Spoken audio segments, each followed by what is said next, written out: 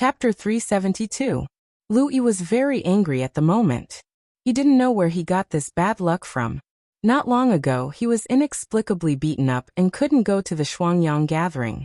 His face was bruised and swollen, and he couldn't even go out. After a few days of applying ointment, the swelling finally subsided and he could go out. He heard that this new restaurant was good, so he came and didn't bother to find out whose place it was. Who would have guessed that he would take a fancy to a young lady playing the lute? Before he could even warm up with her, the pretty boy zither player smashed him with an incense burner? Fortunately, the imperial bodyguard was quick enough to stop him. Otherwise, wouldn't he have his head split open? He ordered the guards to catch the musician and beat him. Louis didn't care about making a big deal out of it. He just wanted to vent his anger. He saw that the guards only grabbed the musician and punched him a few times. His anger wasn't appeased at all. He scolded. "I've raised you for nothing. You don't even know how to hit a person? Dismember his arms and legs, strip him naked, and throw him on the street. No, don't hit my husband." Young Madame Bai struggled under Lu Yi's hands and wanted to knock him away with her head. However, Louis pushed her against the railing, and she fainted on the spot. Wife, let me go. 11th Master, you can't do this. You're a great man, and don't hold a grudge against a lowly person. What's wrong with that?" Lin Fu was so anxious that his forehead was covered in sweat. He had good eyesight and had long recognized who the person in front of him was. He couldn't argue with him and he couldn't fight him head-on. He could only beg for mercy and mediate from the side. He couldn't really let him strip him naked and throw him on the street. How could Wangji Tower continue doing business in the future? Even the owner would be humiliated. Get lost. Louis disliked Lin Fu's nagging, so he kicked him in the waist and knocked him down. He coldly glanced at him. "Since you know me, you should know my temper. In this capital, I don't go back on my word. If you dare to talk nonsense again, I'll throw you on the street together." Guests came out of the private room to watch the show. There were many descendants of the royal family, but none of them spoke up for justice. They were all afraid of provoking Louis. However, at this time, a mocking voice cut straight into the conversation. "Oh, I was wondering which master it was. Such a strong smell of gunpowder. I can smell it from the other side of the building." Louis was still fuming with anger. He turned around and saw Yushu standing at the side of the corridor. His expression stiffened. He said with a black face, "Why are you here?" When the onlookers saw that a busybody had stepped forward, they all looked over curiously, waiting to see this overconfident person suffer. Yushu observed Lu Yi's reaction and guessed that Ji Xingxuan had not told him that she had tricked him. She felt relieved and knew that Lu Yi was still wary of her. She raised her eyebrows and sneered. "I want to know what you are doing here. Didn't they hear that Lord 11 had fallen and was currently recuperating in the guest house? It's only been a few days, and you're already out for a stroll. Don't tell me you've forgotten the pain after your wound healed?" Louis was a person who was easy to understand. He looked ruthless, but in reality, he was someone who could be persuaded by the soft approach and was afraid of the hard approach. The more respectful one was, the more arrogant he would be. Only by scaring him would he be cautious. Thus, Yushu would not give him any face. With just a few words of mockery, Louis knew that she was hinting at the incident at Cheongyu Pavilion. Feeling guilty, he avoided Yushu's eyes and suppressed his anger, saying in a muffled voice, "I'll go wherever I want. It's none of your business." The onlookers were waiting to see Yushu suffer. Who would have thought that Lu Yi would reveal his fear in front of this young lady? Although his words were not obvious, he was indeed concealing his concession. Thus, they couldn't help but wonder what kind of deity this young lady was to be able to make the 11th prince give in. Yushu was even more certain that she could control Lu Yi. She glanced at him and said, "I don't care where Lord 11 wants to go. But you came to my restaurant to cause trouble, so I have no choice but to do something." Louis looked at her suspiciously and asked in disbelief, "Your family's restaurant? This restaurant is owned by your family?" Yushu could see that he did not know that this was Shui Rui's territory. She could not be bothered to remind him. Since she had already stepped in, she would not use Shui Rui's name to do anything. She turned her head and saw the two waiters, Gui Qi and Gui Ba, standing dumbfounded at the side. She pointed at Lin Fu, who was sitting on the ground, and said, "What are you standing there for? Hurry up and get your manager involved." The two of them seemed to wake up from a dream and quickly responded, "Yes, yes, young lady." Lin Fu was helped up. Seeing that Yu Shu had subdued Lu Yi, he secretly sighed and said to Yu Shu with a face full of shame, "I am useless and have disturbed young lady." Yu Shu waved her hand and sneered, "It's none of your business. This is a guest bullying the host." Lu Yi gritted his teeth and said to Yu Shu with a straight face, "How can you speak like that? Did I bully them, or did they not understand the rules? You ask them yourself." Yu Shu looked coldly at Madame Bai, who had fainted, and Gong Qinsher, who was beaten to a bloody face. She said to Lu Yi angrily, "Yes, I want to ask, how did this couple annoy you? Why do you have to be angry with two performers? You don't even care about your face. Don't you feel ashamed at all?" Lu Yi was choked by Yu Shu's words. His face turned red and white, and his chest rose and fell. He wanted to say that he was thrown an incense burner in the room, but he was too embarrassed to say that he was frivolous in front of so many people. His words were stuck in his throat, like a mute person who had eaten a bitter pill. He couldn't say anything even if he wanted to. "Why don't you say it? How did they not understand the rules?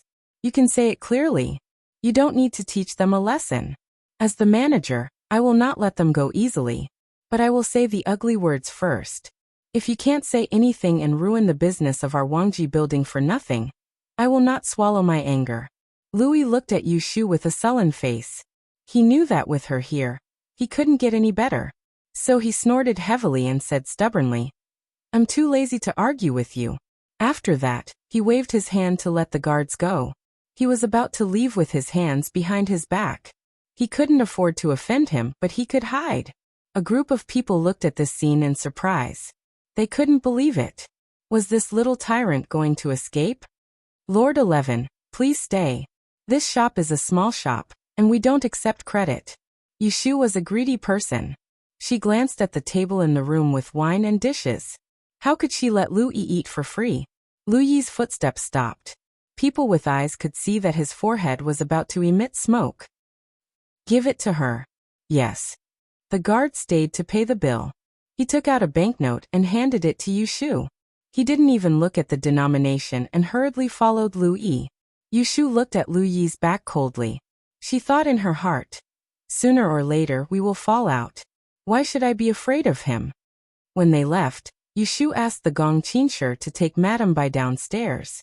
She turned to the guests who were whispering upstairs and cupped her hands. She swept away the previous sarcasm and said apologetically, "My humble shop did not take good care of you and disturbed your meal. Today's banquet will not be on the bill. Please forgive me, and come again next time." Everyone saw that Lu Yi had suffered a loss in front of Yu Shu. How could they not give her face? Moreover, they had watched a show and eaten a free meal.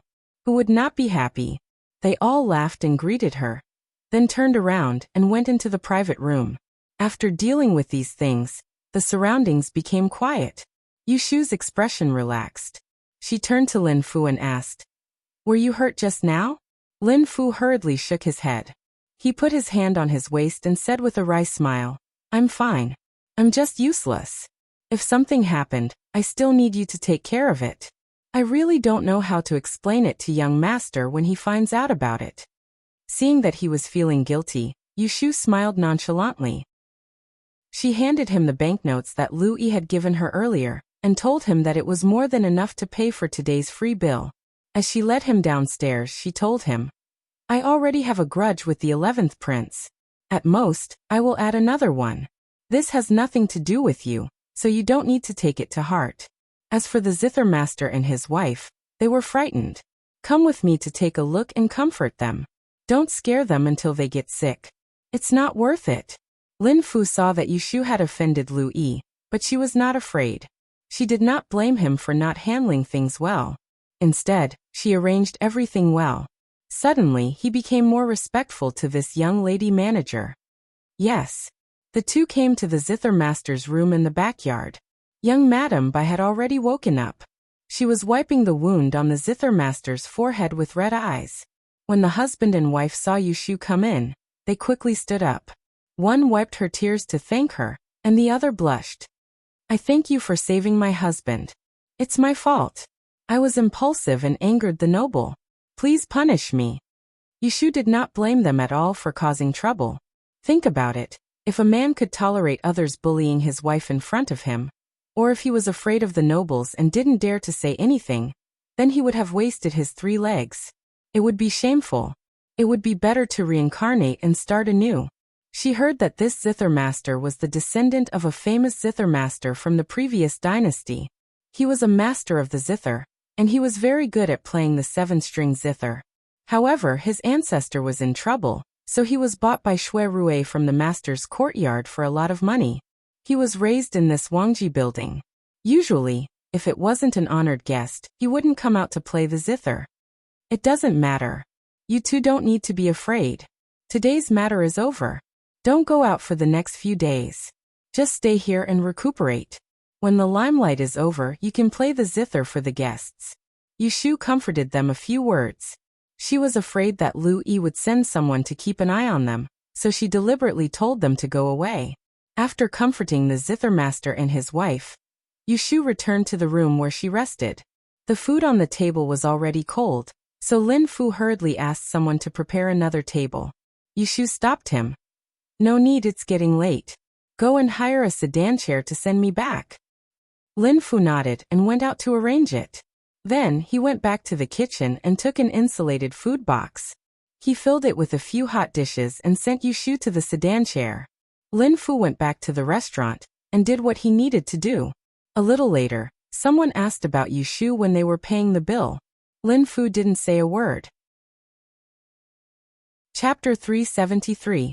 Shui Rui had not yet returned to the capital, so Yushu could only bring the carriage he had sent into the courtyard.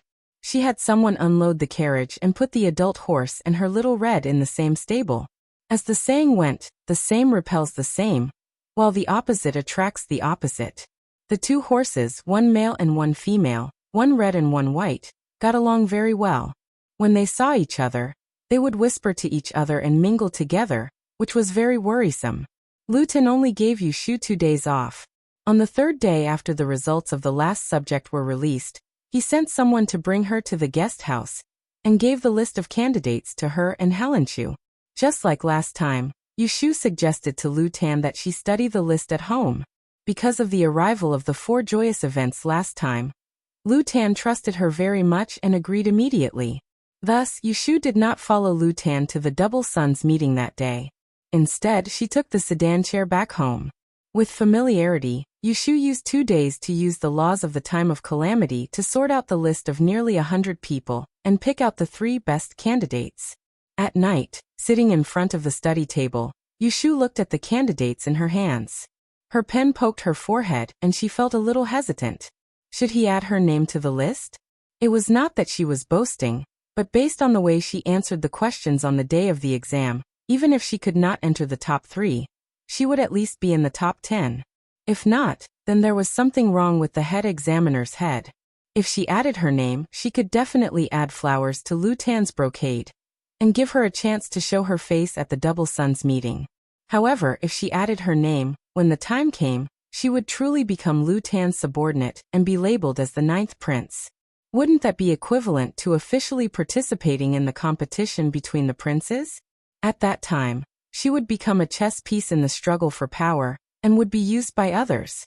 She would not have the energy to study her algebra. That's not appropriate.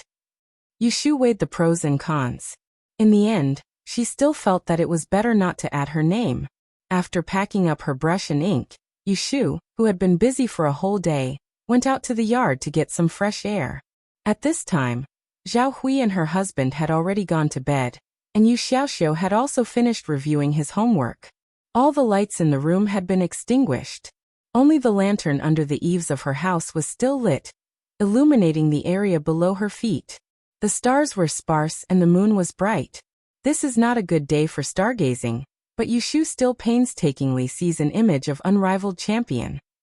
This is a sign that the owner of this astrolabe is about to enter the golden role. This image often appears in the Milky Way in the spring, but no one knows which lucky person it is. Thinking of this, Yushu couldn't help but sigh. This celestial commissioner is really something. Since there's no first place, she might as well let me be first. She just had to make an empty spot and put me in second place. As the saying goes, one's heart is insatiable. Before the results of the extraordinary arts course were released, Yushu did not have high hopes, but who knew that she would enter the top 3? Now, she was complaining that she could not get first place and completely enjoy the glory. Sigh, forget it. I don't have that kind of fate. Yushu stretched her body, turned around, and went back to her room to sleep. Just as Yushu was sleeping soundly, Shui Rui rushed back from work outside the capital, and had just arrived at the minister's manor. Because it was too late, he did not disturb the servants in the courtyard. He only asked the servants to boil water to prepare a bath, and his personal manservant helped him wash up. The journey was tiring, so Shui Rui casually ate a midnight snack and went to sleep. The night passed. On the morning of the next day, the sleep-deprived Shui Rui still habitually woke up before the sun rose. He called his personal manservant, who was on guard outside the door, got water to wash his face, changed into a loose pine green robe, and went to the martial arts field next to the small garden in the backyard to practice boxing. To the side stood a row of neatly dressed attendants. Some were carrying silver basins, some were folding sweat towels, some were holding cloaks, and some were holding tea and snacks. After a set of crane-catching fists, he saw the old housekeeper of the upper courtyard waiting for him in the corridor with a smile. Shui Rui withdrew his boxing stance and took a deep breath. He walked forward and called out, "Uncle Jean." Jean Ao was the head housekeeper of the minister's manor, and a servant of the Shui family in name. In reality, he was Shui Lingnan's right-hand man. They had been master and servant for more than 40 years. In this enormous manor, no one dared to treat him as a servant. Even Shui Rui had to treat him with some respect and call him Uncle Jean. "Young master just came back last night. Why didn't you rest properly and wake up so early?" Jean Ao took the sweat towel from the servant's hand and wrung it in the hot water basin. He shook it open and handed it to Shui Rui. Shui Rui wiped his sweat as he said, "Later, I still have to enter the palace to report to His Majesty, so I didn't have time to sleep in." "You haven't eaten breakfast, right? Master knows that you've returned and has asked this old servant to invite you over to have morning tea together." Jean Ao watched his young master grow up to be a talented young master. As an elder in the manor, he felt very gratified for his master. "And I'll go back to my room and change my clothes. This old servant will wait." Shui Rui returned to his room to freshen up, and then crossed the courtyard with Jean Ao to the upper room. Shui Lingnan was used to eating his morning tea in the Plum Blossom Hall. There was a pot of fragrant tea and 2 small plates of meat, vegetable, cold, and hot refreshments. There was only a solitary plum tree growing outside the windowsill. He couldn't say what kind of rare species it was, but as spring came and autumn passed, the flowers bloomed and withered. He would come to see it almost every morning. Everyone in the manor knew that the master cherished this plum tree, but no one remembered when he started. "Grandfather." When Shui Rui came in, Shui Lingnan was sitting by the window, holding a tea-straining silver pot in his hand. He allowed the water to boil on the stove, his eyes gazing out the window at the already empty branches of the plum tree outside the window. It wasn't until Shui Rui walked closer that he slowly turned his head and resumed his usual solemnity. In a low voice he said, "Sit down and drink a cup of tea with grandfather." Shui Rui lifted the hem of his clothes and sat down in front of Shui Lingnan with proper etiquette. He hid all the sharp edges of his body, like a smooth, round stone in the shallows. He quietly watched as the old man brewed tea and poured cups for the 2 of them. "In the few days you were away, your mother fell ill again." Hearing this, Shui Rui's back stiffened. Then he asked with great concern, "This child doesn't know if I can go visit mother later?"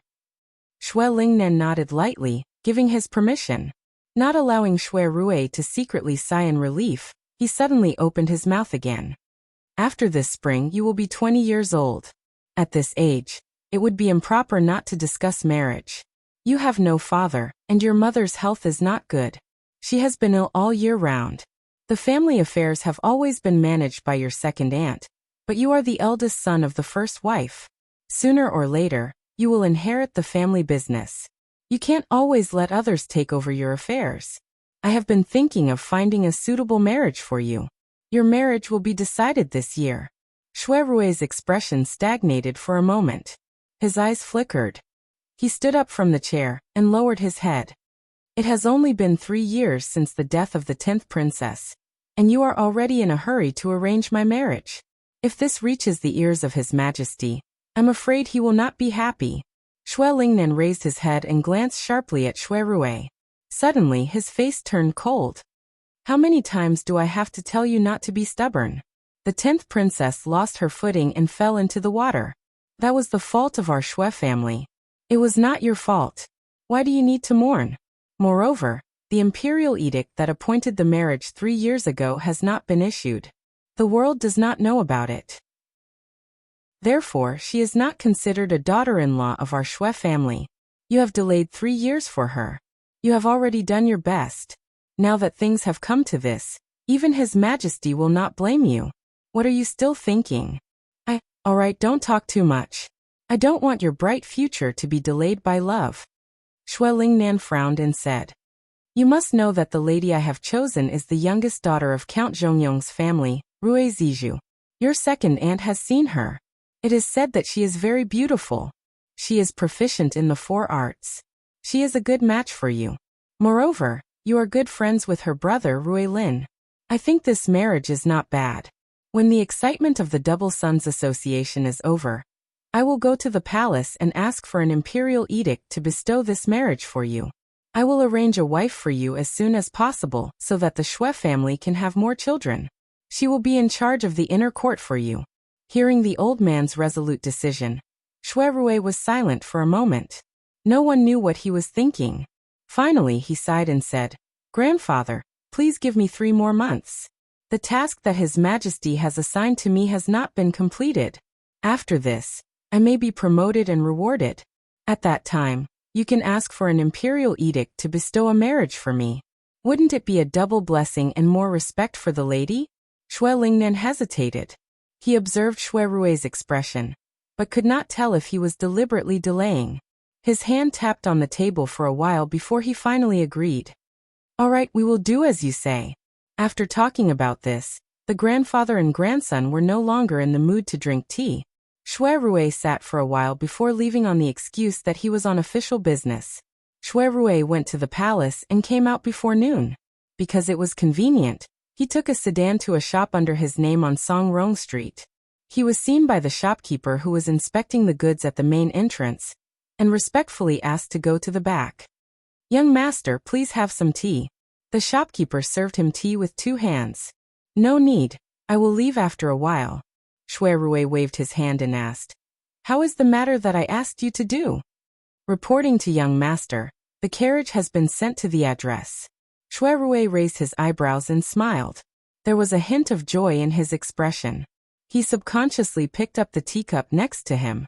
He had just said that he did not want to drink it, but now he put it into his mouth and asked, So the person has passed the exam? What's her rank? He knew that Yushu had taken the examination of the strange arts. He was afraid that if she passed, she would not be able to make it in time to send the gift, so he had ordered someone to check the list. Once her name was on the list, no matter what her rank was, he would send the carriage over. Reporting to young master, That Miss Yu is really amazing. She is ranked 2nd in the top 3. The shopkeeper smiled and stretched out 2 fingers. Ahem. Shui Rui almost choked on a mouthful of hot tea. He coughed twice and asked suspiciously, It's 2nd? Are you sure? There's no mistake. I personally went to see the list. The first name on the list with gold characters on the red paper is Miss Yu. Shui Rui was pleasantly surprised. He did not expect that when he went out, the last would become Mr. Hyde-one. It was really beyond his expectations. Not bad, you did a good job. You will be rewarded. Chapter 374. On the 11th of March, the princes handed over the list of candidates for mathematics to the censor in advance, and sealed it in Cheongyu Pavilion, waiting for the results to be released 2 days later. During the lunch break, Yushu followed Lu Tan to have lunch in a small room in the dining hall. Helen Chu drank 2 glasses of wine and spoke casually. Diane has released 5 subjects so far. The Dian has released the results of the 5 subjects so far, including the talents that Miss Shui Yun has chosen for your highness. A total of 8 have been recruited. Among them, there is a champion in the feng shui subject, a xianglong in the physiognomy subject, and a xianglong in the occult art subject. There are 3 people in the top 3. So far, none of the princes can surpass your highness. Unless the 7th prince can recruit 2 more people in the top 3 in the next subject, or there is a champion who can suppress the crowd, your highness will definitely win this year's Double Suns gathering. Speaking of this, he sighed and shook his head. It's a pity. If I can get the name cards of Mr. Han Wenguang's 2 disciples, I can rest easy. As soon as the subject of occult arts ended, Helen Chu asked Lu Tan to send someone to find the 2 disciples of Han Wenguang from Taisher Library, but they declined Lu Tan's invitation. Although they did not say it explicitly, it was obvious that they had been invited by someone else. Otherwise, Lu Tan would not have asked someone to compile another list of candidates for mathematics and give it to Yu Shu for divination. Lu Tan smiled, but his expression was relaxed. The world is unpredictable. Who can say that those 2 people will definitely be among the top 3? There will always be someone stronger than you. In the past, my uncle's husband, Yun Hua Yi, also amazed the world with a single brilliant feat. He suppressed the aristocratic families of the North and South and won 3 titles in a row, becoming a heavenly son of the generation.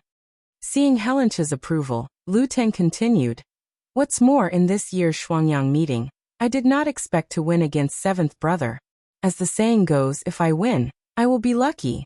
If I lose, I will be doomed. The current situation has exceeded my expectations. Very good. Haha, this is your highness's generosity." Yu Shu heard their conversation as if there was no one else around. He didn't interrupt at all, and just quietly ate her food, acting as a backdrop for the event. At this moment, the guard outside the door reported, "Your Highness, young Master Shui, please see me." Yu Shu's ears twitched. She put down her chopsticks and looked outside. When Lu Tan heard that it was Shui Rui, he hurriedly said, "Please come in." The 2 patterned wooden doors were pushed open. When Yu Shu saw Shui Rui walking in, her eyes lit up and she couldn't help but smile. Shui Rui entered the door and was the first to find Yu Shu's figure. His eyes met hers for a moment before he turned to Lu Tan. He smiled sweetly and said, "Your Highness, do you mind adding another set of chopsticks?" Hearing this, Lu Tan immediately asked the servant to add another pair of chopsticks. He pointed to the empty seat beside him and asked Shui Rui to sit down. He personally poured a glass of wine for him and asked with concern, "When did cousin come back?" "I just got back last night. I just came out of the palace and had some free time, so I came to the Shuangyang Association to take a look. I thought that since I'm here, I might as well go upstairs to see you." Shui Rui held his wine cup and clinked it with Lu Tan and Helen Chu. He then joked, "Seeing that your highness is smiling, you must have had a good time recently." "Haha." Lu Tan laughed heartily and drank his cup.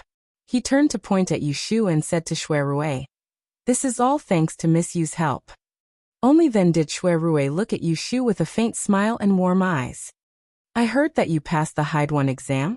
Yu Shu had originally planned to wait for Shui Rui to come back and tell him the good news in person. She didn't expect that he would hear it first, and was a little disappointed. It felt like a child who got good grades and went home to show off to the adults for praise, only to be told that the teacher had already informed the parents. "Yes, I got 2nd place in the exam." Shui Rui was observant and could see that Yu Shu's expression wasn't natural. It seemed that she was depressed about something, but he couldn't think of why she would be unhappy after becoming a teacher. Shui Rui didn't question her too much in front of Lu Tan. Instead, he drank a cup of wine with Lu Tan and chatted about some trivial matters. When he saw that it was almost time, and the sound of drums could be heard from the riverbank again, he reminded Lu Tan that it was time for her to go upstairs to observe the meeting. "Older cousin, why don't you come with me?" Lu Tan suggested. "Your Highness has forgotten that I am an official of the imperial court. This is against the rules." Shui Rui shook his head and refused. He stood up and said goodbye. "I have to go somewhere else. When I have time, I will talk to you in detail." Lu Ten also knew that letting Shui Rui stay at Cheongyu Pavilion to watch the exam would cause criticism, so he didn't ask him to stay. Then older cousin, take care. Lu Ten didn't want to see him off, so he said to Heelan Cho, Sir Heelan, help me see official Shui downstairs. All right. When Shui Rui saw this, he looked at Heelan Cho meaningfully and smiled. There's no need to trouble Sir Heelan. Shu, do you want to go downstairs for a walk? Yushu was naturally happy to see Shui Rui off, but she still sensibly asked Lu Tan first. Lu Tan naturally knew that Shui Rui and Yushu had an unusual relationship, so he was willing to do her a favor. He waved his hand and said, If there's nothing else to do in the afternoon, miss, you can go with my older cousin first. Many thanks, Your Highness. Yushu wished for nothing more than to leave early, so she briskly thanked Lu Tan before following Shui Rui's footsteps and going downstairs with him. When they left the dining hall and saw that there was no one around, Yushu elbowed Shui Rui's arm and asked him, Why did you give me a horse carriage? Shui Rui put his hands behind his back and slowed down his pace to walk alongside her. Didn't you get into the Hideout Academy? It's such a prestigious thing, so as your older brother, I naturally have to give you a gift. Speaking of this, Yushu was puzzled. Weren't you out of town at that time? Shui Rui rolled his eyes at her. You think you're clever? Can't I have someone prepare it in advance? Hearing that he had prepared a gift for her a long time ago, Yushu couldn't help but feel warm in her heart. She couldn't help but ask, what if I didn't get in? Then I won't give it to you. Why do you want a gift if you didn't get in? Dream on. Hearing Shui Rui's answer without hesitation, Yushu felt relieved. Previously, she wanted to return the horse carriage to Shui Rui when she saw him, but now she felt that it would be a waste of Shui Rui's kindness if she returned it. So she made a prompt decision not to send it back. So she grinned, elbowed him again and chuckled. Thank you. I like that horse carriage very much. Shui Rui was in a good mood after making her happy. Seeing that it was still early, he asked her, If you're not in a hurry to go back, let's walk around and eat at Wangji restaurant later. I'll send you home in the evening, okay? Yushu thought for a while and didn't refuse. Instead, she said, Then let's go to several big exchange shops in the north of the city to have a look. The ninth prince told me this morning that after the results of this subject were released, he would recommend me to study at Taisher Library. I have something to prepare in a few days. You can give me some advice on what to buy. Shui Rui just wanted to spend some time with her. He didn't care about where to go, so he nodded and agreed. Chapter 375. There are 5 big shops in the capital. Which one do you want to visit first? Shui Rui asked Yushu as they got into the carriage. There's no need to look at other shops. Let's go straight to the Xian family. After Yushu finished speaking, she saw Shui Rui raise his eyebrows, so she explained to him. I got to know the 6th young lady of the Xian family at the Double Sons meeting. I heard that she was also going to study at the Taisher Library, so I inquired about what I need to prepare before I enter the school. This morning she gave me a detailed list. I presume that it's all sold in their trading house, so why would I need to run errands elsewhere? As she said this, she took out the list and showed it to Shui Rui. Most of the names of the books were written on a piece of paper, while the rest were sorted into different categories. There was paper, ink, and some strange things such as sheep bone, grass ash, snakeskin, cow tendons, and so on. It was very confusing to read. Shui Rui looked through the list and nodded. That's good. Prepare in advance so you don't have to rush to buy things when you enter the school. There were 5 big shops in the capital. Other than the main one in the north of the city, there were branches everywhere. But the main one was the most complete. Yushu and Shui Rui talked along the way. It didn't take long for them to arrive at the door of the Xian family's big shop in the middle of Changming Street. They got out of the carriage and stepped on the bluestone pavement. When they looked up, they saw the Xian family's century-old plaque. It was 2 feet above the ground and was 10 square and 5 feet long. The 4 words Xian Ri Zhongguang were engraved on it. Yushu gazed at the ancient door plaque, and she asked Shui Rui with a puzzled expression, What does this mean? She thought that the plaque on the door of the new shop would say, Xiandai shop. Who would have thought that it would be so confusing? Shui Rui knew that she didn't read much, and it was inevitable for her to ask this question. He smiled and said, according to Arya Shirtian, Tai Sui is an Xian and is called Zhong Guang. This Xian is the 8th heavenly stem. Don't tell me you don't know? Yushu laughed. Of course I know that, but I don't understand why you're using this as a signboard. Shuirui coughed lightly. He leaned closer to her and whispered. A century-old aristocratic family naturally has to have a great name. It's better if it's something that people don't understand. A good plaque. Shuirui's explanation turned out to be deliberately mystifying, which really made Yushu not know whether to laugh or cry. Only then did she realize that Shuirui also had such a frivolous time. Let's go in. Yushu noticed that the 2 waiters at the entrance of the shop kept glancing at them. She was afraid that they were blocking the entrance. Yes. To be able to be called a great fortune shop, it had to meet certain standards. First of all, there had to be at least 5 proper fortune tellers in the shop to help people with their divination. Secondly, there had to be a library that could accommodate hundreds of ancient books. Thirdly, there had to be a treasure room that could provide top-notch items to exorcise evil spirits and ward off evil spirits for guests of high status. Lastly, there had to be a great fortune teller in the shop to guarantee the reputation of the shop. This was only the standard of a great fortune shop. To be able to be ranked among the top 5 shops in Shangjing, each of them had the backing of a high official of the Celestial Commissioner. For example, the left magistrate of the Celestial Commissioner in the Xian family. He was the 3rd master of the Xian family, who was also the grandfather of Miss Xian, whom Yushu knew. This was the first time Yushu came to the Xian family's great fortune shop. Once she entered, she was confused.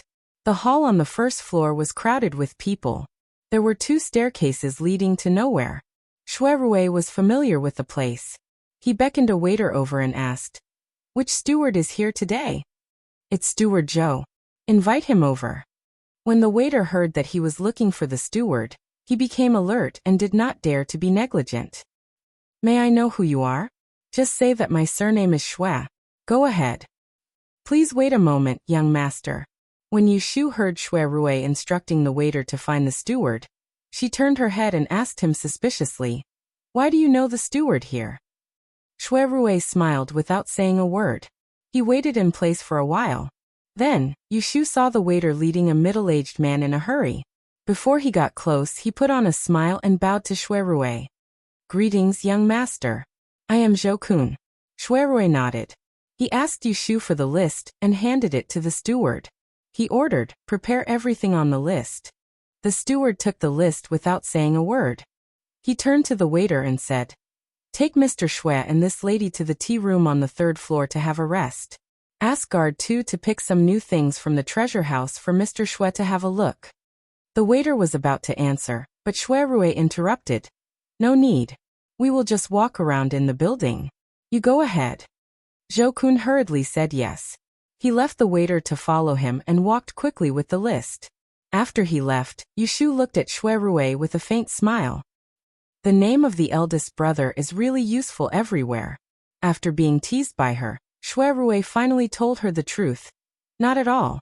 My second aunt was originally the young miss of the Xian residence. That's why the steward here recognized me. Don't you know the 6th young miss of the Xian residence? In terms of seniority, she has to call second aunt. After Yushu figured out this layer of relationship, she couldn't help but be surprised. So it turns out that the Shui clan has an in-laws like the Xian clan. No wonder that manager was especially respectful to Shuirui earlier. There is nothing to see on the 1st floor. However, there are a lot of strange things in the treasure house on the 2nd floor. I come here occasionally and have found some good things. Let's go. I will show you. While talking, Shuirui led Yushu to the 2nd floor. They passed through a hollow aisle and entered another attic. In front of the Chuehua door, there were 2 large pink pottery vases, each of which was inserted with a green vine. As soon as they entered the room, they smelled a sandalwood fragrance. Looking up, bead curtains blocked their sight. Under the white wall of Shito, there was a horizontal row of 8 treasures grid. There were all kinds of jade, bronze, and wood utensils on the square and round shelves. Separated by a layer of glass gauze, except for 2 guards with sharp eyes, There was only an old man with white hair sitting on a cane chair and playing with some utensils. No one disturbed him. In the distance, there were a few tea tables scattered around the east window. Occasionally, a few guests sat there drinking tea. There was a lot of voices. Yushu looked around and randomly glanced at something on the shelf. It was estimated to be more than 1,000 taels of silver. The dazzling array of rare treasures dazzled her. A country bumpkin who had never seen the world. She secretly marveled at the financial resources of the e-school in the capital. She and Yu Xiaoxia once looked forward to opening a e-school in the capital in the future. Now it seemed that they were really arrogant. Even if she was sold by weight, she would not be able to compare with this shelf. Of course, she could not be sold by weight. And Xue Rui looked at the old man who was sitting on the rattan chair and exclaimed in surprise. He turned his head to the side and said to Yushu, "We're quite lucky today, we actually ran into old Mr. Xian." As he said this, he took Yushu forward to greet him. At first, Yushu thought that the old man was the Celestial Commissioner's Xian Zhua. However, when they came in front of him, they heard Xue Rui raise his hand and say, "Old academician, you are too polite." Academician? What kind of official title was that? Mr. Xian slowly put down the broken rosary in his hand. He raised his head and squinted his eyes to look at Xue Rui for a while. It seemed that he recognized him. "Oh, it's the young master of Minister Xue's family." "Yes, I am." Xue Rui bowed and then turned his body to reveal Yushu. He pointed her out to the 70-year-old man. "This is Miss Yu. She's a scholar in the great divination technique this year. Soon, she'll be studying at the Imperial Historian's Library. Today, she's here to buy some." Yushu stepped forward and bowed. "Student Yushu greets you." Mr. Xian squinted his eyes and looked at Yushu for a while. He slowly nodded and said, "The Taisher Library is a good place. Hard work can make up for one's lack of talent.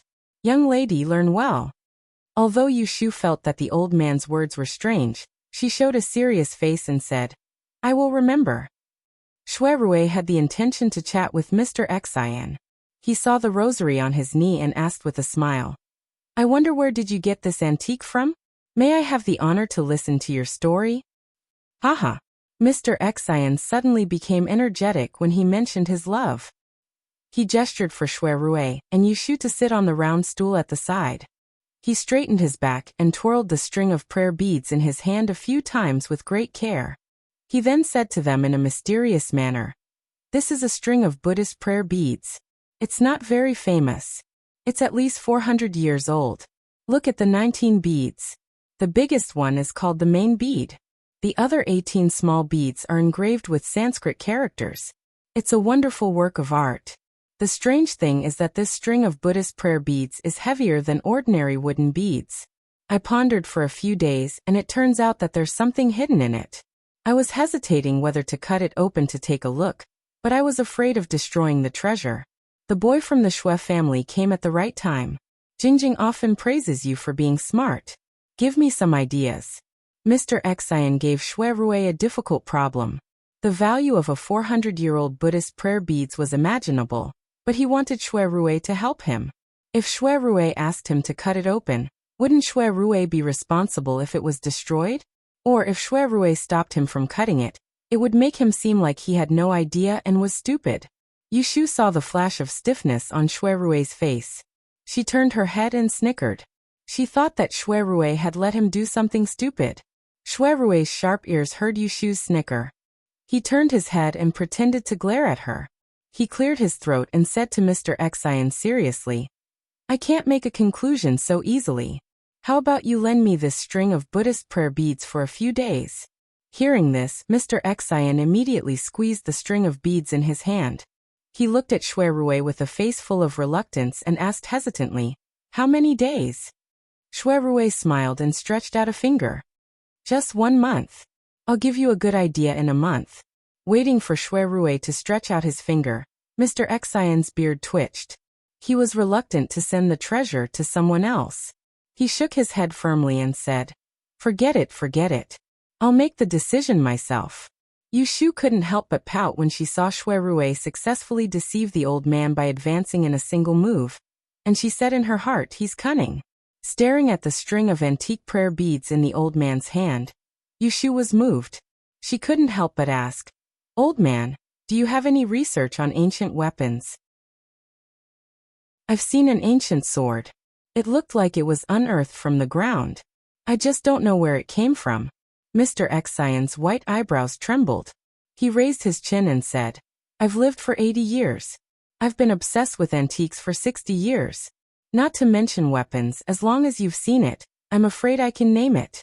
Tell me about it, little girl." Yushu's eyes lit up. When she was in Yiyang, she got a rusty ancient sword from a Taoist priest. She brought it to Jingchun. She wanted to find a master to identify it, but later she gave it to Jingchun and left it unsettled. However, she always had one thing on her mind. Now that she had a chance to know the origin of the sword, her curiosity was aroused again. She recalled and described it with her fingers. Chapter 376. Yushu described the characteristics of the ancient sword. When it came to the ancient character on the sword, she dipped her finger in tea and drew it on the small tea table in front of her. Mr. Xian's eyesight was not good, so he bent down to take a closer look. When Yushu finished the character, his eyes flashed with suspicion.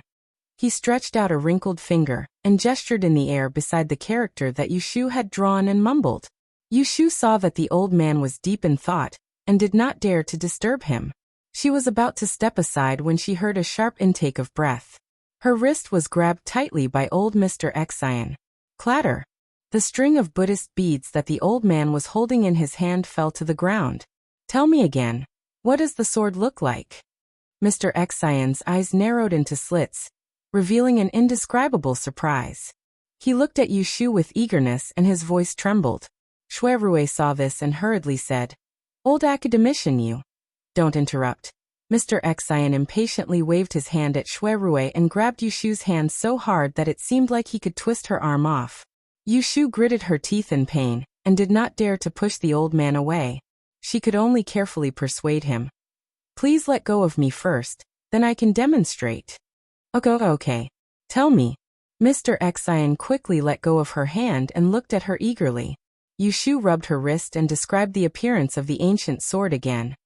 "This long, this wide, the top is covered with green rust, the hilt is like this, the head is like this."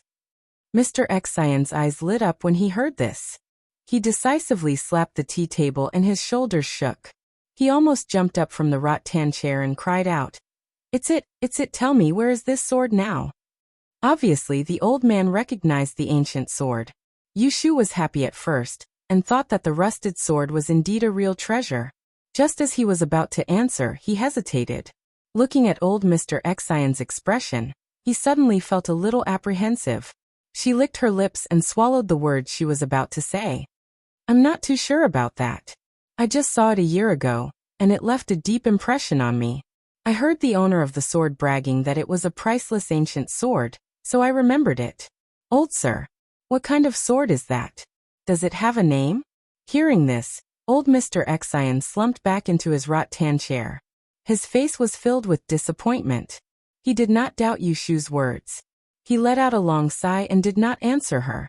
He only glared at her with resentment and jealousy. Then he muttered to himself in a daze. "What kind of sword is that? How can you mortals know that it's not a sword?" But Yushu was straining her ears to listen. Yet the old man suddenly stopped here and stopped talking. He just stared absent-mindedly at the words that had already spread out on the coffee table, and he didn't reply no matter how Yushu called out to him a few times.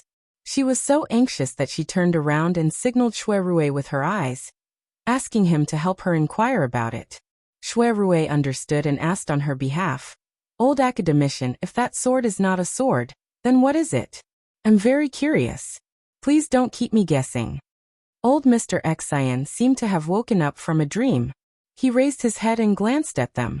His eyes lingered on Yushu's face for a moment. Finally, he bent down expressionlessly and picked up the string of Buddha beads. He wiped them on his sleeve and fiddled with the beads with his left hand. He leaned back on the rattan chair weakly and waved his hand at them. "What sword?" "I don't know, and I don't recognize it." "Aren't you here to buy things?" Leave as soon as you've made your choice. Old Mr. Xian suddenly turned against them. Yu Shu and Xue Rui looked at each other in dismay, and suspicions instantly arose in their hearts.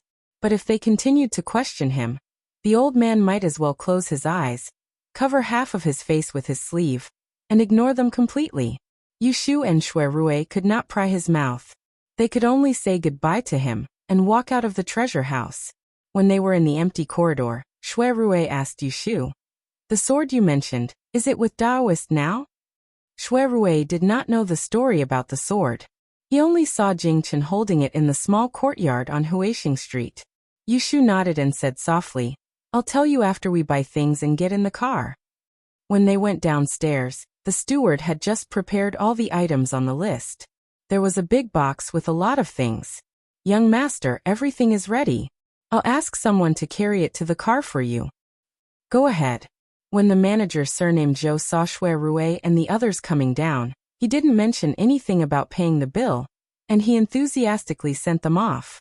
Yu Shu noticed this, and she wouldn't remind him foolishly. Otherwise, would she have to fight with Xue Rui to pay the bill in front of an outsider? It would be too disappointing. In the car, after leaving the great exchange house of the Xian family, Yu Shu asked Xue Rui, "Who is that old Mr. Xian? I heard you call him academician. Isn't he the current left judge?" Xue Rui shook his head and said respectfully, "In terms of seniority, he is even older than left judge Xian. 20 years ago he was in charge of the Taisher Shuyuan. Later, he retired and was named academician Shirlu by His Majesty. Now half of the officials of the Celestial Commissioner have to bow their heads and call him teacher when they see him." Yu Shu guessed that old Mr. Xian had a great background. It turned out that he was the old headmaster of the Taisher Shuyuan 20 years ago. His seniority was really high. The words spoken by such an old antique were all true words. It was very likely that the ancient sword she had obtained back then had a great origin. Then, Xue Rui asked about the ancient sword with a puzzled face. "By the way, is that sword Daoist's?" Yu Shu thought for a while and felt that she might as well tell him. "Do you remember when we were in Yang City last year? At that time, I was a waiter in your shop. Later, when I met Jing Chen, we met a group of evil Taoists outside the city, and almost became a sacrifice. Oh, and your cousin Xue Wenjia, it was because of him. I took the sword back at that time." At that time, the relationship between Xue Rui and Yu Shu was not as close as now. In addition, Yu Shu hid something from him, so he did not know some of her experiences at that time. Now it sounded like another adventure. He could not help but feel the twists and turns of her fate. "So, that ancient sword was obtained by you. Then why is it in the hands of Daoist?" "It was given to him later." Yu Shu's eyes flashed and she recalled. "When I met Jing Chen, he had 2 swords with him. Later he lost his memory. When we met again on the way, he didn't even remember who he was. We escaped together and went through many dangers. When we reached the capital city, he remembered a set of sword techniques. So I gave him the ancient sword." What Yu Shu did not say was that in exchange, Jing Chen also gave her the treasure of the sect, the Yellow Frost Stone. Unfortunately, many things happened later. The Yellow Frost Stone changed hands again, and it was not hers after all. Xue Rui's heart was sharp, and when he saw the disappointment in Yu Shu's tone, he made some associations. He thought that she hadn't been able to let go of her obsession with Jing Chen, and he couldn't help but feel slightly disappointed. Now he regretted it again. If he hadn't failed to recognize her when they first met, and if he had thought of a way to escort her to the capital together, would she have had the chance to have that life and death friendship with Jing Chen? As a man, he was confident that he was not worse than Jing Chen. However, he racked his brains for Yu Shu, but he could not move her heart. In the final analysis, there was only one thing missing. "You hid the whereabouts of the ancient sword from old Master Xian, because you were afraid of getting him into trouble?" Xue Rui spoke out Yu Shu's concerns. "Yes. Look at the old man's reaction. You know there is something fishy. Jing Chen holding the sword is not sure whether it is a blessing or a curse." Yu Shu was only worried that she gave Jing Chen a hot potato. She did not notice the inadvertent self-mockery on Xue Rui's face. "Then what are you going to do? The sword is in the hands of Daoist. There are many people in the princess's mansion. If someone with ulterior motives thinks about it, I am afraid that we can't hide it. Shui Rui reminded Yushu not to think that no one would find out that the sword was in Jing Chen's hands even if she fooled old Master Xian today. Yushu touched her chin and made a tisk sound. She soon had an idea and discussed it with Shui Rui. I am not afraid. Jing Chen cherishes the sword very much.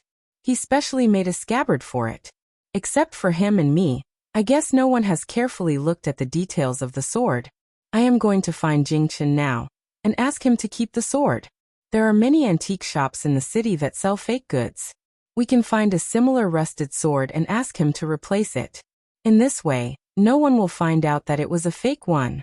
If someone with ulterior motives thinks about it in the future, he can just use the fake one to make up for it. Shui Rui helped her ponder over it for a while, and he felt that there weren't many loopholes in it, so he said, "That's good. There's no time to lose. Let's go to the princess estate right away." Yushu and Shui Rui arrived at the princess estate, and they were invited to wait in the tea room after they entered the door. After a while, Jing Chen showed up. "Why are you here?" Shui Rui nodded to Jing Chen, and sat there drinking tea without saying a word. Yushu pondered for a while before telling Jing Chen about what happened in the treasure pavilion in the afternoon. In the end, she said, "As the saying goes, the less trouble the better. Don't use that sword in the future. Keep it a secret and don't let others know about it. Just do as I said and prepare a fake one."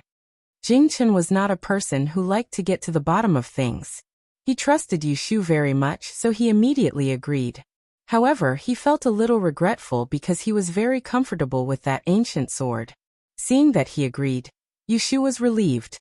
After talking about business, she did not want to stay any longer. Previously, she wanted to inform Jing Chen to prevent Lu Yi from finding trouble with her after the end of the Double Suns gathering. However, Shui Rui was also there, so she did not know how to say it. She could not say in front of two men that she was bullied at Cheongyu Pavilion that day. "It's getting late. Why don't you stay for dinner?" Jing Chen asked, but his gaze was on Yushu. Yushu was about to decline, but Shui Rui spoke first. "There's no need for that. Shu and I have other places to go, so we won't disturb you any longer." After saying that, he looked at Yushu. Seeing that she did not hesitate and was about to leave with him, he felt a little better. Chapter 377. On the 13th day of the third month, the day the mathematics results were released, Yushu dressed up as a man early in the morning and combed her hair neatly. When she went out, she heard the chirping of the magpies in the branches. She sat in the carriage and made a divination. It was a good omen. In the guest house, Lu Tan saw Yushu and immediately asked, "Miss Yu, what good news do you have?" Yushu chuckled and bowed her head. She cupped her hands and said, "Your Highness is teasing me. I am just happy that I can enter Taisher Library after today."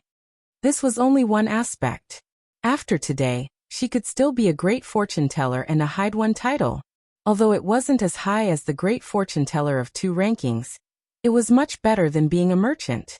The group of people took a sedan chair to the Shuangyang Association, and coincidentally met Prince Ning's entourage at the foot of Cheongyu Pavilion. 7th brother. Lu Tan led his people to greet him. There was no one present who had a higher status than Prince Ning. When they saw him, they had to bow. Greetings to Prince Ning. Dispense with the formalities. 11th brother, you drank too much at the banquet last night. Did you have a headache this morning? Lu Hao always acted like a brother in public. He walked forward and put his hand on Lu Tan's shoulder and affectionately went upstairs with him. Yushu fell behind. When she walked to the corner of the 2nd floor, she heard someone call her. "Miss Lotus Room." Yushu turned her head to look at Ji Xingxuan, who was standing a few steps down the stairs. Her eyes flickered. Yushu moved 2 steps to the side and held the railing to make way for the imperial bodyguards behind her. When there were only the 2 of them on the stairs, she straightened her sleeves and stood up straight. She raised her arms above her ears and bowed to Ji Xingxuan. "Greetings to great teacher Ji." Ji Xingxuan narrowed her eyes slightly, lifted the hem of her dress, and walked up the stairs. She stood in front of Yushu and stared at her bowing with hands folded in front. She leaned close to her ear and whispered, "I'll ask you again. Are you sure you don't want to give me the rest of the Luyao lines? Yushu raised her hand and did not speak. She thought to herself that Ji Xingxuan was really patient. After so many days, she came to threaten her again. All right. When today's results are released, I will report the affair between you and the 11th prince to Ningguang. You better pray for good luck. Ji Xingxuan sneered as her fair fingers brushed past Yushu's collar. Without looking at her expression, he turned around and went upstairs. Yushu slowly put down her raised arm and stared at Ji Xingxuan's retreating back with a deep gaze. She flicked her collar with her fingernails and stood alone in the corridor for a while before slowly making her way upstairs. It wasn't that she wasn't worried. It was that worrying was useless. She had shouldered so many disasters in the past. If she was afraid of trouble, she would not be Yushu. Lu Hao looked at Ji Xingxuan, who was leisurely sitting down, and asked, "Why did you take so long to come up?" "I just had a few words with Miss Yu at the 9th prince's seat on the stairs." Lu Hao raised an eyebrow. "Oh, what did she say?" Ji Xingxuan shook her head. "When the double yang meeting ends today, I will tell His Highness in detail." Lu Hao rubbed his chin with interest. Looking in the direction of Lu Tan, he saw Yushu walking over in a long blue robe. Her features were elegant. Her mannerisms were elegant, but they left more of an impression than when she was dressed in female clothing. This unassuming young girl was able to escort the Daozi to the capital, was able to call Shuirui brother, and was the instigator of the destruction of the Ji family. It was hard for him not to pay attention to her. Yushu did not know that Lu Hao was watching her. After asking for permission from Lu Tan, she was allowed to sit with Xian Lu and talk about the Taisher library. On the arena by the river, there was a literary competition today. There was only one subject left in the Dayan, mathematics. It was going to end today, so the barbarians had nothing left to fight for. What was left were the scholars for the imperial examination. However, among the two lists, the emperor's disciples were chosen by the palace examination. So the princes could not overstep the rules. And the weight of the Jinsher in the previous list was less than that of the Dayan. Therefore, the princes wanted to determine who was better in the twin sons gathering. This could be considered as the final competition. The morning passed just like that. Yushu still had some expectations for today's list. Firstly, she did not want Ji Xingxuan to help Ningguang take the top 3 again. Secondly, she wanted to know what rank she would get. A conservative estimate was that she would be in the top 10. If she could really make it into the top 3, then it would be great. At noon, the drums were beating on the river. The 2 censors in charge of supervising today's announcement stood on the arena as usual and announced the names of the princes that had been sealed yesterday. Lu Tan listened attentively. As expected, among the 3 on Lu Hao's list were 2 of old teacher Han Wenguang's personal disciples. He exchanged a look with Heelin Cho and knew what was going on. The 8th Prince Lu Du wasn't as patient as Lu Tan. He complained to Lu Hao across a few tables. "I was wondering why we couldn't invite old Mr. Han's disciple. It turns out that the 7th brother beat us to it." Lu Hao laughed heartily and turned his head to look at Ji Xingxuan. Seeing her nod slightly to show that she was confident, he could not help but feel satisfied, as if victory was in his hands. Lu Hao's eyes flickered as he turned to look at Lu Tan's tranquil appearance. Then he suddenly said in a loud and clear voice, "Ninth brother, there is only one subject left in this year's Grand Yen examination. How about you and 7th brother decide who is better here?" Lu Tan did not expect this and frowned slightly. He had already gotten what he wanted from the double yang meeting. If this continued, it did not matter to him whether he won or lost. But his 7th brother, Lu Hao, was different. If he won, he would have stolen the limelight. If he lost, it would mean that he was no match for his younger brother, and his reputation would be swept to the ground. However, Lu Hao openly proposed to decide the winner and loser with him, bypassing the other brothers. Without Lu Du and Lu Tan as a stepping stone, Lu Tan's victory would be worthy of celebration, but if he lost, it would mean that he had overestimated himself and all his previous efforts would be in vain. Lu Tan quickly weighed the pros and cons, and decided to say perfunctory words. At this critical juncture, he could not go head-to-head with Lu Hao. However, Lu Hao's next words blocked his words. It is said that ninth brother has been recuperating in the mountains for many years, and his temperament has stabilized. Why is he still acting like a timid child? There was a sudden silence on the third floor. Lu Tan's expression changed. He stared at Lu Hao, who was smiling as he spoke.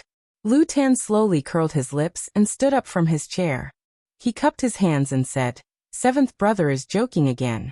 Since this is the case, I will not decline. You and I, brothers, will decide the winner and loser in this match." In the imperial court, there were few who did not know the emperor's joy and anger. He admired those who were both brave and intelligent. On the contrary, he hated those who were timid. If Lu Tan became the subject of ridicule, even if he won the double yang meeting, he would still be at a disadvantage. Lu Hao's method of winning was not honorable. However, as the elder brother, Lu Tan was still weaker than him. He could not openly criticize him, so he could only accept the humiliation. Lu Hao had succeeded in his goal. His expression was joyful. "Haha, this is satisfying. Regardless of the outcome, after the double yang meeting ends today, us brothers will go for a drink." The two of them made an agreement. Lu Du and Lu Tan instantly became the contrast. Lu Du was dissatisfied and cursed under his breath. However, he did not show his displeasure on his face. Yushu watched as Lu Hao threw the line. Lu Tan had to take the bait. Once again, he sighed at the open and covert strife in the double yang meeting. From her standpoint, she naturally hoped to see Ning Wang fail. Therefore, she had another kind of anticipation for today's ranking. Time passed quickly. Everyone in the Cheongyu building was in high spirits because of the bet between Lu Hao and Lu Tan. They heard that there was a fast horse galloping towards them from the riverbank. They all left their seats and stood by the railing to wait. They could not wait to know the result. Yu Shu and Xian Lu also leaned against the railing and looked at the situation downstairs. Those who copied the results jumped off their horses and onto the stage. They handed the sealed results to the imperial censor. After the two censors examined it, they passed it to each other. The older one announced, "Year Zhaoqing, Year 3 of the Great Yin examination, the sixth subject arithmetic. There are a total of 64 people, 64th place, 64 people. In the 100 ranking it was not too many." Xian Lu moved closer to Yushu and whispered into her ear. "I heard grandfather say a few days ago that this year's mathematics is very difficult. The questions are very skewed. According to the rules of the past, only those who can answer 60% of the questions correctly will have a chance to enter the rankings. Only those who can calculate without any mistakes will have the right to enter the top 3. Maybe there will be an empty spot for this ranking." Yushu propped her arm with one hand and touched her chin with her finger. She listened to the censor announce the rankings. She thought that she had answered all the questions correctly. She did not know how many people were better than her. When the censor read the 49th place, Lu Du stood up in joy. After confirming that he had gotten one place, he raised his hands in a triumphant manner. When the 39th place was read, the first person on Lu Tan's list appeared. Lu Hao was not worried at all about this. Instead, he smiled and congratulated Lu Tan. At this time, Lu Tan could still maintain his composure. But luck did not seem to be on his side today. The remaining two people on the list did not make it into the top ranks. They appeared at the 31st and 22nd places. Even though all three were on the rankings, Lu Tan did not have any trump cards. On Lu Hao's side, Han Wenguang's two disciples had not been read yet. It was clear that they were at the top, and it was impossible for them to miss the rankings. In contrast to Lu Hao's confident chatter and laughter, Lu Tan sat with a dark expression. Heelan Cho looked worriedly at him and urged in a low voice, "Your Highness, do not be anxious. The rankings have not finished. As long as Ning Wang does not get 2 places in the top 3, he still has a chance." Lu Tan nodded. His attention was reinvigorated. He sat up and looked downstairs to avoid missing the rankings. But the more he listened, the more his heart sank. 6th place, Yangzhou Examinee Zhou Qing. 5th place. 3rd place, Taisher Library Examinee Jin Zuofeng. With a crisp paw, Lu Tan closed the teacup in his hand. His fingers trembled slightly, and a bitter smile appeared at the corner of his mouth. At the same time, there was a loud laugh from the left seat. Lu Hao sat calmly on Mount Tai for no other reason than the fact that the third place was one of Han Wenguang's disciples. The spectators on both sides were about to congratulate him when Lu Hao raised a hand to stop them. He glanced casually at Lu Tan and stood. He walked to the railing and motioned for the imperial censor to continue reading. Second place, Taisher Library examinee Pan Ming. The imperial censor read out the names for a while. Taking advantage of the chatter upstairs, he turned his head and coughed. Lu Hao's eyebrows twitched. Even though he was dissatisfied that Han Wenguang's other disciple was not the champion, he had gotten his wish of getting 2 places in the top 3, surpassing Lu Tan. Amidst the cheers that followed, his hand on the railing, he turned his head with a smile on his face. He looked at the ashen-faced Lu Tan from afar. In an instant he seemed overbearing. Ninth brother, this round can be considered your older brother's victory. Are you convinced? Meeting Lu Hao's familiar gaze, Lu Tan felt as if he had returned to his childhood. His face was pale, and he secretly clenched his fists, making cracking sounds. He tried his best to suppress the unwillingness in his heart. He slowly stood up and forced a smile on his face. Just as he was about to reply, his sleeve was abruptly grabbed by someone. He paused and turned his head to look. He saw Yu Shu standing beside him. Her face was abnormally flushed and her eyes emitted a strange light. She stared fixedly at the imperial censor who was coughing downstairs. Wait. Yu Shu grabbed Lu Tan. Her voice was very soft but her heart was beating rapidly. A thought reverberated in her mind. Her name has not been read yet. Her name has not been read yet. Chapter 378. First place, Yang County examinee Yu Shu. For a moment, Yu Shu's ears were ringing and she couldn't hear anything. Then, she felt as if there was a refreshing energy rushing out of her lungs. It quickly traveled to every pore on her body and opened up every obscure joint. With a pop, it enveloped her. Champion. She was the champion of the arithmetic course, and only the great E-Master, who was in the top 3 of the 2 rankings, could compete with her. With a buzz, as the crowd reacted, Cheongyu Pavilion exploded like water droplets exploding. After these days, everyone knew that the 9th Prince Lu Tan had found a substitute for Kun Shi. Not long ago, he got the 2nd place in the strange technique. At that time, many people sighed with emotion at this unrivaled young hideous. Who would have thought that in just 7 days, it was this young girl who had shaken her body and firmly sat on the hot spot as the champion of arithmetic? No one expected such a dramatic situation. Lu Hao, who had a victorious attitude just now, was stunned on the spot, while Lu Tan, who was originally unwilling to admit defeat, became the biggest winner of this year's Shuangyang meeting. Wow, old 9, so you're the one who hid the most. Lu Du was the first to jump up from his chair. He pointed at Lu Tan, who was laughing foolishly, and then pointed at Yu Shu, who was next to him. He was about to say something when he suddenly remembered that the identity of the person in front of him would be different from now on, so he cupped his hands and politely said, "Congratulations to Miss Yu for winning first place." Among the 6 subjects, arithmetic was the most independent. For the other 5 subjects, those who were in the top 3 rankings could be called Great E-Master, and those who were in the top 2 rankings could be called Great E-Master. The champion of the top 3 rankings, Master E, who was at the top of the pagoda, was rarely seen in 100 years. Below him, there were also 2 top 3 rankings and 3 top 3 rankings, which was also rare to see in 20 years. Only the champion of arithmetic would appear every 3 to 6 years, and they were all very popular people in the capital. Which one of them wasn't popular for a time?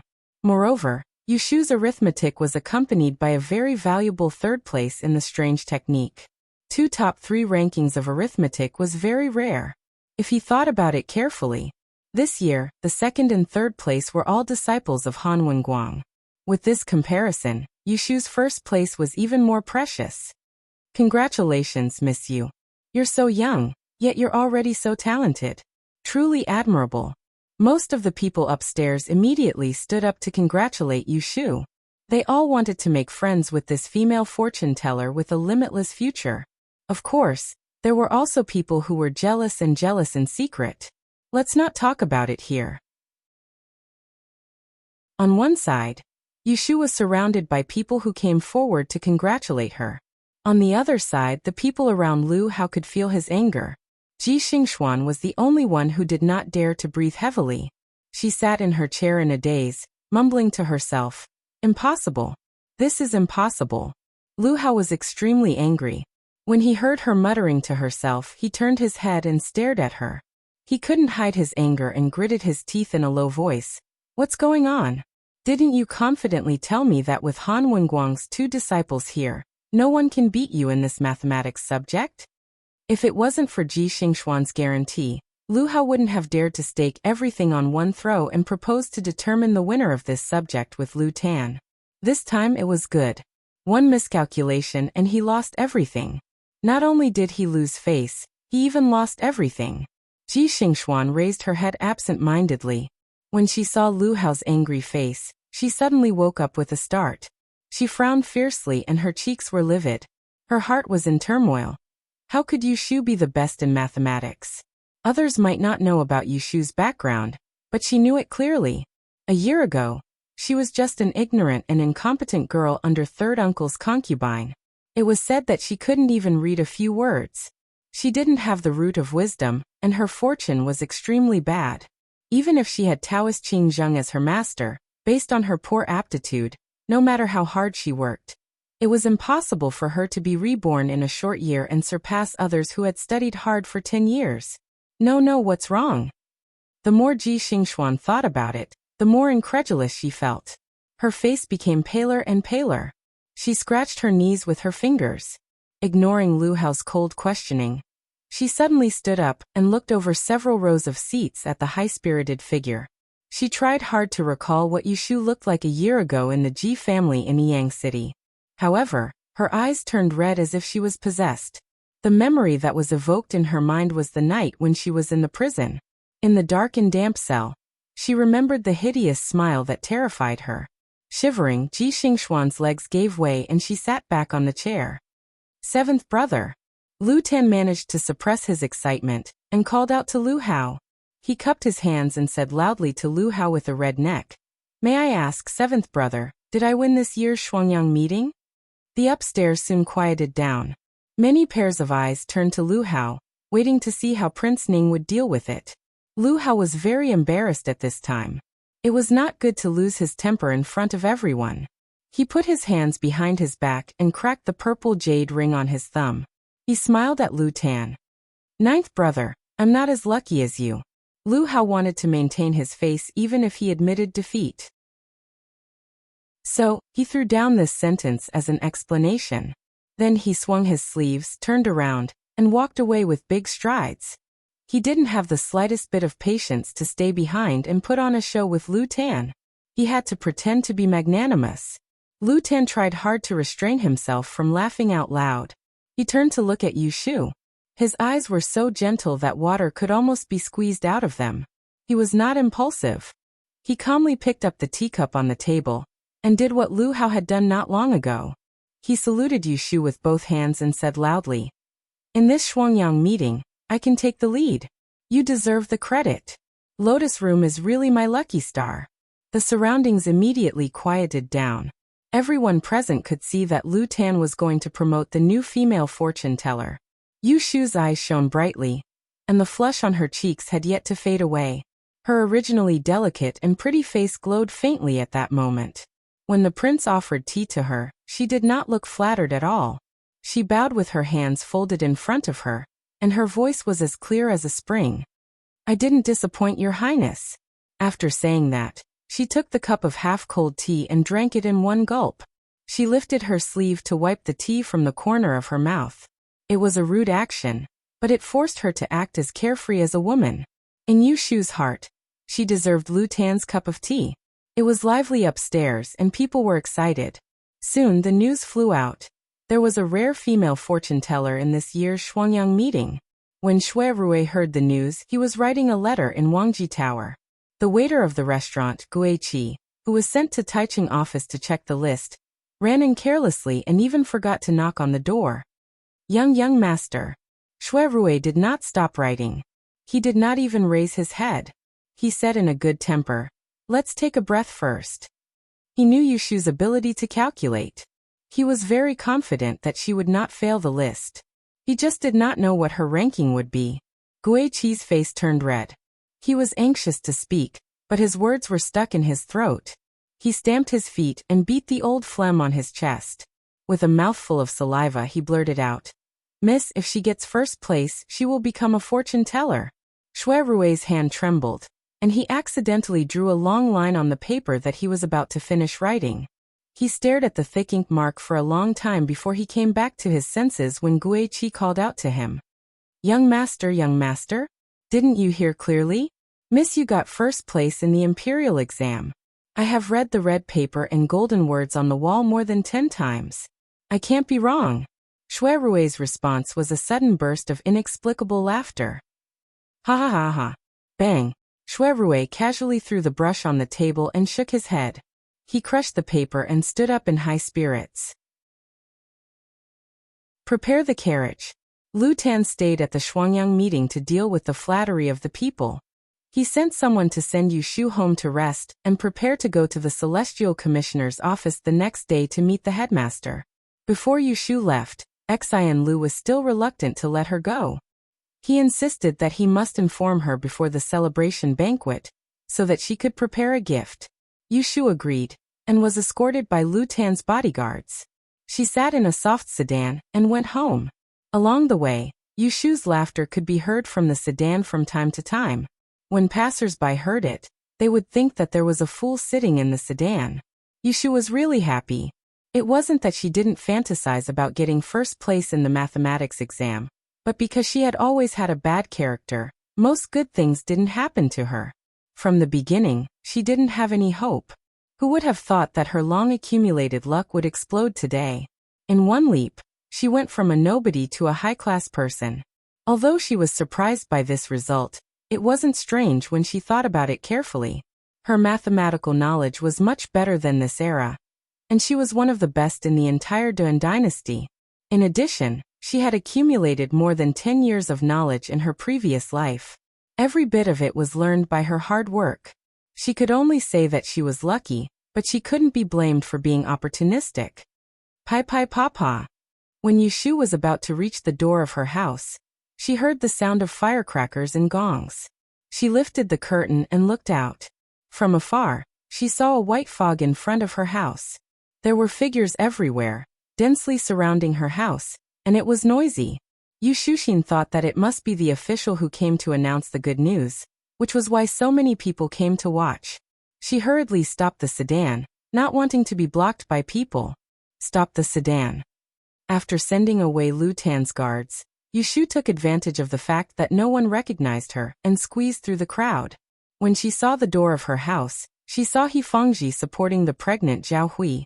The two of them were grinning in a trance. Pei Jing proudly puffed out his chest, and the officials who came to announce the good news were all talking to them politely. Seeing this situation, Yu Shu didn't go up and quietly left the crowd. She planned to take a stroll nearby and wait for the excitement to die down before going home. She didn't want to attract the crowd of people who were waiting to see the female mathematician to stay even more. Yu Shu had her hands in her sleeves and was happily humming a song. Just after she took a few steps, her collar was hooked by a hand. A familiar voice came from behind, and a warm breath almost touched her ear. Chapter 379. Our Sir Fortune Teller isn't going home. Where is he going? When Yu Shu heard this teasing voice, she was startled. She turned her head and saw Shui Rui's teasing face, and her eyes lit up. She jumped up and grabbed onto Shui Rui's sleeve and couldn't wait to share her joy with him. Big brother, I'm the champion. I got first place, haha. When Shui Rui saw how happy she was, he hurriedly put his finger in front of his mouth and pointed at the layers of people behind him. Lower your voice. Do you want to attract everyone's attention? Let's go first. After saying that, he took the opportunity to hold Yu Shu's wrist and pulled her away from the crowd. Separated by a layer of sleeve, he could feel her pulse beating vigorously. His eyes couldn't help but curve, and he tightened his grip on her. When the two of them arrived at an empty street corner, Shui Rui stopped, turned around and slowly let go of her. All right, let's talk here for a bit and wait for my carriage to arrive. Yu Shu nodded, and it wasn't long before her face flushed red from happiness. She couldn't help but want to leap 10 high in front of Shui Rui, so as to vent the happiness in her heart that couldn't be concealed. She stretched out 2 fingers and shook them in front of Shui Rui. Big brother, hee. I'm in the top 3 of the 2 rankings now, Mr. Fortune Teller. I'm so happy. You don't know, but this morning I was waiting for the results to be announced in the Cheongyu building. I was burning with impatience, and when I heard my name, I wanted to jump into the Chunlon River and swim around. Ha! Shui Rui couldn't help but laugh, and his laughter reached his eyes. He slightly lowered his head and looked at Yushu, whose height had already risen to his chin. When he saw her face beaming with joy and her complacent little appearance, he couldn't help but feel slightly itchy in his heart. It was as if something was crawling on his heart, and it was scratching here and there. Unable to restrain his desire to be close to her, Shui Rui didn't think too much about etiquette and pretense at this moment. He raised one hand to grab her 2 fingers that were shaking around, and the other hand scraped the tip of Yushu's round nose, indulging her wanton gesture. It was as if she was supposed to be so flamboyant. Yushu was so happy that she didn't pay much attention to Shui Rui's overly intimate behavior. She let him hold her fingers and shook them happily. Looking at Shui Rui's amiable smile, she suddenly felt that she was lucky. If one were to say that she was able to shine in the grand examination this time, there was one person that she must be grateful to, and that person was none other than Shui Rui. If it wasn't for his earnest persuasion, she wouldn't have been tempted to participate in the grand examination, and if it wasn't for his thorough arrangements, she wouldn't have been able to successfully participate. If it wasn't for his careful planning, she wouldn't have had the opportunity to sneak into the Taisher library to look through those precious papers, and only then could she confidently participate in the examination. Shui Rui had helped her too much during this period of time, and he couldn't be listed one by one, but she remembered all of them in her heart. It could be said that if she didn't encounter Shui Rui, she would utterly not be able to enjoy the glory she had today. So she was able to meet such a confidant. Wasn't she lucky? Thinking of this, Yushu's heart was filled with emotions, and she sincerely looked at Shui Rui. She squinted her eyes and said with a smile, "Big brother, you are my benefactor." Shui Rui's eyes sparkled, and he chuckled softly. "I'd rather not be your benefactor." "Of course you are still my big brother." Yushu patted Shui Rui's shoulder, as if they were good brothers. Shui Rui's lips moved, but he held back his words. He silently said, "I don't want to be a benefactor, I just want to be a good man, but I don't know when the beauty will fall in love with me." The 2 talked for a while more. Old Shui, who was hiding not far away, saw that it was about time. He drove the carriage around a street and rushed over from there. He didn't let Yushu find that he had been parked not far away. Yushu didn't plan to go home for the time being. Shui Rui knew that she hadn't eaten lunch, so he took her back to Wangji restaurant. With Guiqi's big mouth, everyone in Wangji restaurant, including the handyman Ah Xiang and Ah Ping, knew that the head manager, Miss Yu, was in love. Today was a happy day. It wasn't easy to walk through the back door, so Shui Rui passed by the front door with Yushu. When the waiter who was guarding the door saw Yushu, he smiled and bowed to greet her. Lin Fu ran out from behind the counter with his round waist and went forward to flatter her. "Miss, congratulations. This little one greets you." Yushu nodded with a smile. "Thank you very much."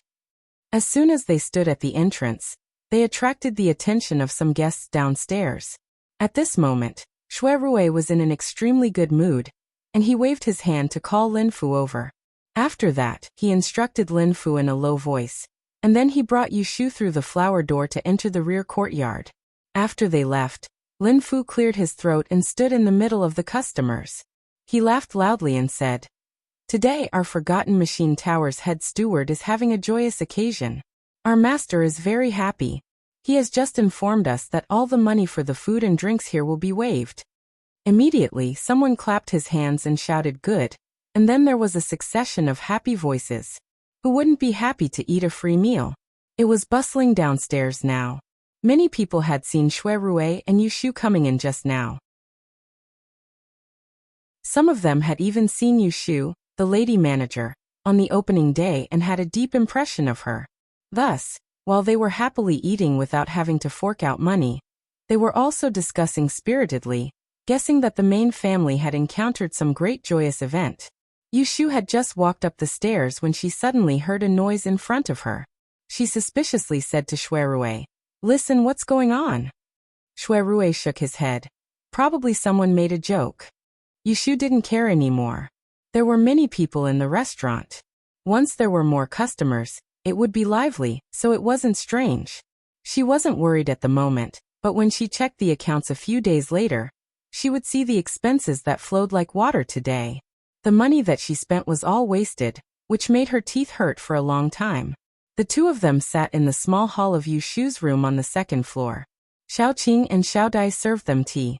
When Yushu washed her face and sat comfortably in front of the table, the kitchen had already sent people to serve good wine and dishes. Seeing the exquisite carrot snowflower carvings on the side of the dishes, Yushu smiled. She picked up her chopsticks and pointed, saying, "There are so many customers in front. This must be Sister Xiuqing giving us special treatment." The head chef of Wangji Lu was a woman named Xiuqing. It was said that she was a widow, but she could cook thousands of delicacies from all over the world. She could hold more than 10 caddies of ladle in one hand, and the dishes she made were unforgettable. There were many customers who spent a lot of money to order, but even if they came, they might not be able to eat it. Shuirui picked up the wine pot and poured a cup for Yushu first, saying, "Today is a happy day, I'll allow you to drink more." Yushu took it and sniffed it. It seemed to be a rather old Zhuangyuan Hong, which suited the occasion. She brought it to her mouth and took a sip. The wine was slightly spicy, and it was very satisfying.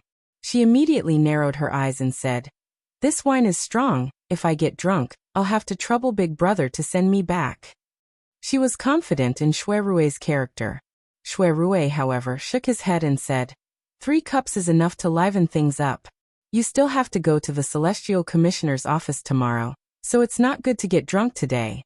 If you want to enjoy yourself to the fullest, I'll accompany you in 2 days.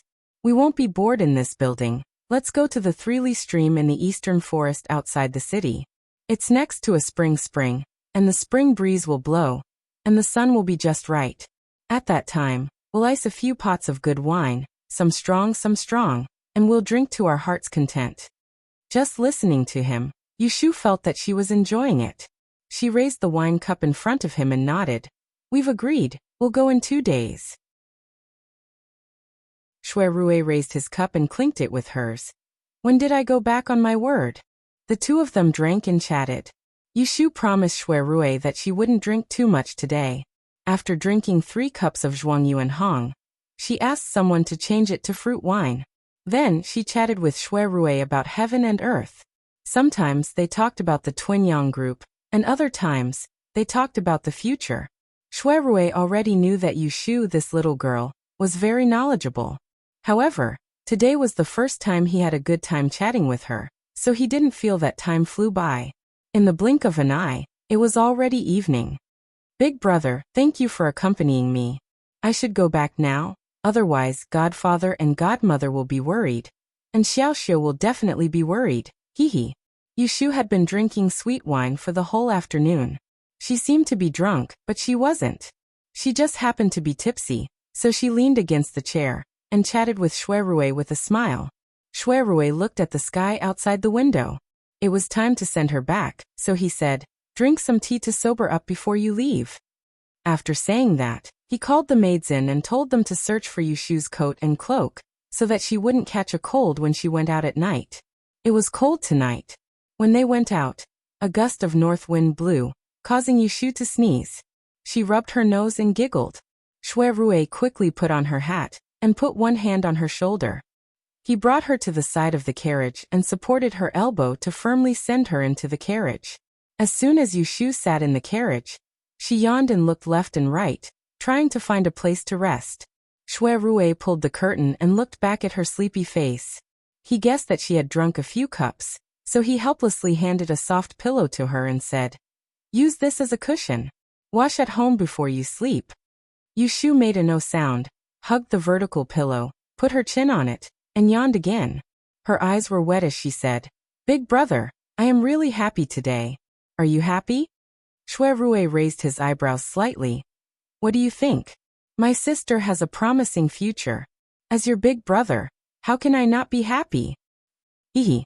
As Shui Rui looked at Yushu, who was so silly and smart, he felt a slight restlessness in his heart. He was afraid that he would think of something that he shouldn't think about, so he coughed lightly and turned his head around. He lifted the curtains and looked at the street outside the glass window that was lit up for the first time. After an unknown period of time, his left shoulder suddenly sank, causing Shui Rui's body to stiffen for an instant before relaxing. And then he turned around and lowered his gaze to look at Yushu, who'd suddenly appeared by his side. Her eyes were closed as she leaned on his shoulder, and it covered her eyes that were trying to show off and win over others. Her playful and curved lips opened and closed, and a wave of a clear and sweet fruit fragrance flowed within his breath. Chapter 380. Early in the morning, Yushu was awakened by the chirping of birds outside the window. Lying on the bed, she kicked her legs and giggled foolishly under the quilt. Then, she turned over and got out of bed. As she put on her clothes, she called for Yin Do to fetch some water. Miss, Madam asked me to ask if you want to have breakfast at home or outside? Yin Do wrung the handkerchief clean and folded it into a square. She gave it to Yushu and went around to tie her hair, so that it wouldn't get wet. She served her more carefully than usual. The little girl didn't see much of the world, but after yesterday's battle, no matter how stupid she was, she knew that her Mrs. Identity was different now. All the servants in the yard envied her for being the girl's servant. How could she not cherish this blessing? Mother woke up so early? Yushu wiped her neck and smelled the handkerchief. There was no smell of alcohol, so she gave up the idea of taking a bath before going out. Yindo pursed her lips and smiled. Madam was too happy to sleep. She asked me to ask before dawn. She was afraid that Miss didn't sleep well at night.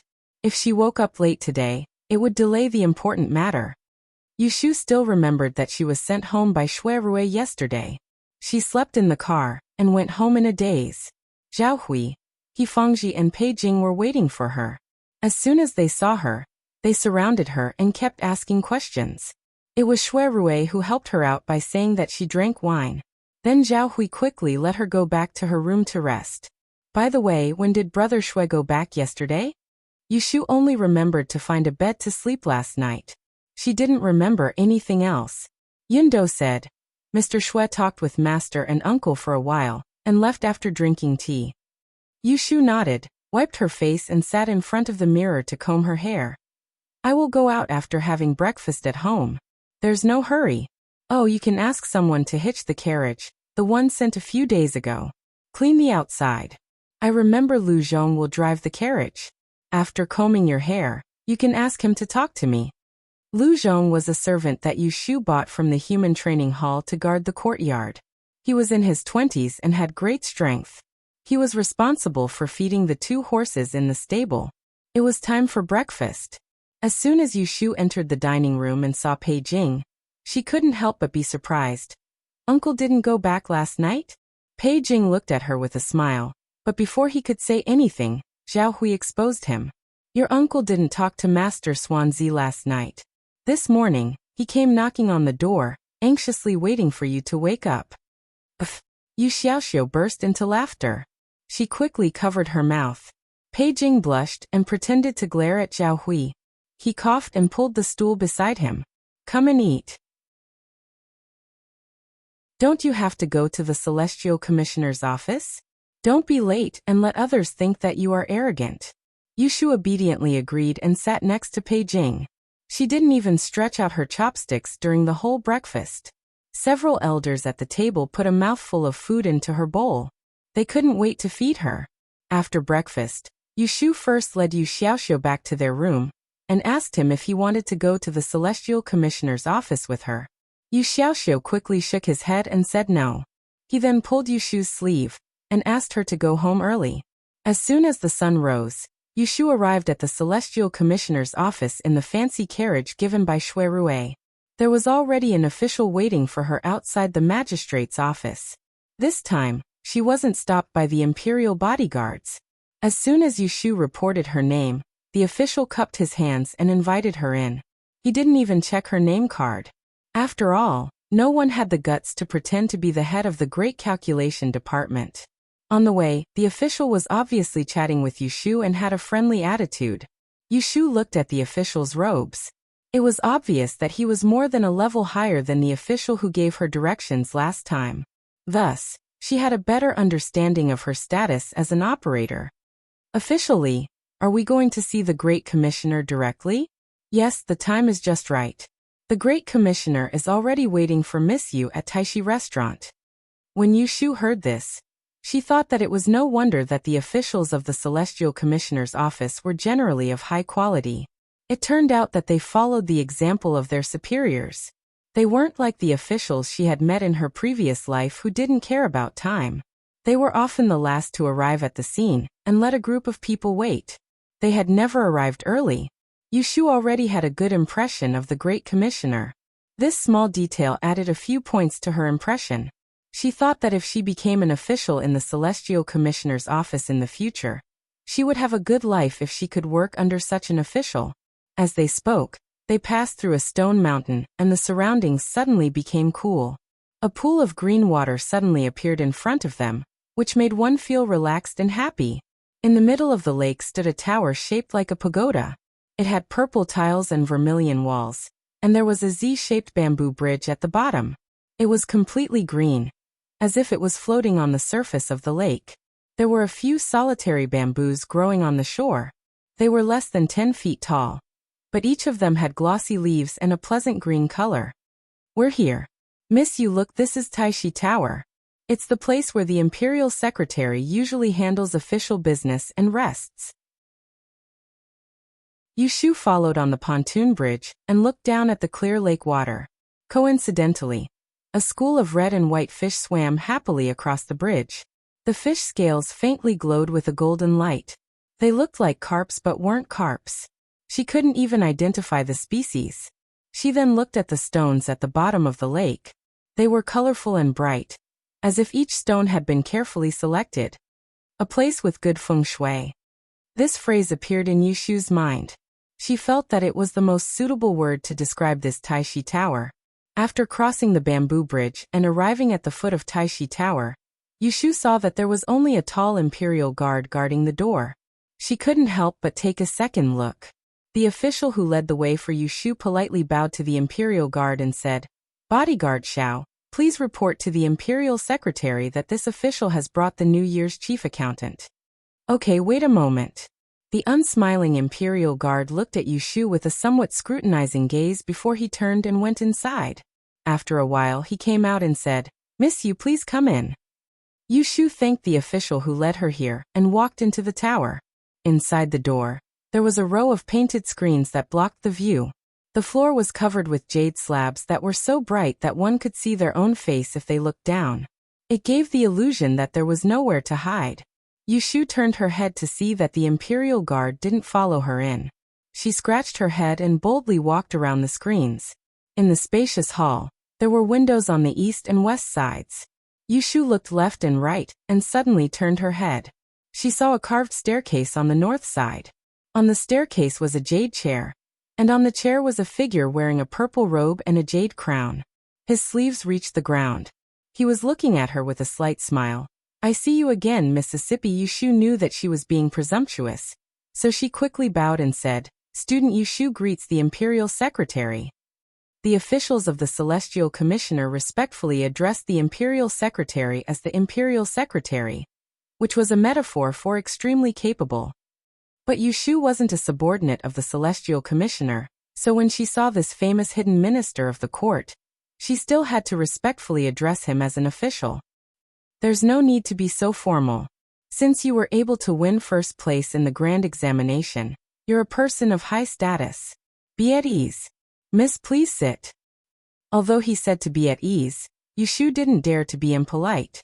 After thanking the Imperial Secretary, she found a chair on the side and sat down obediently. She glanced sideways and saw a cup of cold tea on the side table, so she guessed that someone had been here before. "Before you came, old teacher Han from the Imperial Historian's Library came to find me to denounce me." The imperial secretary's words made Yushu focus her attention. This old fortune teller can be considered my teacher in terms of seniority. He's old and has a bad temper. He insisted on asking for your arithmetic exam papers to see which two of his disciples were inferior to you, which was why you took first place. If he can't be convinced, he will seek justice for his disciples. Yushu's mind instantly tensed up, afraid that the duck that was right in front of her mouth would fly away. The Grand Tutor looked at Yushu's reaction with interest and asked, "Miss Yu, do you know why you surpassed old Sir Han's two brilliant disciples to take the first place despite all of you being in the top 3?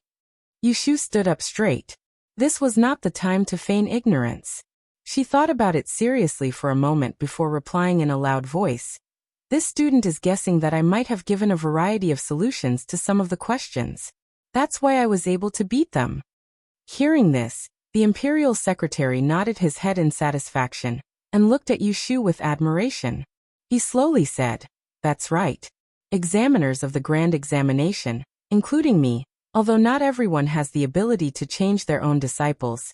I was at least a grand examination master in the past who was in the top 3 of the 2 rankings. How could I make a mistake on the exam papers? Since you were able to take first place, you must have some outstanding points. Thus, I refused old teacher Han and didn't make an exception to show him your exam papers." When Yushu heard this, she calmed down. She knew that this fortune teller couldn't escape. Unexpectedly, the imperial secretary's next sentence made her expression turn strange. Old teacher Han is not satisfied and will definitely find opportunities to make things difficult for you in the future. However, he is older and has a higher status, so you should be more tolerant. The imperial secretary kindly reminded her. Yushu was depressed. She hadn't even become a fortune teller yet, but she had already offended an old one. What was this? She couldn't show her dissatisfaction on her face, so Yushu respectfully nodded. Just as she was thinking about how the imperial secretary would test her to confirm her ability, she saw the person on the throne wave his sleeve at her. "Okay, you can go now. When you leave Taishi restaurant, someone will take you to get the manual and seal." Yushu hadn't even warmed her chair when she was told that she could leave. This made her, who had been interrogated by Ren Qiming for a full hour when she came to the Celestial Commissioner last time, a little uncomfortable. Seeing that she didn't move, Ren Qiming asked, "Miss Yu, is there anything else?" Yushu shook her head and bowed to him. She was about to obediently leave. After a few steps, she suddenly remembered something. She turned around and carefully asked, "Dare I ask the imperial secretary? I am now a fortune teller who is ranked 3rd in 2 rankings. Can you recommend me to study at the Imperial Historian's Library?" Back then, Ji Xingxuan had been admitted to the Master E examination at the age of 13 and entered the Taisher Library with just 1 role. Although she was indeed a genius, it was mostly because of her grandfather, Ji Huaishan, who was an official. As a genuine fortune teller, how could she not be qualified to be specially recruited? The imperial secretary raised his eyebrows and smiled. He thoughtfully glanced at her and didn't pursue her additional request. He just nodded slightly and said, "You can go.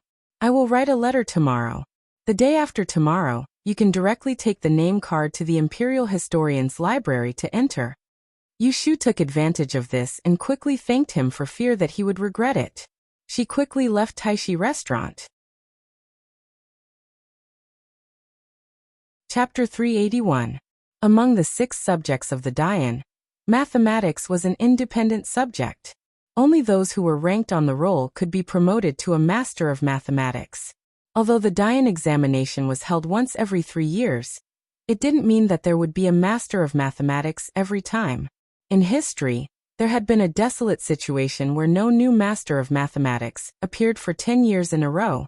A female Master of Mathematics like Yushu who was in her teens was even rarer since the beginning of the Dian examination. Thus, within a day, the Celestial Commissioner had spread the news that there was a female Master of Mathematics this year. Yushu was brought to the Dian Bureau by the guide. Every time the Dian examination released the results, the Dian Bureau was always very busy. The small hall was crowded with more than a dozen people. As soon as she was introduced, she was immediately surrounded by the officials who were working. Yushu felt it was funny to be watched like a gorilla. After greeting them one by one, she followed the chief into the back courtyard. Her unintentional action left a good impression on the people present. "Miss Yu, please wait here for a moment. I will go get the seal and the flower book." Last time, when Yushu came back to choose the personal seal of the Master of Mathematics, she didn't see this chief. She was puzzled, so she stopped him and asked, "Sir, I just had the personal seal of the Master of Mathematics engraved not long ago. Now I'm here to collect my seal again. Is there any problem?" The chief smiled and explained to her, "There's no problem. The seal that you collected previously represents your identity as a Master of Mathematics. The Masters of Mathematics who pass the Dian examination all need to have their seals engraved. Your Master of Mathematics is 4 levels higher than the normal Master of Mathematics, so it can't be confused with the previous seal." Yushu asked, "Why is it 4 levels higher? Please enlighten me."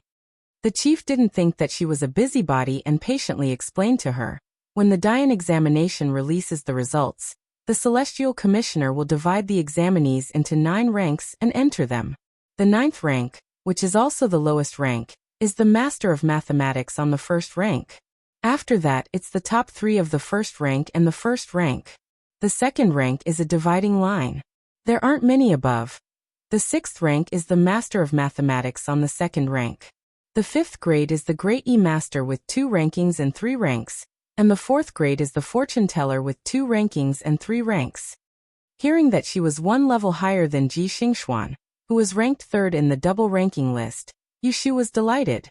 She asked with interest, "What about the next level? What are the other 3 levels?" The manager shook his head and sighed. "The 1st, 2nd and 3rd ranks are almost gone. It had been 20 years since there had been a 3rd-class champion of 2 rankings. A 2nd-class Great E Master, who ranked 3rd in the 3 rankings, had not appeared in 30 years. I haven't seen a single first-rate fortune teller in 50 years. Isn't there still EZ who's ranked 3rd in the 3 rankings?" Yushu was puzzled. "Almighty Master E," the manager said with a look of reverence. Zhao Shu gave Yushu a thumbs up. "That's a supreme one. It's not in the 9th class." "Oh." Yushu still looked doubtful. The manager said, "Miss must be wondering why there aren't any top 3 ranks of the 4th, top 3 ranks of the 5th, or even top 3 ranks of the 6th. Yushu nodded in embarrassment. "Yes. Why?" The chief official shook his head with a smile. "This is a rule set by the ancestors. This lowly official can't explain it clearly. Since the start of the Great Yan Imperial examinations, since the beginning of the Dian examination, everyone has followed the rules. In any case, there hasn't been anyone who's ranked 3rd in the 4 rankings." "If that's the case, I've learned something." Yushu was about to bow and thank the manager, but the manager dodged to the side and waved at her. "Fortune teller, you can't do that. I'm a secondary class 6th rank official, not even a 5th rank official. According to the rules of the Celestial Commissioner, I can't accept your bow. I'll remind Miss in the future, whenever you meet officials below the 5th rank, or Great E Masters, you don't have to bow to them. You don't have to pay your respects to anyone who is a lower rank than you. If the other party has an official title, it's fine. If they don't, they still have to pay their respects to you." Yushu raised her eyebrows. When he heard this, he felt good because he finally got rid of the fate of being a nobody who had to lower his head in front of everyone. In the future, he would be able to raise his head and be a man. After talking about ranks, the manager left for a while to get the seal. Not long after, he came back with 3 brocade boxes and a thin flower book. "Miss, you can choose the seal first. You can use your own handwriting, or you can ask a famous calligraphy master in this flower book." There were 3 semi-finished silver ingots in the brocade box. They were much better than the ones she picked with Wen Xiao, and last time. They would be treasures if they were sold. There was a yellow field stone as thick as 2 fingers, a bright and glistening agate jade, and a material made from animal horn and bone.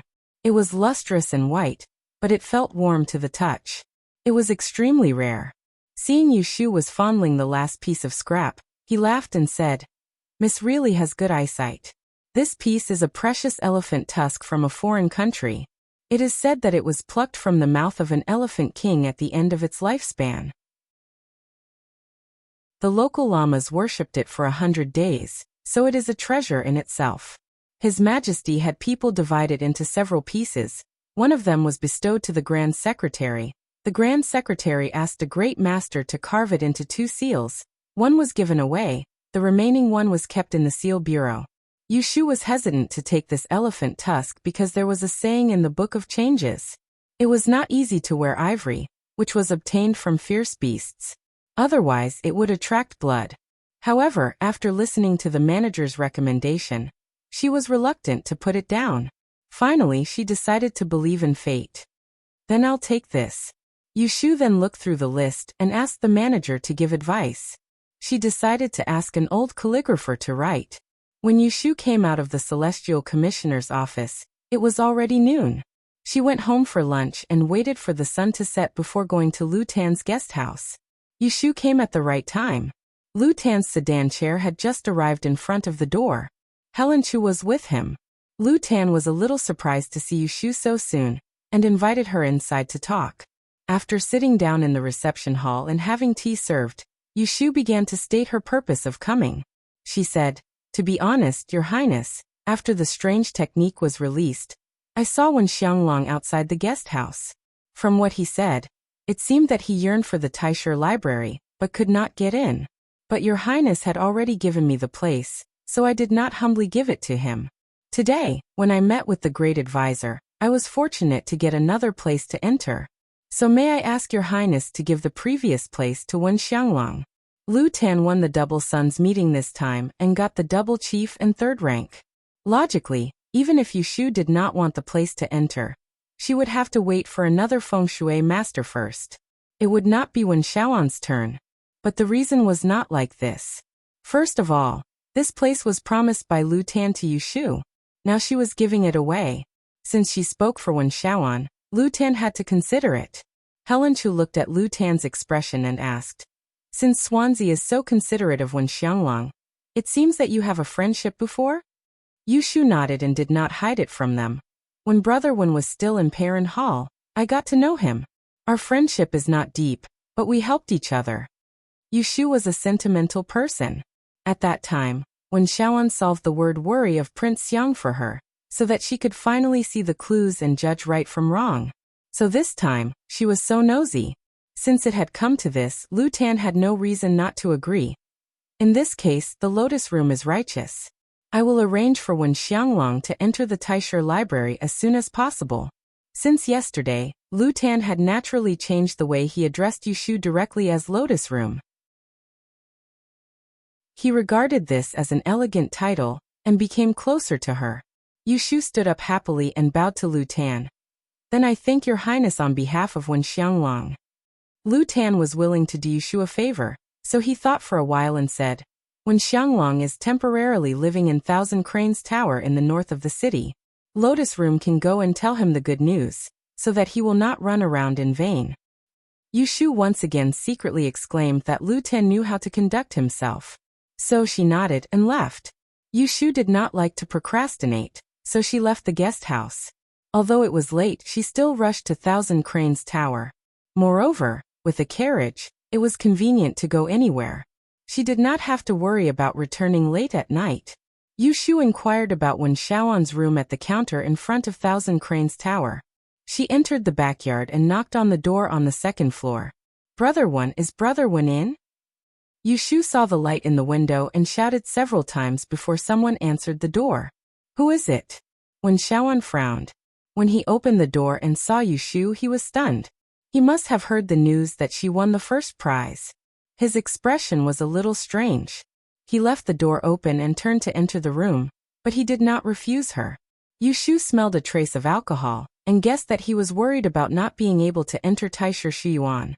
So she did not care that a grade 8 like him was rude in front of a grade 4 like her. She followed him in with a smile. Seeing wine and dishes on the table, she secretly thought that he was living a good life. She tried to find something to talk about. "Did I come at the wrong time to disturb Brother Wen's meal?" Wen Xiaoan glanced at her and said in a stiff tone, "What are you doing here?" Yushu sat down opposite him. She wanted to tease him, so she asked knowingly, "Are you worried about how to enter Taisher Shuyuan?" "It's none of your business." When Xiaoan had run into a wall these days. When it came to this matter, he pulled a long face. Yushu looked at his long face with a smile and said, "How is it none of my business? If I said that I came here today to help you solve your problem, would you believe it?" When Xiaoan immediately sat up straight and stared at Yushu doubtfully. "What do you mean?" Seeing that he was nervous, Yushu no longer had bad intentions. She said seriously, "Today I asked for another admission place. Before I came here, I went to visit the 9th prince and gave the extra place to you. The 9th prince promised to arrange for you to study in Taisher Shuyuan in a few days." When Xiaoan was stunned for a moment. The next moment, he knocked down the chair and stood up. "Are you serious?" Yushu nodded. "Why would I coax you?" When Xiaoan was pleasantly surprised. The gloominess on his face was gone. He rubbed his palms and walked back and forth. He was so excited as if he had won the top 3 again. He could not even speak clearly. This thank you, miss you. Please forgive me if I have offended you before." Yushu waved her hand casually and said, "You don't have to be so polite. How are you going to thank me?" It was a joke, but when Xiaoan took it seriously, he said seriously, "If you need me in the future, please order me." Chapter 382. Dear guests, your order has arrived. Where is Pinky? Yushu's reputation as a female fortune teller had finally been solidified after being personally received by the great Tiandi yesterday. Early this morning, Pei Jing had come to discuss with Zhao Hui and her husband how to hold a banquet to celebrate Yushu's success. Pei Jing wanted to hold at least 50 tables for the banquet to be grand and worthy of Yushu's current status. However, Zhao Hui's house was only so big. Not to mention 50 tables, even 10 tables would be too crowded. Yushu woke up late. She walked into the dining room and heard their discussion. She laughed and said, "There's no need to be so extravagant. Just hold as many tables as you can. I only have a few friends to invite. There won't be enough seats even if there are too many." Zhao Hui, the woman, was the first to agree. "How is it extravagant? Don't you invite your neighbors? The more people there are, the livelier it is and the more festive it will be. A few tables of banquets will be too shabby and will make people laugh at you." Pei Jing also said, "Back in the day, when your uncle passed the exam to be a great fortune teller, we held 50 tables of banquets at home. We ate for a day and a night before resting. You don't have to worry about being extravagant. Everyone has to do this when they have such a joyous occasion. This is normal. Even the gods in heaven can't control it." Being stared at by the two, Yushu scratched her head. She just sat quietly like He Fangji and did not say anything. However, Pei Jing and Zhao Hui did not let her go. They asked her every 3 questions, and she had to answer them. Yushu had a headache and regretted not sleeping until noon. Finally, after a heated discussion, Pei Jing and Zhao Hui came up with an idea. Since their house was not big enough, they would book a big enough restaurant and treat the guests on that day. Just at this moment, a servant reported that Xue Rui had arrived. Yushu took this opportunity to slip away and went to the front to meet the guest. The moment she saw Xue Rui, Yushu complained to him, "My mother and Uncle Pei quarreled for the entire morning just to celebrate with me." Xue Rui's heart ached for her dispirited face, so he said, "What's so difficult about this? Just set up the banquet in Wangji restaurant. No matter how many guests there are, I'll spare a whole day for you and have a banquet from morning till night. No matter how much you eat, it's all yours. What's wrong with that?" Of course. Only an idiot would think it's not good. Yushu rolled her eyes and thought to herself, "What a fool." Xue Rui poked her forehead lightly. "Then why are you making a face?" Yushu pursed her lips and sat down on a chair. "I'm afraid that I'll have nightmares when I sleep at night." Xue Rui laughed in spite of himself and suddenly let out a long sigh. He said gloomily, "Anyway, you're going to enter Taisher Library. The contract we made before is no longer effective. You'll be leaving Wangji restaurant soon. This time, I'll give you a farewell." When Yushu heard Xue Rui's words, she remembered that she had signed a contract with Xue Rui before. It was said that she would stay at Wangji restaurant to manage for 3 years. If she successfully entered Taisher Library, the contract would be invalid. She didn't have to stay anymore. At that time, Yushu didn't want to be tied down by this side job. Now that she heard Shui Rui say that he would give her a farewell, she didn't feel good instead. It was as if they would break up once she left Wangji restaurant. She didn't like this feeling. Frankly speaking, her days as a manager at Wangji restaurant were not bad. She usually checked the accounts and did the statistics once every half a month. It didn't take much effort. The shopkeeper and maids were very considerate, and the cooking skills of the cook were very to her liking. She really couldn't bear to leave like this. Shui Rui could see Yushu's reluctance to leave. He was happy in his heart, but he didn't ask her to stay. He waited for her to make her own decision. Yushu hesitated for a while and stammered, Otherwise what? Shui Rui patiently guided her. Otherwise I won't leave, Yushu said. Suddenly, she felt comfortable. After all, she didn't want to go against her heart. She was willing to spare some energy to stay at Wangji restaurant and continue to be her manager. Shui Rui's eyes curved into a smile as he replied, Okay. Only then did he put down his worries and sat opposite Yushu. Yushu rolled her eyes and suggested, In this case, we should change the irrevocable contract we signed before. Shui Rui nodded. Yes, it should be changed. You are now a fortune teller. If you can stay in Wangji restaurant to help me, I will not treat you badly. I will give you 10% of the bonus. How much do you think is appropriate for your monthly salary? Yushu hurriedly waved her hand. You misunderstood me. I'm not asking for a bonus. I just want to say that it doesn't take much energy for me to check the accounts for you every month. Let's just treat the previous contract as null and void. I don't want a bonus or salary. But every time I go to the building, I have to eat and drink. Just put it on the public account. Hearing her words, Shui Rui was happy in his heart. But he shook his head and refused to agree. He stroked his sleeves and suddenly asked, Shu, do you know why there are 6 subjects in Dian, but only arithmetic is a separate subject? Yushu shook her head and said blankly, What's the reason for this? Shui Rui nodded and said, In the previous dynasty, there was no such thing as Dian examination in the imperial court. There were only civil and military examinations. Arithmetic was originally included in the imperial examination. After the founding of Dan, Emperor Anwu taught us to respect the Tao and prosper. Learning became the cornerstone of peace. Empress Ningxin overruled the public opinion and persuaded Emperor Wu to set up a celestial commissioner. He became the first great supervisor. Later, Dian was opened.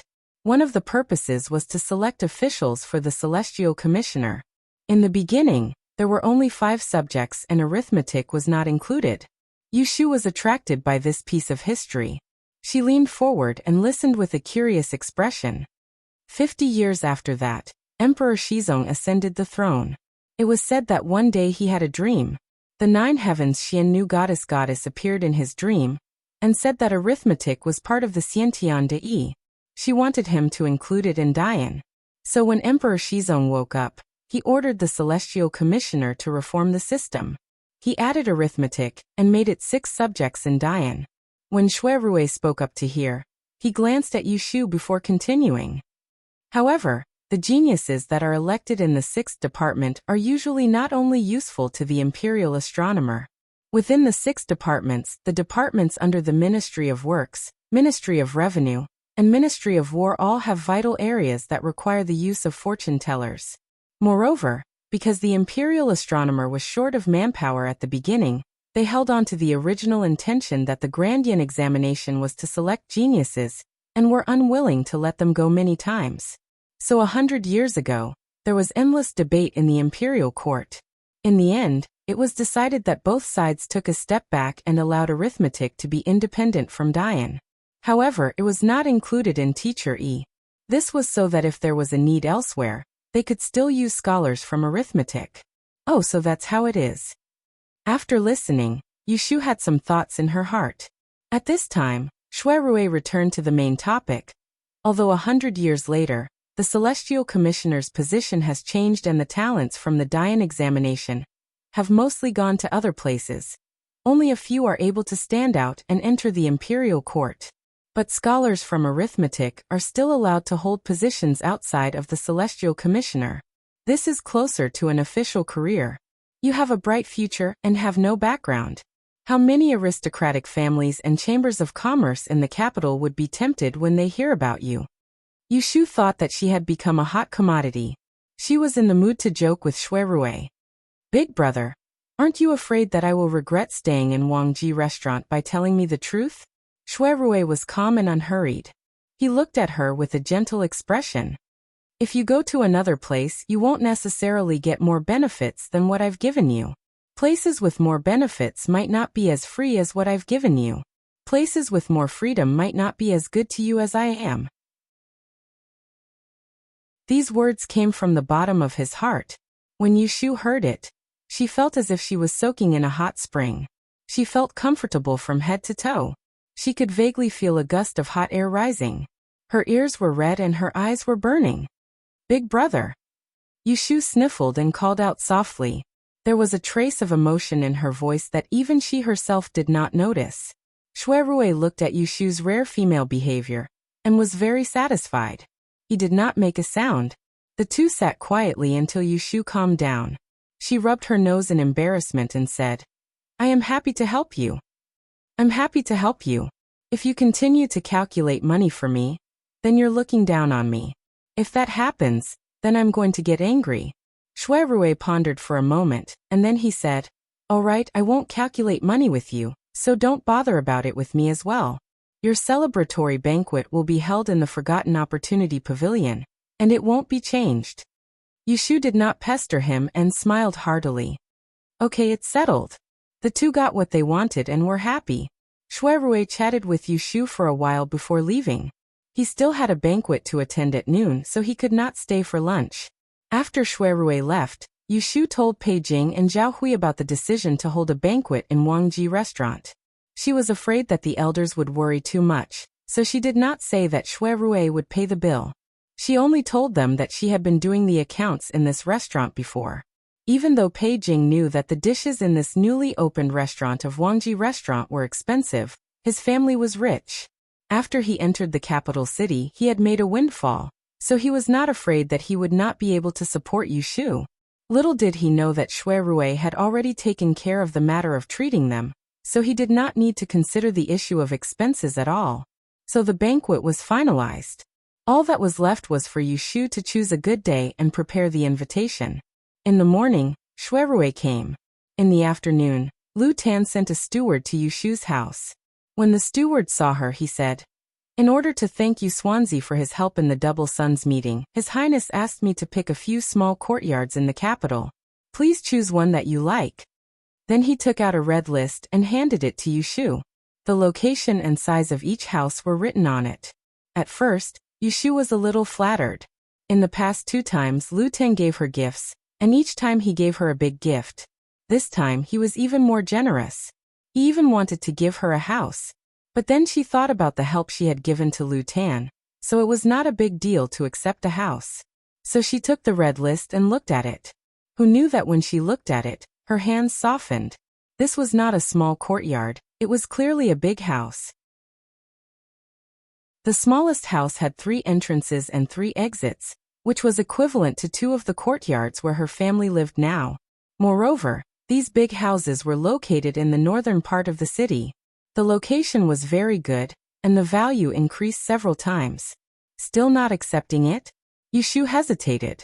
The steward was also a sensible person. Looking at Yushu's expression, he smiled and persuaded. If Miss can't make up your mind, you might as well find a free time and see the house with your own eyes. You must first like it, then you can decide whether or not to accept it. Yushu coughed twice and pretended to be serious. She nodded and said, That's right. Then I'll go take a look tomorrow. Chapter 383. In the blink of an eye, 3 days had passed since the mathematics results were released. Yushu took some time in the morning to bring Yu Xiaoxiu to the north of the city to look at the houses that Lu Tan intended to give to her. Sister, is he really going to give you a house? Yu Xiaoxiu sat in his family's horse carriage, leaning against the rare glass window and looking out. He turned his head and asked Yu Shu with uncertainty. Of course it's true. Yu Shu fiddled with the set of porcelain on the coffee table. Before leaving, she had Yindo brew tea. This was the flower tea leaves that Shui Rui had given her a long time ago, and it tasted very fragrant. Yu Xiaoxiu scratched his head and stammered.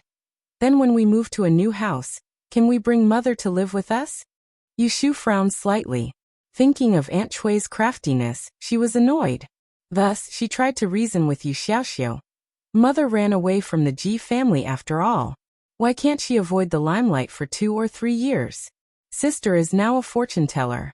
In the future, there will be many people coming to visit us. It'll be hard to avoid gossip. If you miss her, you can visit her often. Or you can stay at mother's place for a few days. That's fine too. Yu Shu could not be blamed for driving a wedge between mother and son. Aunt Chui was a troublemaker.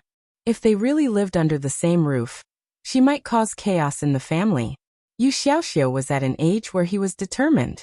With such a mother holding him back, he might grow up crooked. If that happened, it would be too late for Yu Shu to cry. It was better to be ruthless now. Yes, I understand. Yu Xiaoxiu was very sensible. He guessed that living with Aunt Chui would affect Yu Shu. Although he was a little disappointed, he didn't want to cause trouble for Yu Shu. Yu Shu spent the entire morning looking at 3 mansions. The largest of them was a compound with 5 entrances near the Spring River. There were dozens of rooms in the front and back, and there was even a large flower garden. However, the one that caught Yu Shu's eyes the most was a smaller one. It had 4 entrances and 3 doors, and it had a courtyard that spanned from the north to the south. Inside there were 2 small gardens, a small bridge, a pond, and flowers. The feng shui here was also smoother than the other 2. It could be considered a blessing. Yu Shu asked Yu Xiaoxiu which one he liked. This child had long been blinded by these large residences.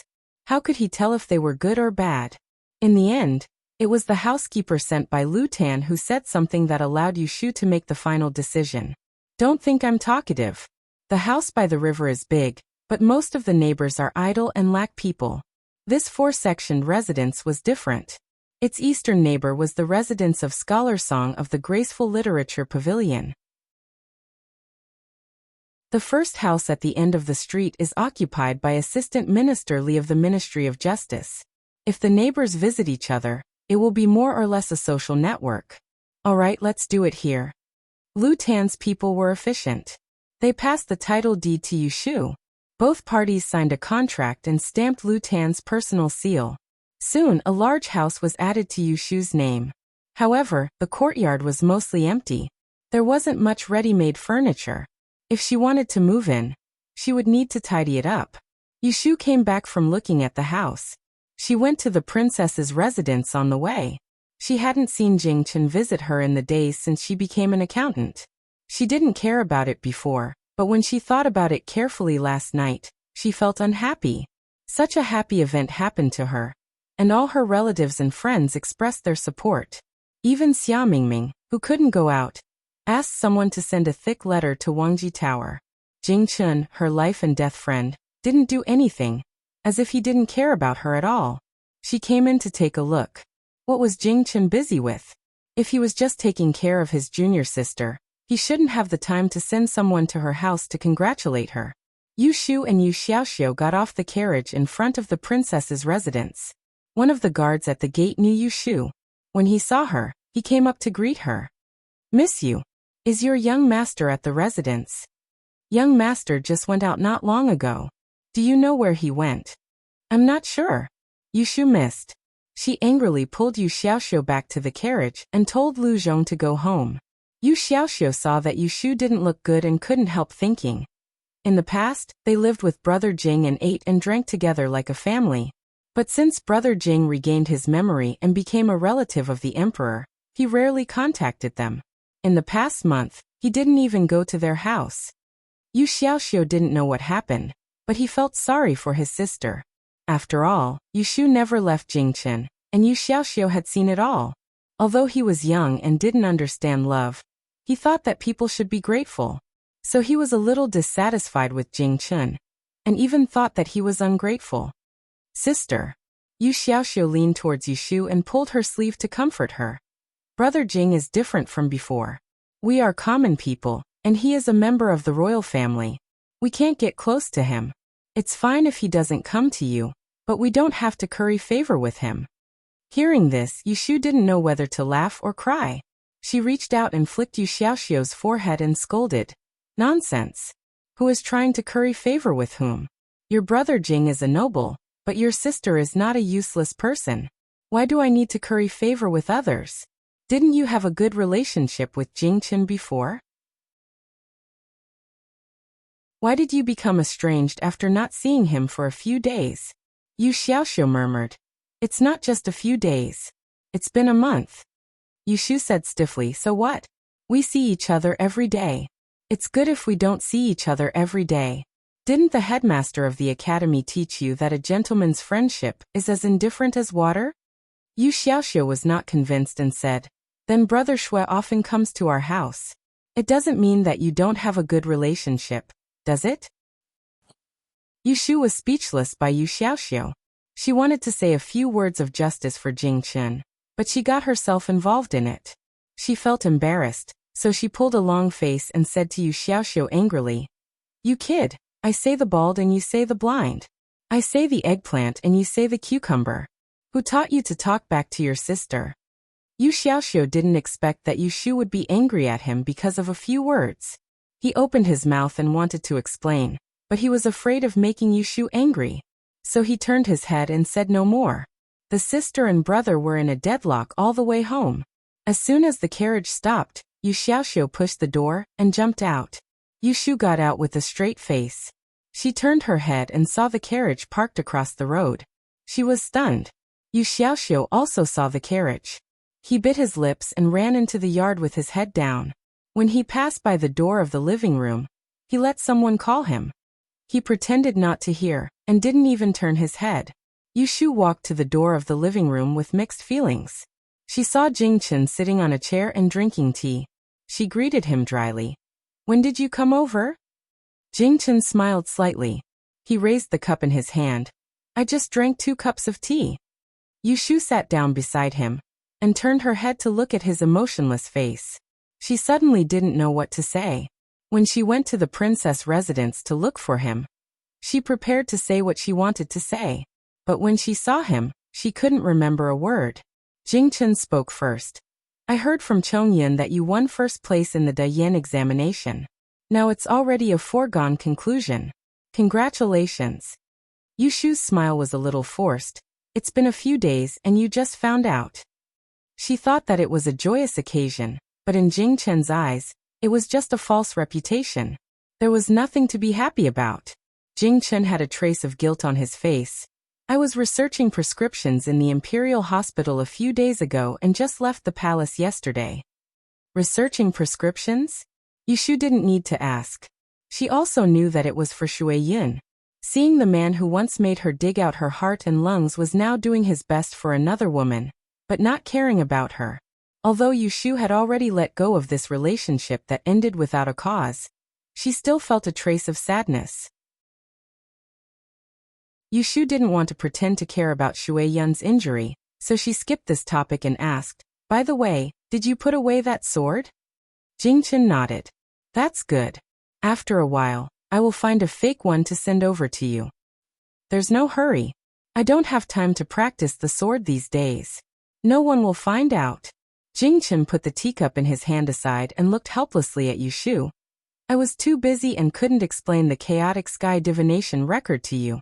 Where have you memorized it? I've almost memorized the first part.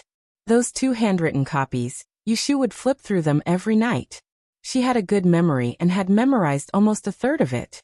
Jing Chen thought for a moment and said, If you are not busy in the future, you might as well come to the princess residence. After changing Shui Yun's medicine every day, I will explain it to you for half an hour. When Yushu heard that she wanted to talk to Shui Yun, she didn't even think about it and shook her head.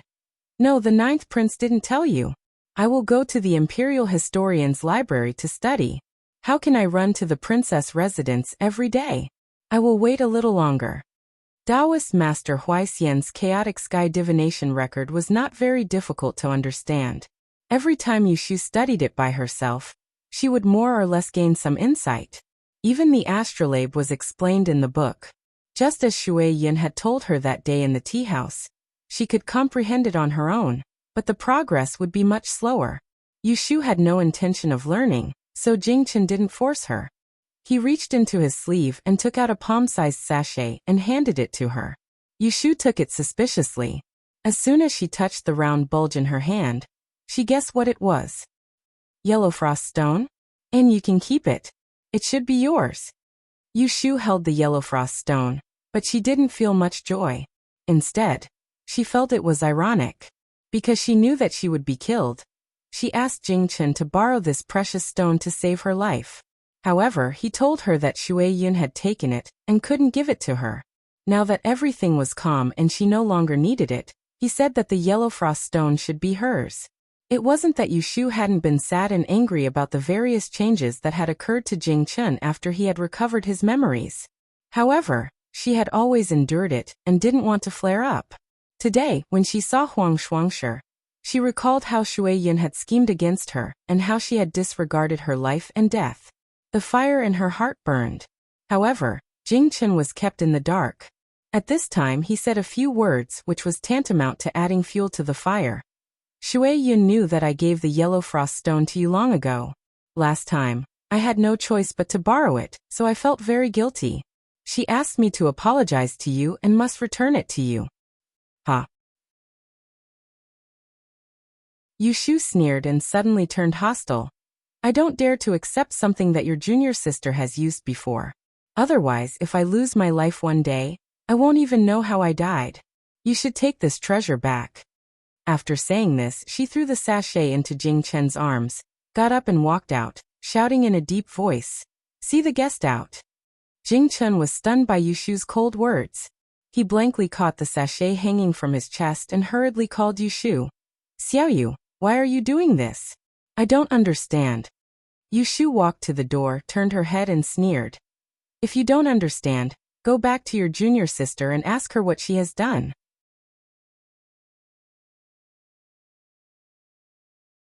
Chapter 384. Xiyan Pavilion was Princess Luyue's favorite residence. Ever since Shui Yun's limbs were seriously injured, she had been living here to recuperate. Jingchen came back from Yushu's place and quickly entered the attic. Shui Yun was lying on her side on the bed, and two palace maids were carefully supporting her and feeding her water. She suddenly saw Jingchen, who had just left the estate not long ago, return like a gust of wind. She asked in confusion, "Didn't Senior Marshal Brother go to find Miss Yu? Why are you back so quickly?" Jingchen walked to the side of the bed, his face as dark as still water. Instead of answering, he asked, "Did you go to look for Xiaoyu on the day of the accident on purpose?" After seeing Yushu's anger, Jingchen thought about why Yushu held a grudge against Shui Yin on the way back. Why was she so guarded against her words and actions? The two of them clearly didn't have much interaction. If he really thought about it, it was only when they were drugged and taken away in a tea house in the downtown. Jingchen knew that Shui Yin went down the mountain this time to experience a death tribulation. However, his cultivation wasn't as good as his teacher's, so he could only barely predict that Shui Yin would be in trouble. He didn't know the day of her tribulation. It was such a coincidence that on the day Shui Yin helped him deliver the manuscript and astrolabe to Yushu, the two of them met with an accident. Jingchen didn't suspect Shui Yin before. Firstly, Shui Yun's limbs were injured and her legs were crippled. He didn't think much about it because he was eager to treat her. Secondly, Yushu was willing to be a mute and didn't reveal anything to him. He was kept in the dark until today. Shui Yin didn't have a trace of guilt on her face after being questioned by Jingchen. She calmly let the palace maids help her lean against the headboard. "You guys go out first and see if the medicine is ready. I have some private matters to discuss with Senior Marshal Brother. No one is allowed to come up without being summoned." "Yes." After the palace maids retreated, she smiled nonchalantly at Jingchen and said, "Senior Marshal Brother, are you suspecting that I knew that I would be killed that day, so I deliberately dragged Miss Yu into danger with me?" Jing Chen didn't find it awkward to question Shui Yin like this. He nodded and said frankly, I suspect you. Seeing that he was so direct, Shui Yun sighed softly and smiled bitterly. Did Miss Yu say something to you? Jing Chen said, she didn't say much. He just wanted me to come back and ask you. Shui Yun's head drooped, her shoulders weakly leaning against the pillow. After a while, she faintly said, not bad. I did it on purpose. Jing Chen's usually calm eyes suddenly sharpened as he asked in a deep voice, why? This was what Jing Chen could not figure out. He knew Yushu's character. She had always been the type of person who would respect me for a foot, and I will respect you for a foot. For her to be so angry to the point of getting angry at him, it must be because Shui Yin had done something to provoke her first. He guessed that Shui Yin deliberately pulled Yushu into danger on the day of the tribulation, but he couldn't figure out why his junior sister would frame his hard-earned friend. Senior Marshal brother asked me why, but why don't you ask yourself first? Shui Yun slowly raised her head and looked deeply at Jing Chen. Her eyes were a bit reproachful, and seemed to be enduring. In the end she had to say, Senior Marshal brother, have you forgotten? Why did you go down the mountain, and enter the world? Marshal uncle, my father, and a few elders in order to protect your life. Now their lives are hanging on your shoulders, and there are only 3 years left. But you fell into the world of mortals and were fascinated by a woman. You almost wanted to shake your Tao heart, and endanger these elders who risked their lives for you. I watched helplessly as you went astray. How could I sit back and do nothing? Since you want to ask, I will tell you the truth. I deliberately dragged her into danger with me, risking going against the heavens and damaging her virtue. If I could let her die in my death tribulation. If I can make her die in my tribulation, I will also cut off the root of this disaster. If Yushu heard this, she would definitely be dumbfounded. This statement was completely different from what Shui Yun told her when she came to visit the patient that day. It was obvious that Shui Yun was revealing it now. This was the real reason why she pulled Yushu into the water. It turned out that it wasn't to escape death, but she really wanted to take Yushu's life. In the face of Shui Yun's righteous words and a sense of righteousness, Jing Chen's eyes quickly darkened. The sharp light was no longer there, and at this moment, it was completely covered by guilt. Even though Shui Yun's accusation was presumptuous, he couldn't refute it because he had indeed been moved by a woman when he lost his memory. He didn't remember his master's warning and advice before he went down the mountain, and he almost harmed the elders of the sect who had treated him with great kindness. Moreover, he knew that Yushu was a hindrance to his Tao heart, but he couldn't bear to cut off his fate with her.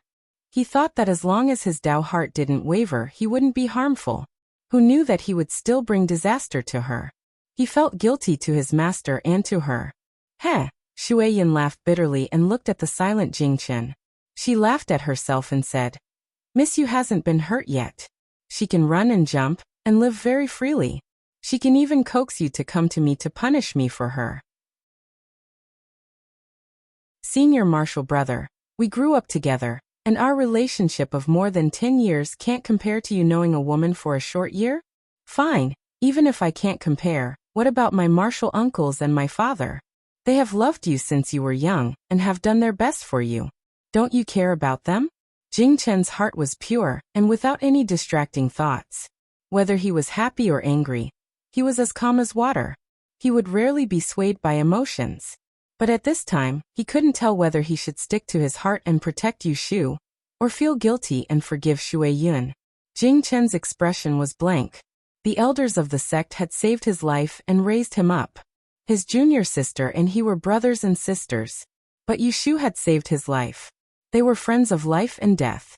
How could he violate the promise of the past? The two choices were difficult. Both were important. To gain righteousness, one must first abandon affection. How should he choose? Shui Yun couldn't bear to see Jing Chen struggling like this. But if she didn't force him to make a choice now, it would be harder for him to give up in the future. Senior Marshal brother, the sect master once taught that the human heart is the most difficult to control. That's why we cultivators must first cultivate the heart. Although you have a natural spiritual root and your cultivation is far better than your martial brothers and sisters, You are also a person with a mortal body. There will always be a time when you lose your mind. Don't think that you can't endanger the lives of the Marshall uncles if you don't move your heart. If you wait until that day comes, it will be too late. Why don't you cut off contact with Miss Yu as soon as possible? Then I can rest assured. Otherwise, Shui Yun's face suddenly darkened, and a resolute look appeared in her delicate eyes. I will help you cut off this root of trouble. No. Jing Chen seemed to wake up from a dream and shouted. The confusion in his eyes hadn't faded, but he subconsciously looked at Shui Yun with a cold expression. He warned in a low voice, "If you hurt her, even if we are brothers and sisters, I won't forgive you."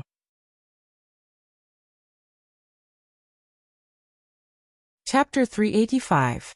First update, begging for pink. Yushu was leaning on the bed with her shoes and socks still on. Her palms were rubbing Kim Bao's soft back hair. Kim Bao noticed that she was in a bad mood, so he obediently lay under her palms. His two front paws supported his small head, and his beard curled up. At noon, after driving Jingchen away, Yushu had no appetite for lunch.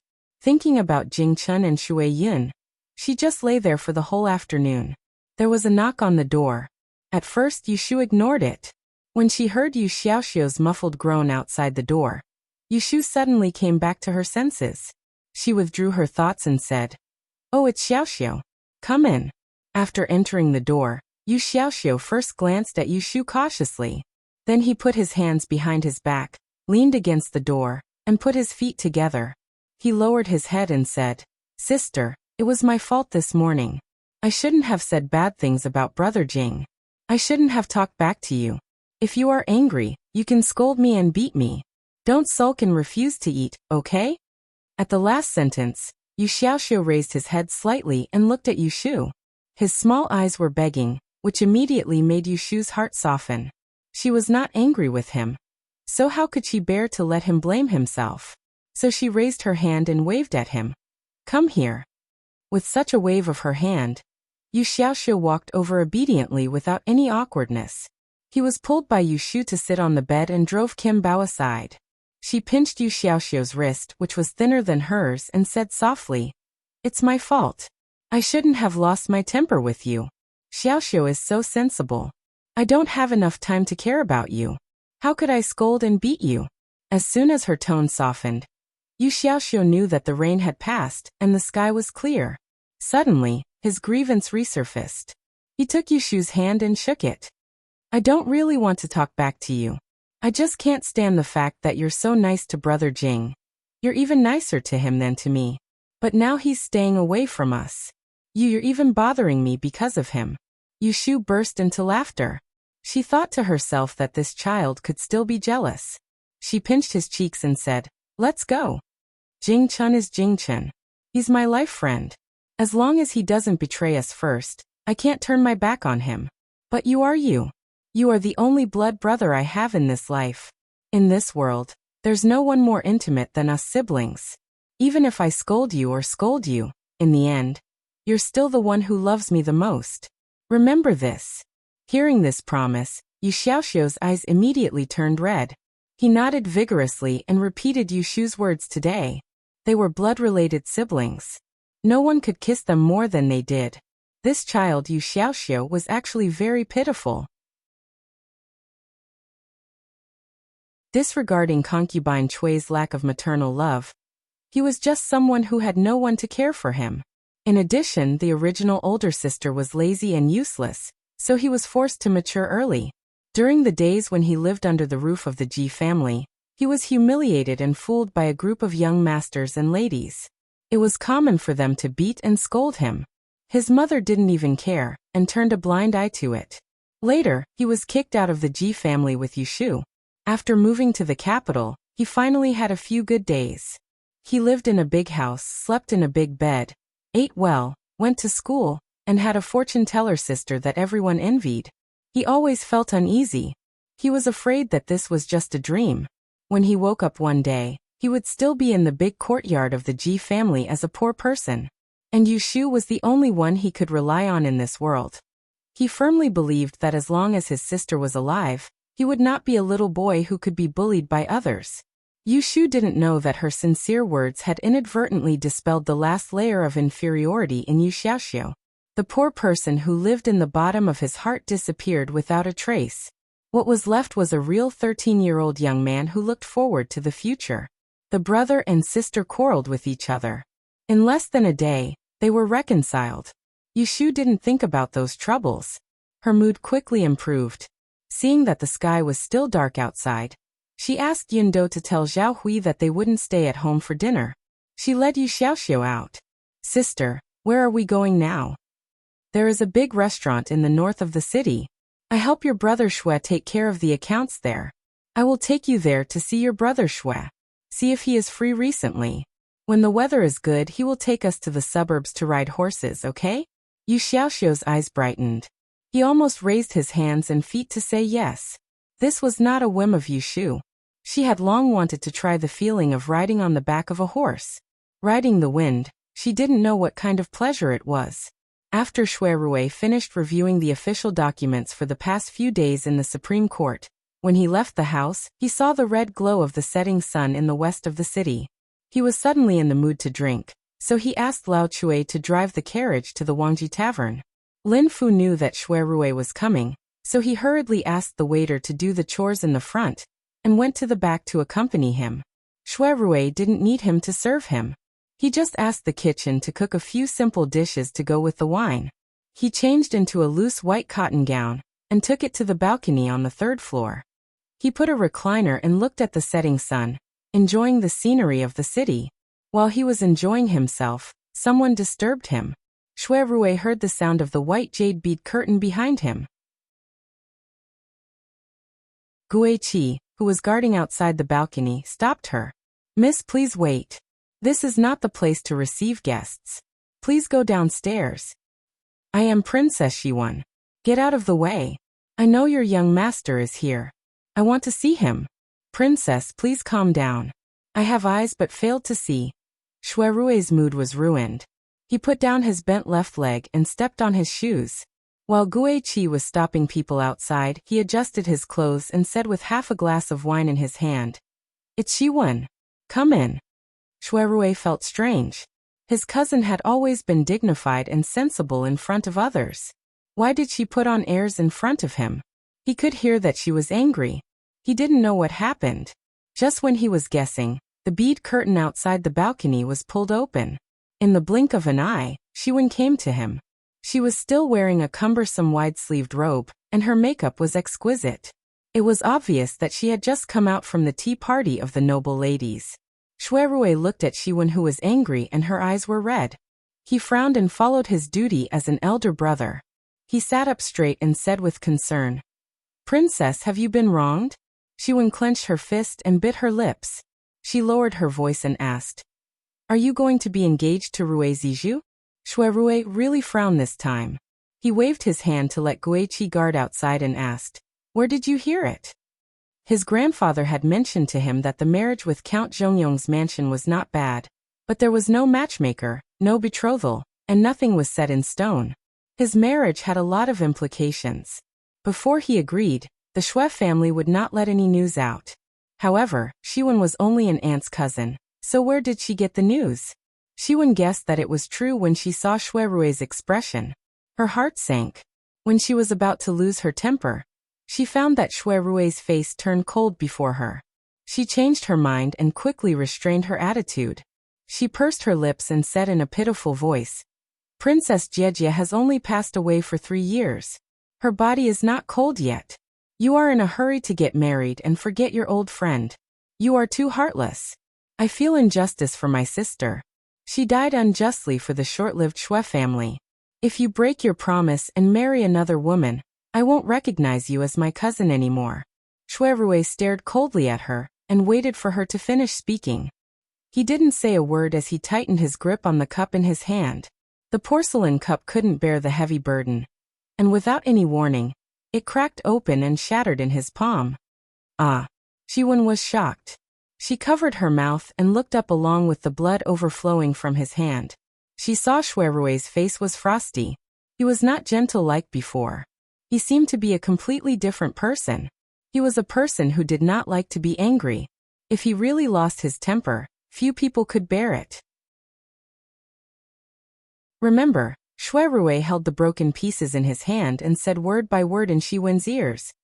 Princess Tongning accidentally fell off the building and died. It has nothing to do with my third sister. Shiwen felt scared. Her lips trembled and her face was pale. She did not dare not to nod. She took out a handkerchief with a crying face and handed it to him. She squatted down and said, "Brother Rui, don't be angry. I spoke carelessly. It was all their nonsense. I was anxious and said the wrong words. In fact, I didn't know that Sister Tongning was killed by my third sister. You let go.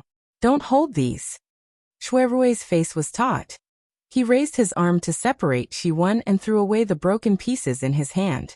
He was a person who knew how to restrain himself and would not let his temper get out. Just as he was about to send Shiwen away, Shuirui heard someone coming from outside the courtyard. "Guiqi, is my eldest brother inside?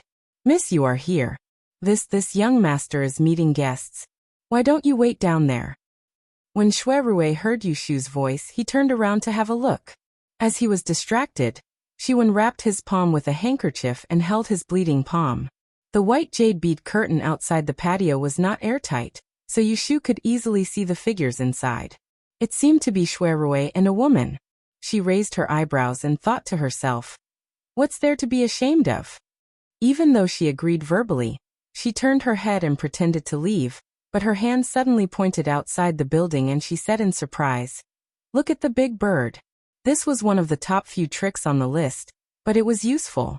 Guiqi had just turned his head when Yushu squeezed through the curtain with a grin on her face. She stood up straight and looked at the situation on the patio. Her grin froze.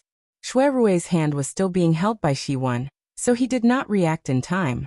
Shiwen's reddened eyes were filled with tears as she half squatted and half knelt in front of him. Anyone who saw the two of them would misunderstand. Let alone Yushu, who was extremely imaginative. Yushu thought she had found out some adultery. She was so embarrassed. She scratched her head and wanted to retreat.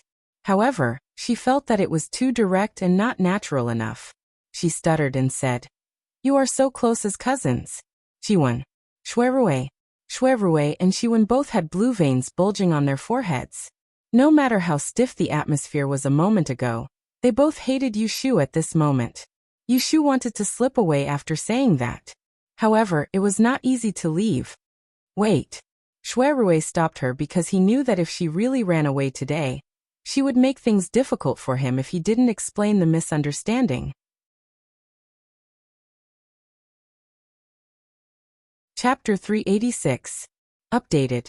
Yushu was originally unwilling to stand still, but from the corner of her eyes, she saw Shuirui push away Shiwen's hand and reveal his blood-red palm that was covered by a silk handkerchief, so she was stunned on the spot.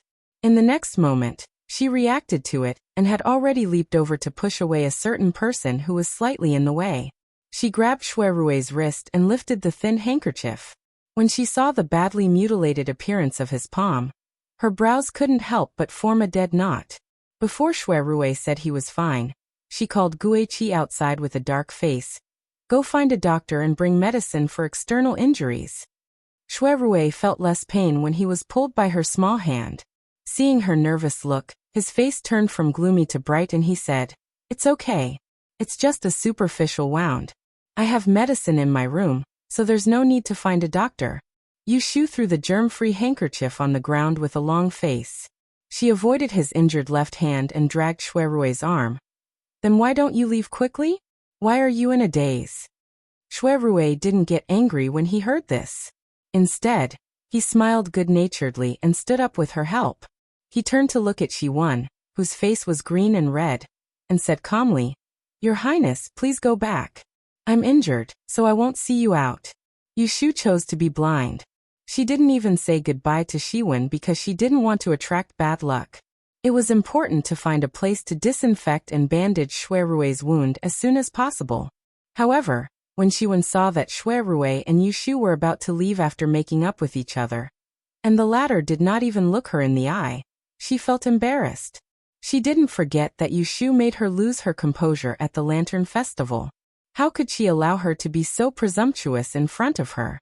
Xiwen was proud. She was willing to pretend to be obedient in front of Shui Rui and Lu Jiang, but it didn't mean that she needed to hide her true nature. She secretly sneered and reached out to stop Yushu. Does Miss Yu not recognize me? Why aren't you bowing when you see this royal princess? When Yushu heard this, she almost laughed out loud. Why were all the young ladies in the capital like this?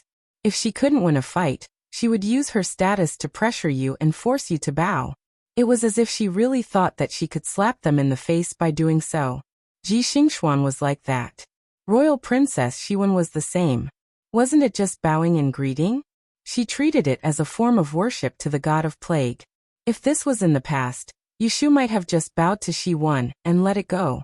However, she had just obtained first place in the golden roll, and had 2 rolls on her. The female fortune teller that hasn't appeared in 10 years. Who could be more glorious than her in this year's grand examination? It was the time when Yushu was in high spirits. She had finally waited for her luck to turn. What she hated most was to be humiliated and wronged. How could she let a little girl touch her bad luck at this time and block her luck? Not to mention the commandery princess.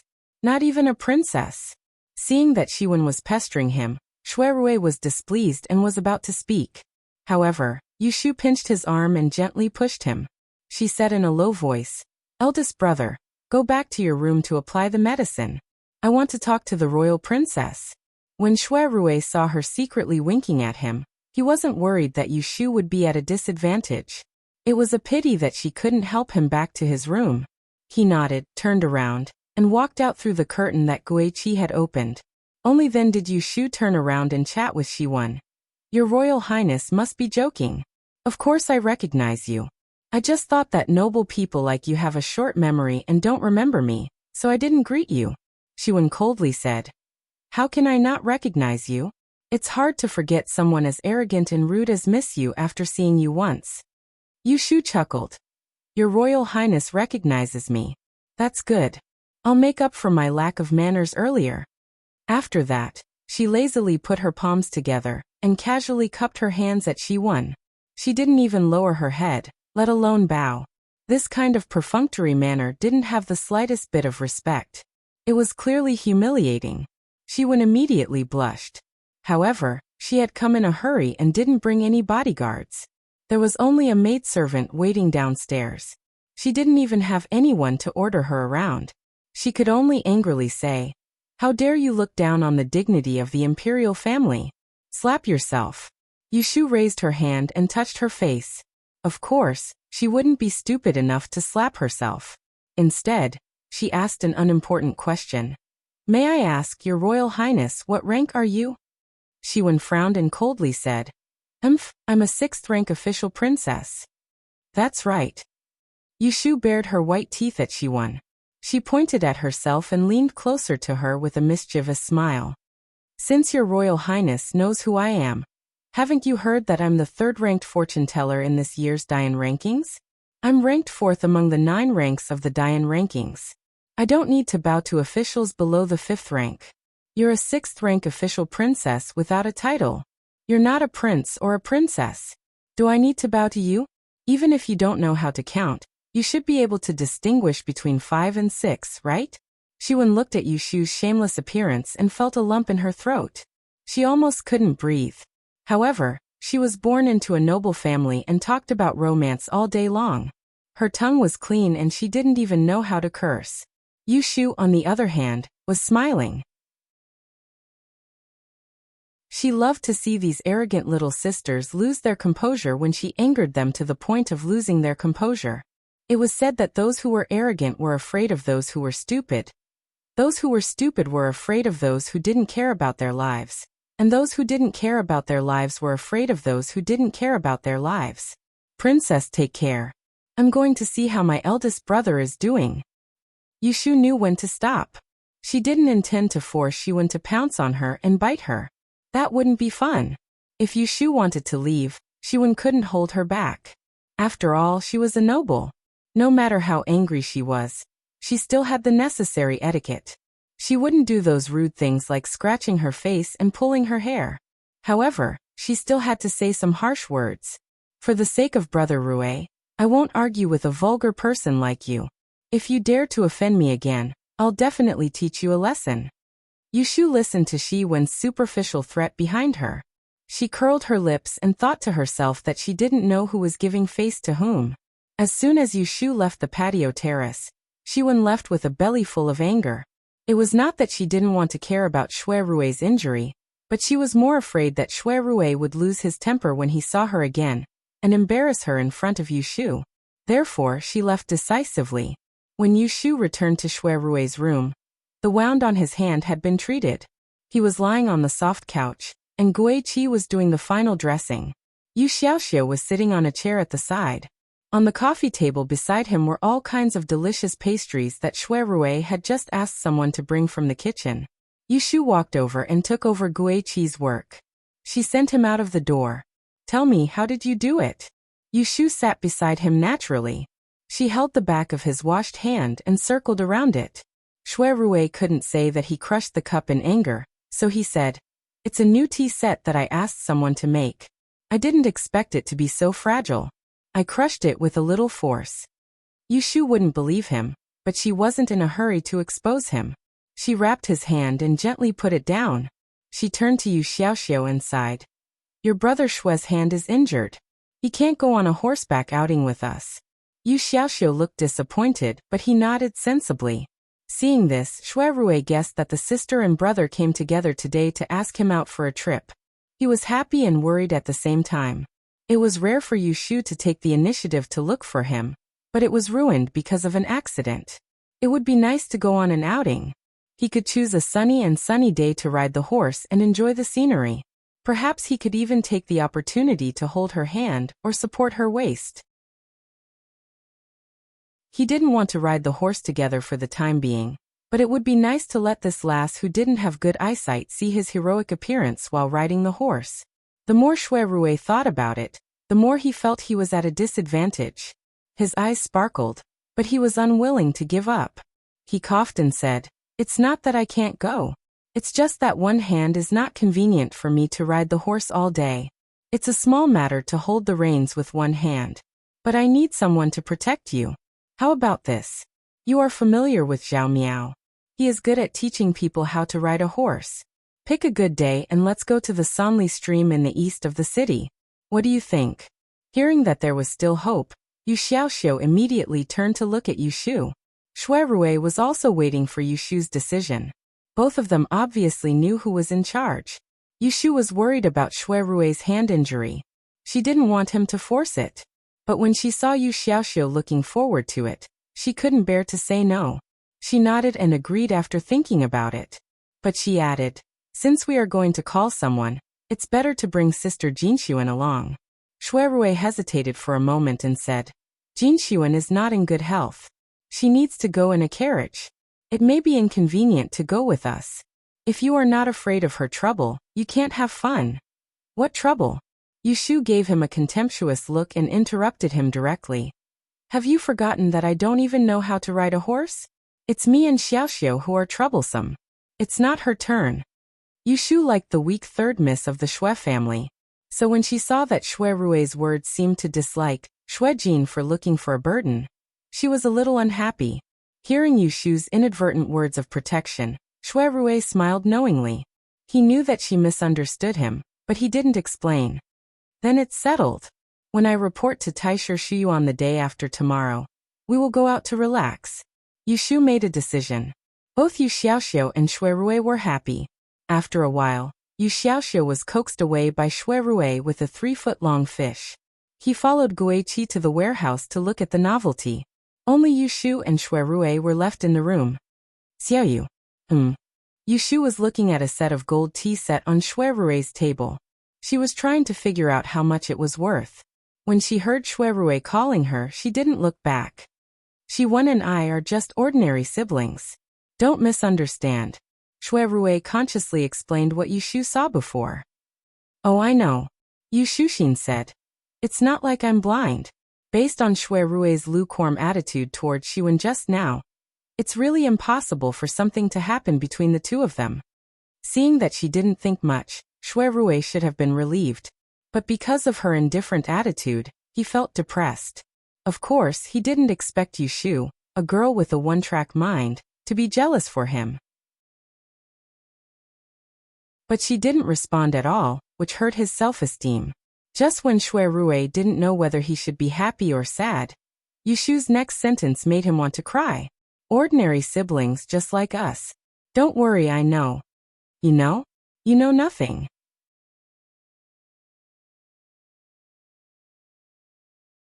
Chapter 387.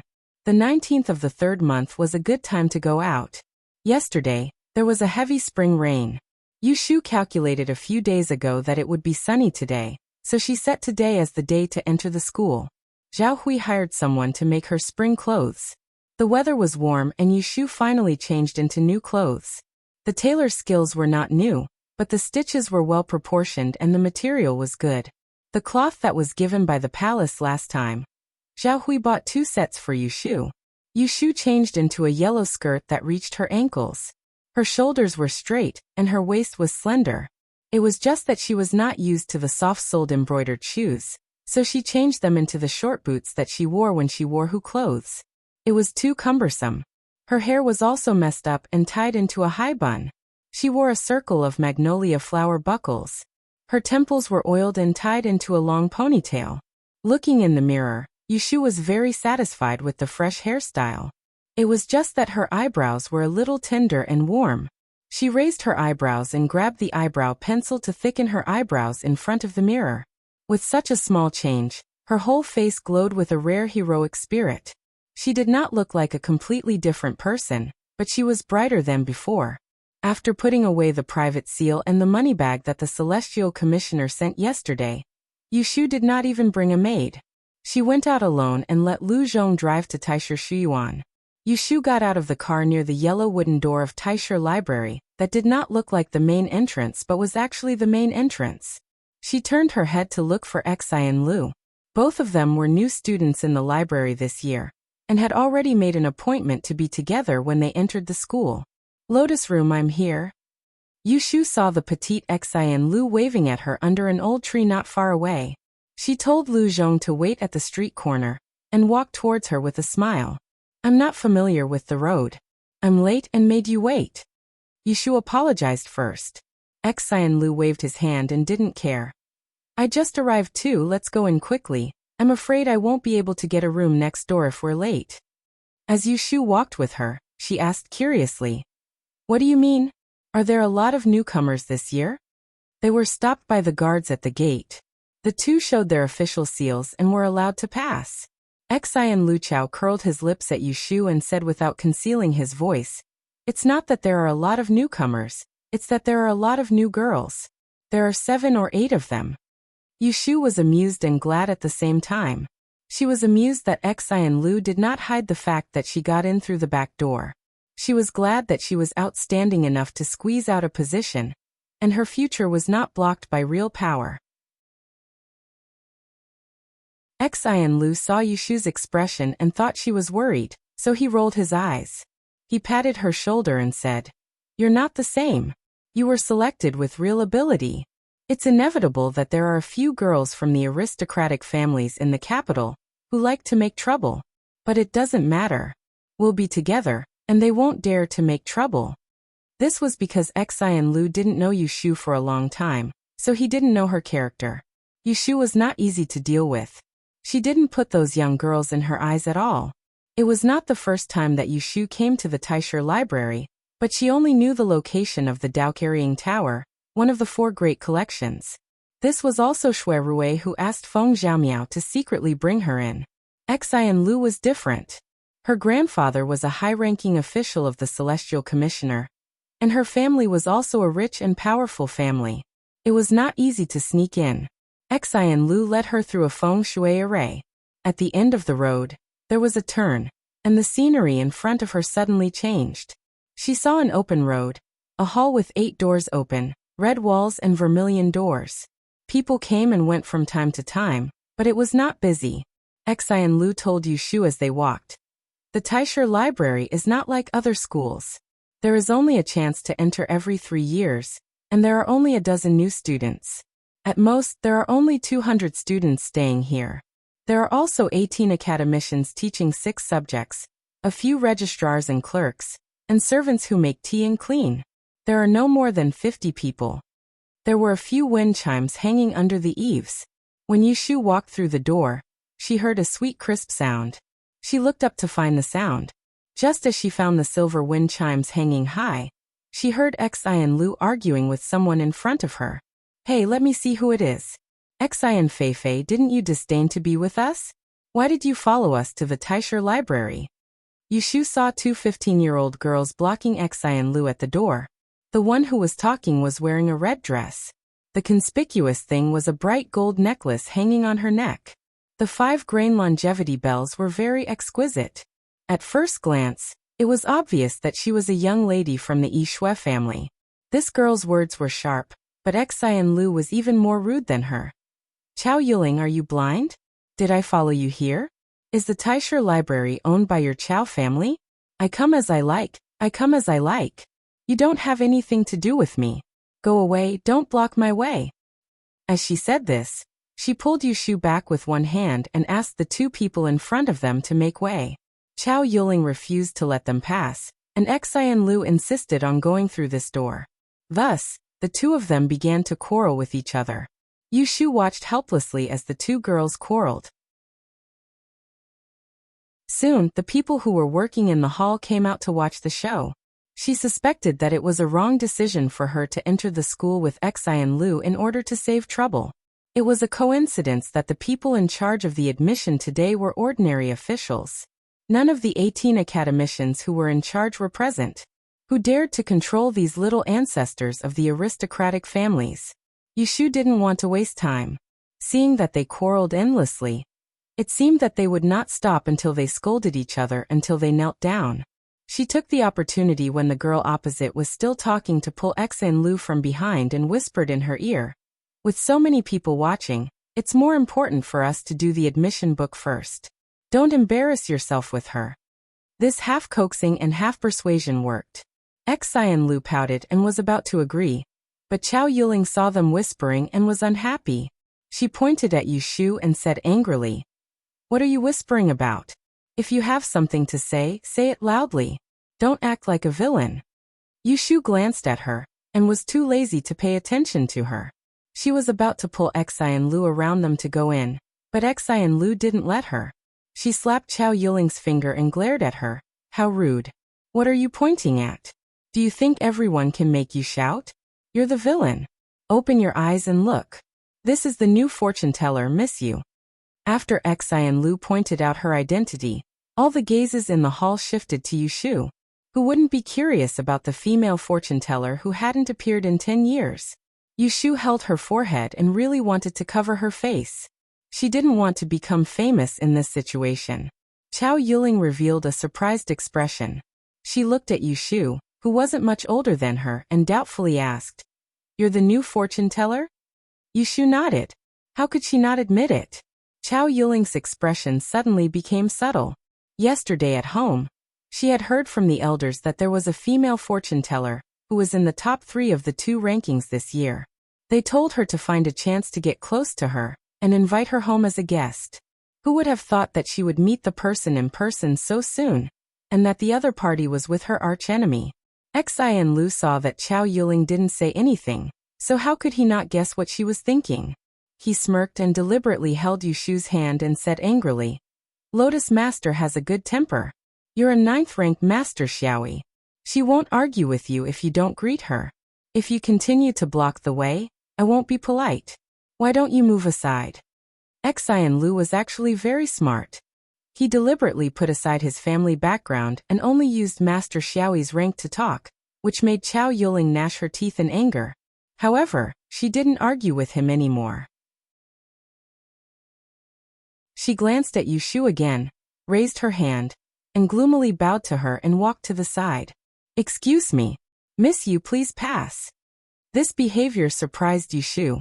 When she saw the 2 quarreling just now, she thought that the other party was unreasonable. Now it seemed that it wasn't what she thought. Xi and Lu knew that Yushu didn't understand when he saw her expression. He winked at her, hinting that she would say it later. He raised his chin and pulled Yushu past Chao Yuling. Seeing this, the people in the hall returned to their positions. Xi and Lu led them to the back of the hall to find the registrar. After showing his seal, they smoothly completed the admission records. Each of them received a daily pass and went to the back to see the girls' dormitory. On the way to the girls' dormitory, there was no one around. Xi and Lu chuckled and turned his head to tell Yushu, "You probably don't know the rigid rules of the Imperial Historian's Library. If you break one rule, you will be kicked out. Among them, there's one that I like the most." Yushu asked, "Which one?" Xi and Lu raised a finger and said seriously, "As long as you enter the door of the Imperial Historian's Library, you don't look at official rank, family background, or age. You only look at rank." After that, he saw that Yushu was still a little confused, so he blinked and said, "Do you think that the girl surnamed Chow has a good temper just now? She dared to quarrel with me but didn't dare to confront you because of this rule. Do you understand?" Yushu's eyebrows relaxed and she suddenly smiled and nodded. "I understand." In this way, she, a fourth-rank female fortune teller, was considered the top in the Imperial Historian's Library. Except for Academician 18, she didn't need to look at other people's faces. Other people also had to be afraid of making her unhappy.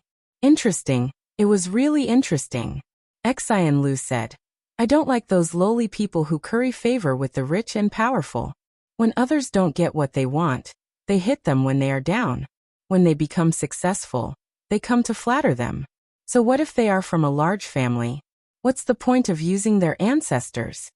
Yushu saw that Xi and Lu's face was full of disdain, and secretly guessed that she must have had some experience. Otherwise, how could a young lady of an aristocratic family say such disgraceful words?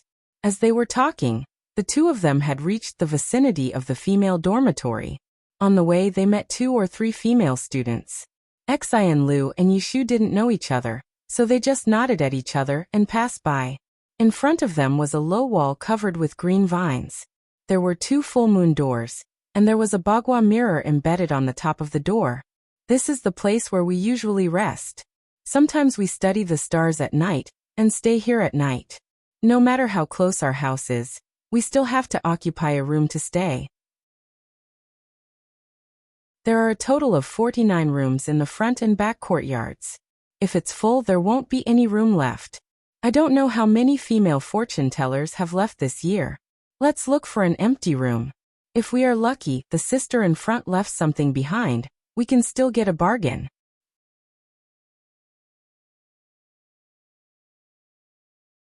Chapter 388. The women's dormitory of Taisher's library was made up of 3 courtyards facing south. The walls in the east and west were not suitable for people to live in. There were 7 rows of rooms left, making a total of 49 rooms. Yushu was thinking about Xia Jiangying's case when she heard Xi and Lu say to her, "The west courtyard is easily damp. We need to choose a room with good lighting and go to the middle courtyard." His words intentionally or unintentionally referred to the east courtyard. Coincidentally, the two of them entered from the east gate and passed by the east courtyard. Yushu glanced inside and remembered that this was where Xia Jiangying lived when she was still alive. She casually said, "If you want to have light, isn't this east courtyard suitable?" Xi and Lu suddenly lowered his voice.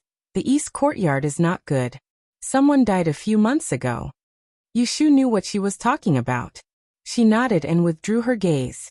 They crossed the courtyard to find a room in the middle courtyard. Who knew that they were a step late? There were so many new female students this year. In previous years, there were not many people leaving. The middle courtyard with the most people was empty. Xi and Lu angrily pulled Yushu to the west courtyard. Coincidentally, it was also full. Yushu looked at Xi and Lu's depressed face and suggested, "Why don't we go to the east courtyard and find a place to stay first? Otherwise, when people come later, we won't have anything to choose from. Having a place to stay is better than nothing." Although Xi and Lu was reluctant, he was still persuaded by Yushu. Thus, the two of them retraced their steps. They met an older female student in the corridor. Xi and Lu asked, "Sister, is there any room in the east courtyard?" The female student looked at them and hesitated for a moment. Then she pointed to a row of rooms facing south and said, "Only the first room. The second room is empty." When Xian Lu heard that there were 2 rooms left, he was not happy. Instead, he showed a bitter face. Yushu thoughtfully looked at the 2 rooms. She frowned and asked, "May I ask, has Miss G, the double-list hide one, left the courtyard?" The female student shook her head. "She hasn't left the courtyard yet." "Oh. Then which room does she live in?" "The 3rd room over there.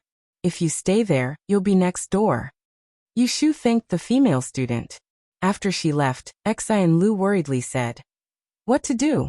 The remaining 2 rooms are definitely not good." Yushu had a plan. "Let's go and take a look first." Xian Lu had no choice but to follow her. The 2 of them walked along the corridor to the end. Yushu walked in front and pushed open the first empty room. Xian Lu followed behind her and poked his head in, only to see that the room was clean. The tables and chairs were neat and tidy, but there was a layer of dust on the floor. It did not look eerie. Yushu knew that this was Xia Jiangying's room when she was alive. However, Xia Jiangying did not die in this room. She switched rooms with Ji Xingxuan and died in the room next door. The room next door used to be Ji Xingxuan's room. After Xia Jiangying's death, Ji Xingxuan must have moved to another room. How could he stay here anymore? Xian Lu did not know the inside story. She took out a fortune bag from her sleeve and took out a handful of bright red beans and sprinkled them on the floor of the room. He heaved a sigh of relief when he saw the scattered beans on the ground. Yushu looked at her action and asked curiously, "What is this?" Xian Lu proudly shook the fortune bag in her hand and said, "This is called cinnabar beans. It was made by my 5th cousin. It is specially used to guard the grave. It is not sold outside. Look at the beans on the floor. They are scattered, which means that there is no evil in this room. If they are gathered together, it means that the Yin energy is too strong and people can't live here." It turned out that Xian Lu knew that someone died in the female room a few months ago, so she prepared something. "Let's go, I'll take you to the next room." Xian Lu became spirited and called Yushu to the next room. This time she was bolder. She pushed the door and walked in. Standing at the door, she sprinkled a handful of beans. Soon her face froze. Yushu looked over her shoulder and saw more than a dozen red beans rolling on the floor. Her eyes flashed. She gently pushed Xian Lu away and walked in. It was warm in March. The sun was shining outside, but staying in this room made people feel that the exposed skin on the neck was a little cold. Lotus room. This room is not suitable for people to live in. Let's get out. Xian Lu was more sensitive than Yushu. As soon as she was hit by the Yin energy in the room, she felt uncomfortable. The exposed skin on her neck was cold. She shivered and quickly stepped back to the door, calling Yushu to come out. Yushu seemed not to hear it. She looked inside and outside, then came out of the bedroom and said to Xian Lu, "You live in the room just now, I will live here." Ah. Xian Lu was dumbfounded and hurriedly persuaded Yushu. "I said this room is full of Yin energy. Why do you live in it? Why don't the 2 of us stay here and wait for someone to move out later?" Yushu shook her head and insisted, "There is only 1 bed in the room. I am not used to sleeping with others. Besides, I don't live here every day. I am bold. What are you afraid of?" Yushu made up her mind to live here. No matter how Xian Lu persuaded her, it was useless. Xian Lu had no choice but to let her go. He told her to go back to find a few things to ward off evil spirits and put them in the room. After choosing a room, she had to go to the registrar's office to register. Xian Lu thought that Yushu gave that room to her. Feeling guilty, he let her stay to guard the door and volunteered to go to the front yard to register and get the key. The Taisher library usually did not allow students to bring their own maids and boys into the room, so they had to do everything by themselves. Not long after Xian Lu left, Yushu was sitting in the room where Xia Jiangying died. She heard the sound of the door next door. It was not Xian Lu's room on the left, but the one on the right. Yushu got up and walked quickly to the door. When she looked outside, she saw Ji Xingxuan holding the lock in her hand and was about to enter the room. She didn't wear a veil on her face. She didn't know what was on her mind. There was no smile on her beautiful face. Yushu thought that she would see Ji Xingxuan here, but she didn't expect to see her so soon. "Hello, Master Ji." Yushu was the first to greet her and walk towards her. When Ji Xingxuan saw Yushu suddenly appear in front of her, surprise flashed in her eyes. She quickly calmed down and said in a cold voice, "What a coincidence." This was the first time the two of them met face to face since the mathematics exam results were announced. Thinking about it, Yushu regretted it. That day, she was so happy and excited that she forgot to look at Ji Xingxuan's expression. She missed a wonderful part of it. Yushu nodded. "It is a coincidence. I thought that Master Ji Xingxuan had already left the school and started his own school. I didn't expect you to still stay in the Taisher library." Ji Xingxuan sneered and said, "I can only blame myself for being ruined by a villain. I can only live here." The two of them had already shed all pretense of cordiality. It didn't matter if their words were pleasant or not. One was mocking and the other was mocking. The level of their argument was several levels higher than the one between Xian Lu and Chao Yuling. Yushu smiled. "Why make yourself sound so pitiful? How can a master be homeless? Isn't third master a businessman? He shouldn't have to move out of the right magistrate's fu and not even have a house to live in. My Sanshu was your stepfather. In the past, you mother and son relied on our Ji family to support you. Saying such things now, don't you feel guilty?" Ji Xingxuan's face was full of disdain. Yushu looked at her and slowly said, "Someone caused his own grandfather to bite his tongue to commit suicide and he didn't feel guilty. What do I have to feel guilty about?" Yushu liked to step on people's sore spots. Seeing that Ji Xingxuan's expression had changed because of her words, her mood improved. She put her hands into her sleeves and leaned forward. She said in a low voice, "I have waited for many days. Why haven't you told Ningguang that I beat the 11th Imperial Prince? TSK, let me guess. You caused Ningguang to lose face at the Double Sun meeting. Could it be that Ningguang is still angry?" Yushu's wild guess was right. Lu Hao had bet all of his bets on mathematics. In the end, he lost to Lu Tan by Yushu. Therefore, the first person he vented his anger on was Ji Xingxuan. Ji Xingxuan looked at Yushu's vile face. She narrowed her eyes and said, "Why ask? Aren't you not afraid of anything?" "Wrong. I was originally a little afraid." Yushu shrugged and said carelessly, "Now there is nothing to be afraid of. You know that I have done my calculations. I am in the limelight. The 9th Imperial Prince thinks highly of me. The Celestial Commissioner also thinks highly of me. Even if the 11th Imperial Prince finds out that he suffered a beating from me for nothing and was tricked by me, he may not be willing to reveal it.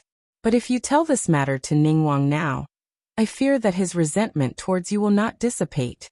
He will blame you for not reporting what you know and look down on you even more.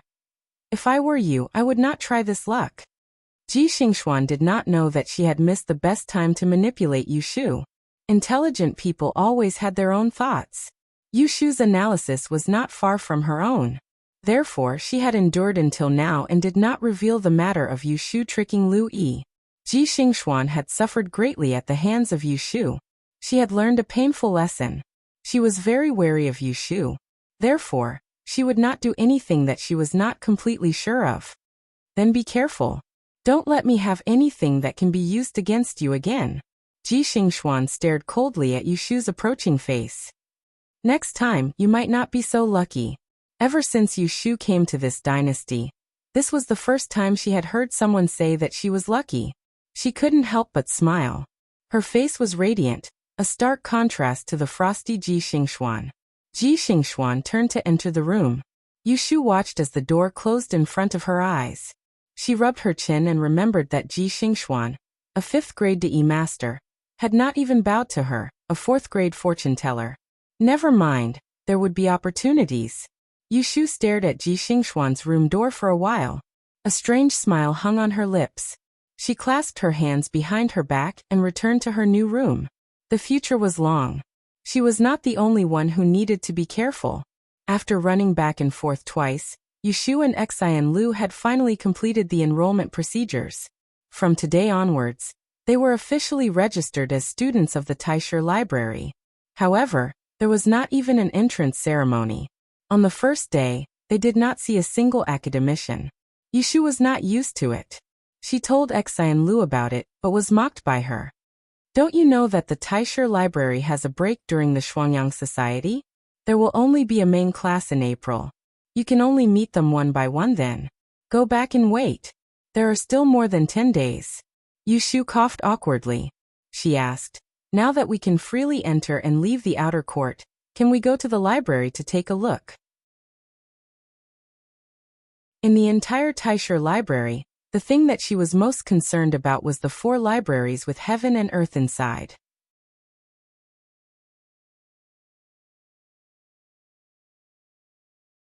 Chapter 389. When Yushu returned home in the evening, Pei Jing was also there. He specially came to tell her that old Madam He and Aunt Qin had already crossed the river. They would be able to enter the capital by tomorrow afternoon at the latest. Zhao Hui and her husband were naturally happy. They discussed going to the city gate to pick them up the next day. Yushu volunteered to bring Yu Xiaoxiu with her. There was no other reason. When He Fengji came to the capital without hesitation to look for her, Grandma He was willing to nod and agree. This was enough for her to respect this elder. Thus, the next day, Yu Xiaoxiu did not go to school. He followed Yushu, He Fengji, and Pei Jing outside the city to wait for them. Zhao Hui, with her big belly, did not go out. It was almost noon when the carriage from Yiyang arrived. The front was carrying goods, and the back was the escort team. The women sat in the 2 carriages in the middle. The person leading the group was familiar to Yushu. It was Pei Jing's right-hand shopkeeper and brother, Fatty Xingqi. The big family met by the side of the road at the city gate. They had been separated for several months. When they saw their son and husband, old Madam He and Qin Foreign both shed tears. They did not ignore Yushu and her brother, who were standing on the side. They held hands and touched their little faces, praising them intimately. Yu Xiaoxiu felt uneasy, but Yushu smiled as she listened to the old woman speak. The heavens are merciful. Fortunately, you 2 children are safe and sound. Look at how obedient you are. This old woman will be able to pick up a pair of grandchildren at the end of my life. I don't know what to say, AI. Qin Foreign also smiled. Old Madam said that I also picked up an aunt-to-be. Pei Jing had an only daughter, who was about 7 years old. Her nickname was Inai. She was fair and rosy. Her father held her in his arms and taught her to call them elder sister and elder brother. The little girl was a little afraid of strangers. After calling them a few times, she refused to speak again. After the reunion, the group entered the city. On the way home, they squeezed into a large carriage and chatted. It was lively. They became much closer. Pei Jing asked Xingqi to bring the goods and luggage back first, and the couple went to He Fengji's house first. After washing away the dust, 7 to 8 people sat in the big house in the backyard. Yushu pulled Yu Xiaoxiu along as they kowtowed and offered tea to old Madam He. Then he seriously asked Madam Qin to call her aunt. The 2 women had already prepared for this. Each of them gave the siblings 2 treasures, both of which were very old. Yushu happily accepted it, and had Yundo bring over the sachet she had prepared. She stuffed it into little Nini's hands. Inside the sachet was a piece of Fushan auspicious jade bestowed by His Majesty. It was a genuine treasure. Madam Qin didn't know what was inside, so he asked the child to accept it. If he discovered that it was too valuable later, he wouldn't be able to return it even if he wanted to. Zhao Hui sighs at the hard work of her mother-in-law and sister-in-law. As they talk, they somehow talk about the date of Yushu's banquet. The house isn't big enough, so we thought of booking the banquet at a restaurant to save time and trouble. Xiao Yu said that the end of the month is auspicious, so we set it on that day. Coincidentally, old Madam He and you guys are back, so we can celebrate together. On the way back, old Madam He and Madam Qin heard Pei Jing talk about the happy event that Yushu had become a fortune teller. Old Madam He was fine. As a merchant's wife, Madam Qin was influenced by what she saw and heard. She knew how great this fortune teller's identity was. Thinking back to when her husband passed the exams to become a great fortune teller, he was already very famous and brought glory to the family, not to mention being the best fortune teller. Madam Qin had a lot on her mind. After eating the banquet, she said goodbye to Zhao Hui's family and returned to the residence with Pei Jing. On the way she sighed. At that time, She was just a homeless little girl. Who knew that she would rise so quickly? Old master has a good eye for talent and recognized such a niece. Nini doesn't have an elder brother, so she will marry into the family in the future. When we are 100 years old, we won't be afraid of being bullied with relatives like this. Pei Jing held his sleeping daughter on his lap and glanced at Madame Qin.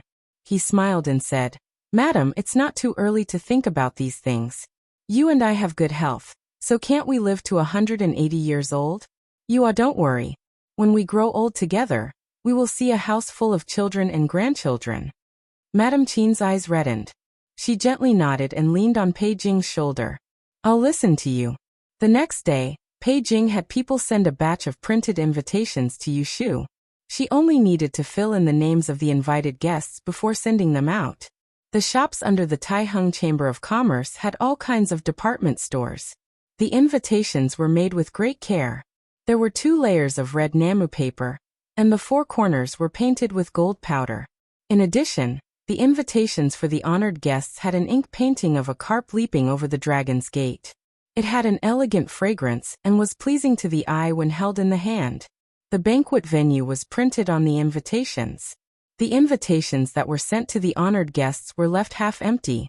They needed Yushu to fill in the blanks. Yushu's handwriting was not elegant. After writing 2 invitations, she threw away the brush and continued to memorize her book.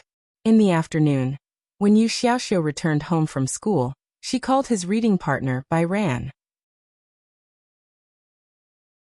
"This kid's handwriting was beautiful, so he won't lose face. Bai Ran, you come and sit here. Write what I say." Yushu leaned her back on the edge of the table and crossed her arms.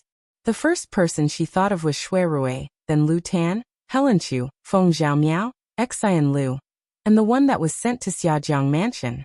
After writing all the acquaintances and honored guests, Yushu was thinking about inviting some of her friends after she came to the capital.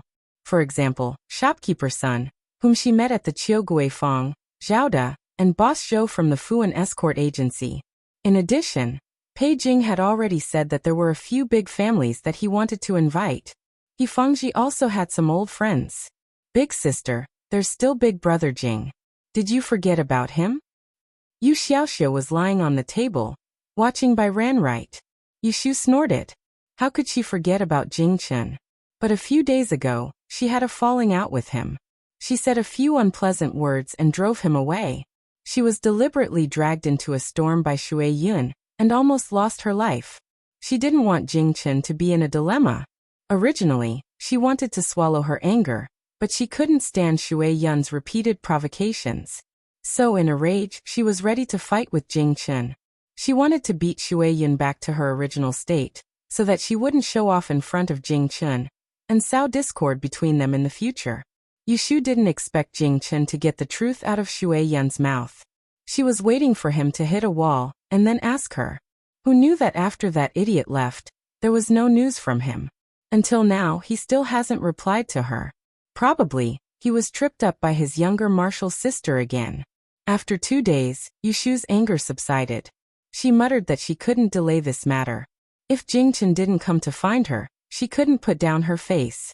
She could take this opportunity to find the person in the princess mansion. So, she knocked on the table and gestured to Bai Ran. Right, invite Daozi Jing Chen. The next day, she prepared the invitations and asked the servants to send some to the nearby neighbors. As for Shui Rui and Lu Tan's invitations, Yushu personally sent them. In the evening, in Wangji Building, Shui Rui took the invitation card that Yushu handed to him. When he looked at it, he smiled and shook his head. You only gave me this one. Are you looking down on your elder brother's connections? Yushu didn't understand what he meant. Shui Rui asked her to take a seat first before he patiently explained the logic behind this to her. Now that you have such a title, your identity is sufficient, but your face isn't enough. You're far from being able to compare with those masters who have a family background and great foresight. In Anling City, the master shifters are fighting fiercely in the dark. For someone like you who has a title but no status, your position will inevitably be awkward and people will be jealous. Right now, this banquet is a good opportunity to establish your reputation. It's not better to invite more guests, but to invite people from all walks of life. Even if you can't make friends with them one by one, with my introduction, you can at least become familiar with them. I don't need to mention the benefits. Yushu's eyes lit up and nodded repeatedly. Then I'll go back now and bring you a few more invitations. She still didn't know enough. Previously, she thought that she could muddle through this banquet. Fortunately, Shui Rui had the heart to help her. Seeing that she was about to leave, Shui Rui quickly stopped her. What's the hurry? You can come tomorrow. Yushu also felt that she was too impatient and sat back in embarrassment. How many invitations do you have? Shui Rui had a wine pot by the table. He poured himself a cup but held it back and didn't let her drink. Yushu tried to pull the wine pot from under Shui Rui's hand and answered. There are 20 to 30 invitations left. Shui Rui held the wine pot and didn't let go. He calculated and said, Give them all to me. Yushu made a sound of hiss and asked suspiciously, You want so many invitations? Shui Rui glanced at her. His finger was hooked around the wine pot without letting go, and his other hand was swirling the cup. He leaned sideways on the armrest and said lazily, Supreme Court, Swan Temple, Guanglu Temple, Faculty of Arts, South House, North Yamen, and the 6 ministries. How many people can I not find? Yushu laughed dryly and grabbed the bottom of the bottle while he was distracted. Before she had time to pour it into the cup, Shui Rui flicked her forehead across the table. Give it to me. This is Hengshui Bei. It has a strong smell. If you go back and let the elders smell it, they will think that I came back to drink and fool around. They will think that I'm not good. After that, he took the wine pot away from her hand and put it on another table far away. He didn't let her touch it and he didn't drink it. Yushu didn't know that last time when she won the championship, he sent her home drunk. He Fangji asked Shui Rui to drink tea in the front yard. Although he didn't blame Shui Rui, there was some dissatisfaction in his words, which made Shui Rui vigilant. He was disliked by his father-in-law before he became a son-in-law. How could he do that? Let's go. The evening wind is cool. We won't eat in the restaurant. We will ask someone to pack hot food and take a horse carriage. We will take a stroll near the Chunlan River. We can walk for a while when we come back. You can digest the food when I send you home. Shui Rui patted the folds of his clothes and stood up. He waved at Yushu and walked out the door. Yushu didn't taste the good wine and bitterly followed him. It was dark outside and 2 lanterns at the corner of the stairs had been extinguished. Her vision was unclear. Yushu frowned as she tried to identify the steps under her feet. At this time, the figure in front of her suddenly turned around and stood a few steps below. He reached out a hand towards her and whispered, Follow me. Don't fall. Yushu's vision blurred for a moment. She had already raised her arm, and when she reacted, he had already firmly held her wrist. With a light pull, she took a step forward. At first, she was a little flustered. She wasn't used to being controlled by others. However, with every step she took, she was able to step on the right step. She slowly let down her guard and followed his powerful footsteps. Step by step, she walked out of the darkness.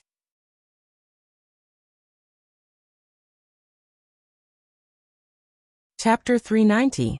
There were still 3 days before the banquet, and most of the invitations had already been sent out. Yushu still had 2 more in her hands, one for Jingchen and the other for Xia Mingming. Yushu and Xia Mingming did not see each other much. Since the last time they cleared up the misunderstanding, they had been writing to each other at Wangji Tower. Yushu did not send someone to deliver the invitation to Xiaozhang's guest house, but personally went there. After reporting her name at the door, Yushu was not rejected. After waiting for a long time, she was invited in. Xiaozhang Helong had previously listed her as a no contact, mainly for the sake of his daughter's reputation. He was afraid that the fact that she ran away from home and was involved in a murder case would be leaked. Now everything was calm, and those who should be dead were all dead. There was no reason to keep her out. What's more, on the day when the mathematics results were announced, even Xia Mingming, who never went out, knew about it. As an aristocratic family in the south of the East School, Xiaozhang Helong must have known that the little girl who saved his daughter's life had turned into a female fortune teller, who had not been seen for 10 years. He would not stop Yushu from seeing Xia Mingming. "Miss, please sit down and drink some tea. Miss will be here soon." The maid served the tea and went out. Yushu stayed in the living room alone. She looked around and saw an old bamboo painting hanging between the east window lattices. She went forward to have a look. She did not understand painting, but she could read. She found the ink on the inscription and just recognized the word Su from it. Then she heard a series of hurried footsteps coming from outside the door. She turned around and saw a figure walking in quickly. "Ashu." Xia Mingming saw Yushu as soon as he entered the door. He showed a happy expression and opened a pair of bright and big eyes. He came over to hold her hand and complained, "Why did you come to me so late?" Yushu looked at the little girl who had become more beautiful and beautiful after not seeing her for a month. She smiled and said, "I have been busy recently, so I came to give you the invitation. I will hold a banquet at Wangji Tower at the end of the month. Do you want to come?"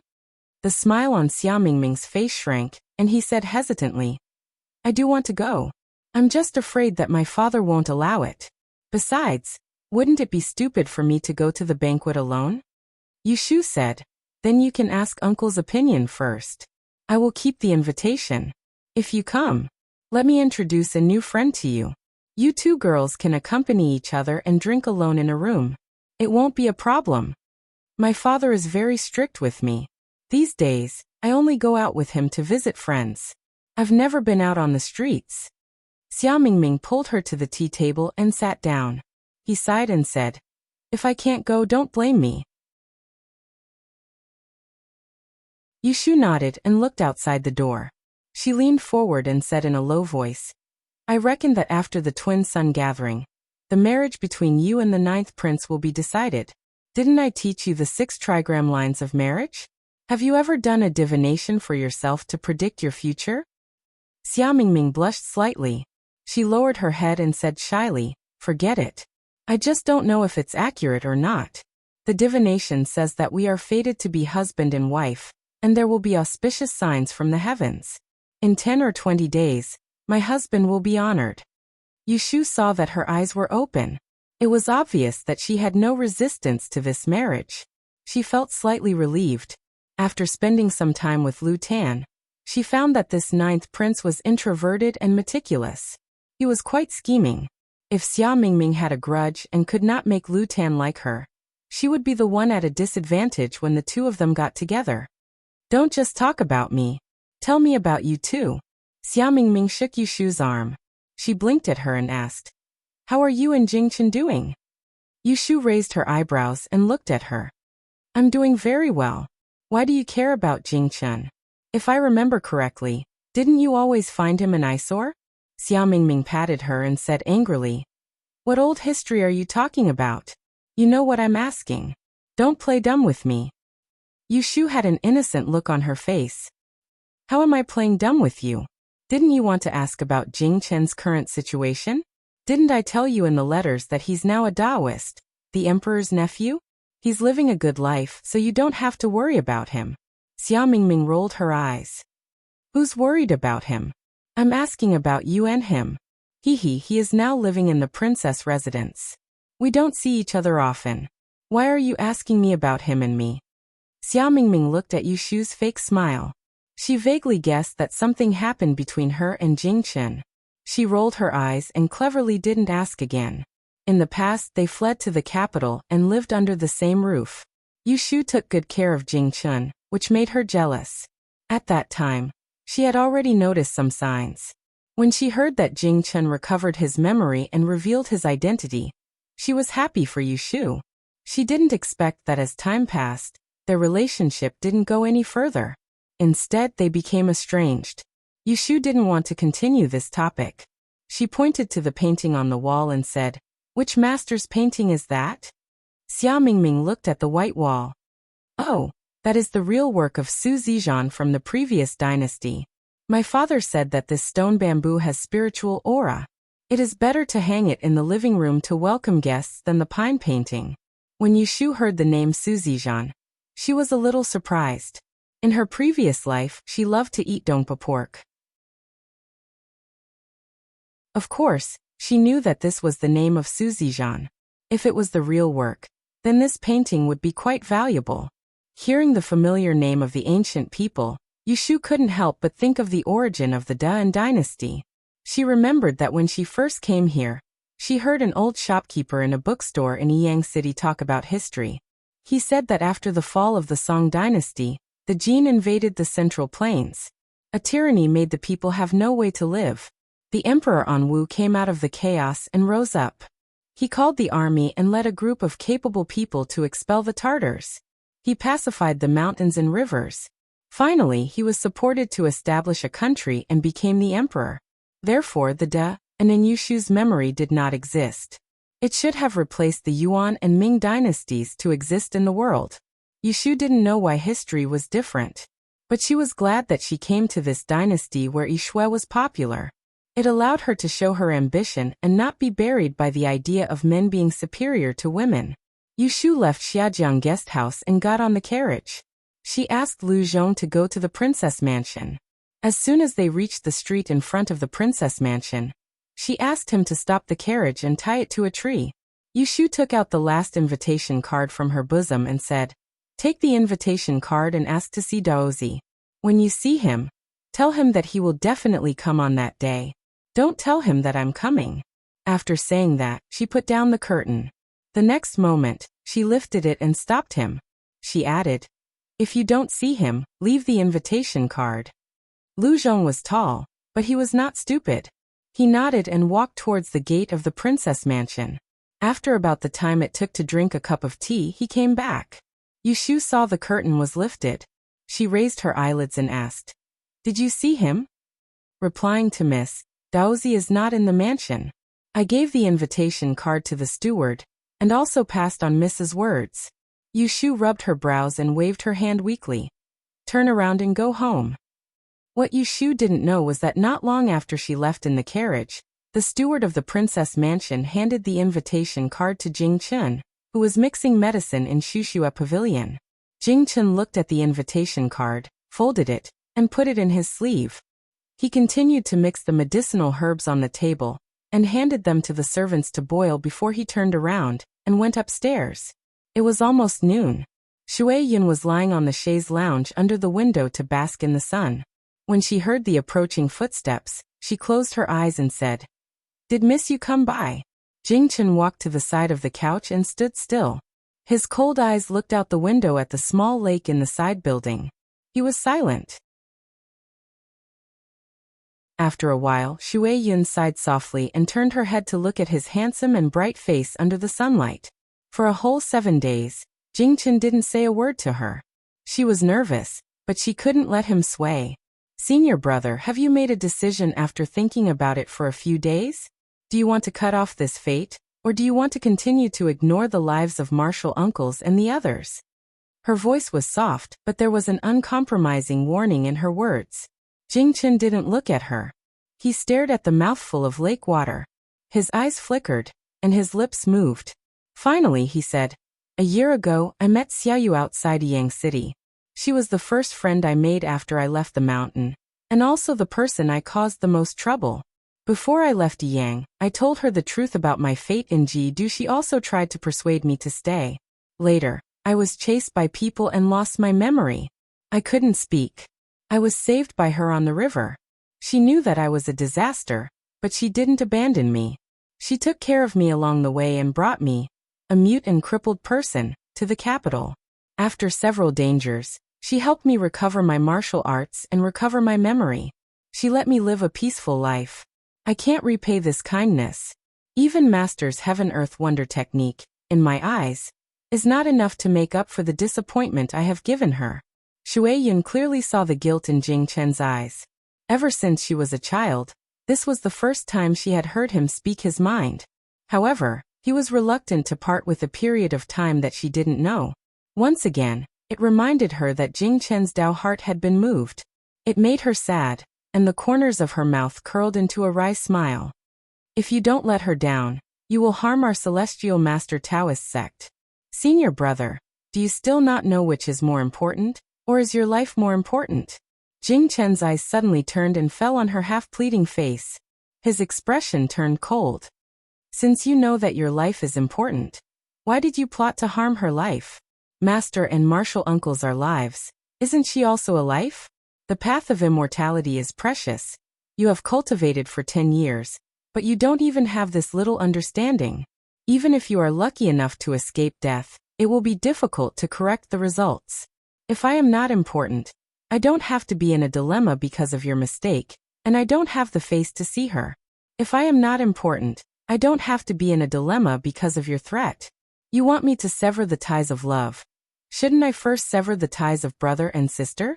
The blood drained from Shui Yun's face, and in a moment, it turned as white as paper. She couldn't believe that such heartless words came from Jing Chen's mouth. She felt wronged, but when she met Jing Chen's cold and strange gaze, she couldn't say anything. She could only bitterly call out, "Senior brother." Jing Chen saw her sad expression but didn't think she was wrong. He closed his eyes and looked away. Out of sight, out of mind. His breathing calmed the familiar and strange irritation in his chest. In his mind flashed the thin and straight figure of Yu Shu. He clasped his hands behind his back and slowly said,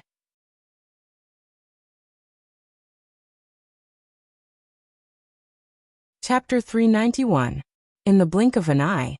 It was the end of the month. Yu Shu set the banquet on this day. Everyone in Wangji Tower began to prepare a few days in advance. They prepared a lot of food and wine, tuned the zither and pipa, and cleaned the corners of the doors and windows. They must not let their steward lose face on this day. Yu Shu went out from home in the morning with only a maid, Yin Do. He Fangji took Yu Xiaoxiu to the medical center to explain things, and later went to the restaurant with Pei Jing. Wangji Tower did not welcome guests today. Last night, they put up a red sign in front of the door to prevent more guests from blocking the door the next day. "Miss, here we are." Lu Zhong had sent Yu Shu to Wangji Tower several times, so he was familiar with the road. Soon he stopped the carriage at the front door. On such a good day, it was taboo to leave from the back door. Yu Shu neatly picked up the hem of her clothes and jumped out of the carriage. Her hair was tied with a jade buckle, and her ponytail was tied high, revealing her increasingly plump forehead and bright eyes. She wore an apricot red waist and narrow sleeves, and an exquisitely crafted silver silk gown. The big hem of the gown was embroidered with a picture of yin and yang fish, which was given by Madame Qin the day before yesterday. Lin Fu, the shopkeeper, was standing at the door directing the waiter to put a crooked lantern. When he saw Yu Shu coming, he hurriedly greeted her with a smile. "Miss, you are so energetic today." Yu Shu was in a good mood and reached out to pat his shoulder. "Bring me breakfast upstairs. It would be best if there is salty porridge." After giving the order, she took Yin Do to the back room. After breakfast, Yu Shu washed her hands and rinsed her mouth. Before the guests arrived, she asked Lin Fu to bring the account book to check and do this month's external accounts. Shui Rui left the yamen early, and only arrived at the building of forgotten opportunities after he returned home and changed his clothes. When he heard that Yu Shu had arrived early, he went upstairs to look for her. When he pushed the door open and entered the elegant room, he heard a series of crisp sounds of abacus beads. When he turned his head around, he saw Yu Shu sitting behind the study table in a loose gown, her head lowered as she concentrated on her calculations. Only a pair of raised eyebrows and a smooth and plump forehead could be seen. There was a unique charm to it. Seeing that she didn't notice his arrival, Shui Rui walked to the door of the study with a warm expression. Crossing his arms, he scrutinized her current appearance, inadvertently recalling a year ago in Yangzhou, when he met that half-worn and ill-fitting youngster. He was obviously helpless and downcast, but brimming with confidence and a calm smile. Heh. Shui Rui couldn't help but smile, which startled Yu Shu, who was doing the accounts. She looked up from the account book. Seeing him standing at the door, she subconsciously smiled at him and said in a light voice, "When did Big Brother come? Why didn't you call me?" Shui Rui was taken aback by her smile as usual. His heart fluttered and he warmly said, "Seeing that you are busy, I was afraid to disturb you." Pausing for a moment, he reprimanded, "Why are you still doing this today? If you don't have time to rest, you'll be busy when the banquet starts." I'm strong. What can't I deal with?" Although Yu Shu said so, she still put down the brush in her hand. She rolled up her sleeves and went to the basin rack to wash the ink. While wiping her hands, she turned her head and talked to Shui Rui. On the first day of tomorrow, the official is unlucky. In the north, there is a sign of theft. If you have something important, be careful not to lose it. Shui Rui came over to look at the fake account book she made.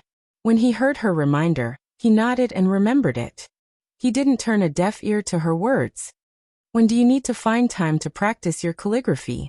It's not presentable like this. Forget about it now. In the future, if you want to do divination for a noble person, it will be a disgrace. Yushu shrugged her shoulders. How can I have time? I'll deal with it first. Shui Rui put down the account book and said, this time, the calligraphy on the invitation is written beautifully. Is it the study companion that you took from the Institute for Students last time? Yes, it's written by Byran. You also think his calligraphy is beautiful, right? Shui Rui nodded, and a trace of doubt flashed on his face, saying, the strength of the pen is steady, which is rare at his age.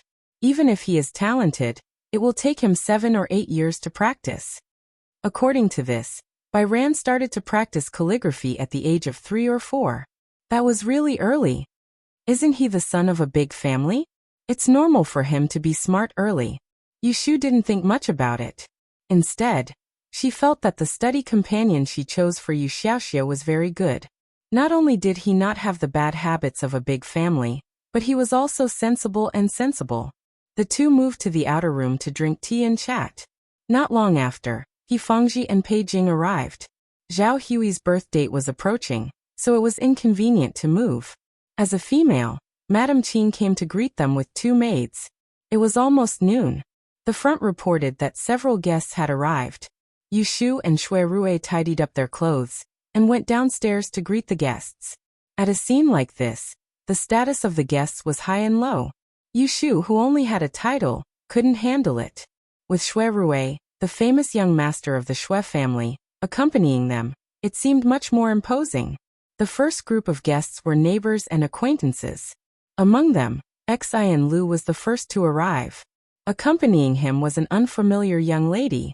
She looked delicate and gentle, but her eyes were very bright. When Shui Rui saw the female guest, he consciously moved to the side and didn't step forward to be rude. Xian Lu had the maids put down the gift box and went forward to intimately hold Yushu's hand. He looked around the luxuriously decorated restaurant and pointed at the person he brought. He said with a smile, "This is Qin family's Xiaowu, Qin Yuero. Because she admires you, female fortune teller. She heard I had an invitation and shamelessly begged me to bring her here. If you're not happy, we can drive her away." That Qin family's young lady secretly glared at Xian Lu and walked over to greet Yushu with cupped hands. She lowered her eyebrows and said, "Greetings, female fortune teller. I came uninvited. I hope you don't mind my lack of manners." Yushu recalled the Qin family, one of the 12 aristocratic families of Anling's 12 prefectures. She smiled and took her hand. "Young lady Qin, there's no need to be so polite. Today, I'm announcing good news. How could there be any unpleasant guests? Please come in." Yushu arranged for all the acquaintances to sit in the private rooms in the back. To prevent them from being bored, she arranged for familiar people to sit together. For example, Xian Lu's table. When Feng Zhaomiao and the others arrived, they could sit at the same table and join in the fun.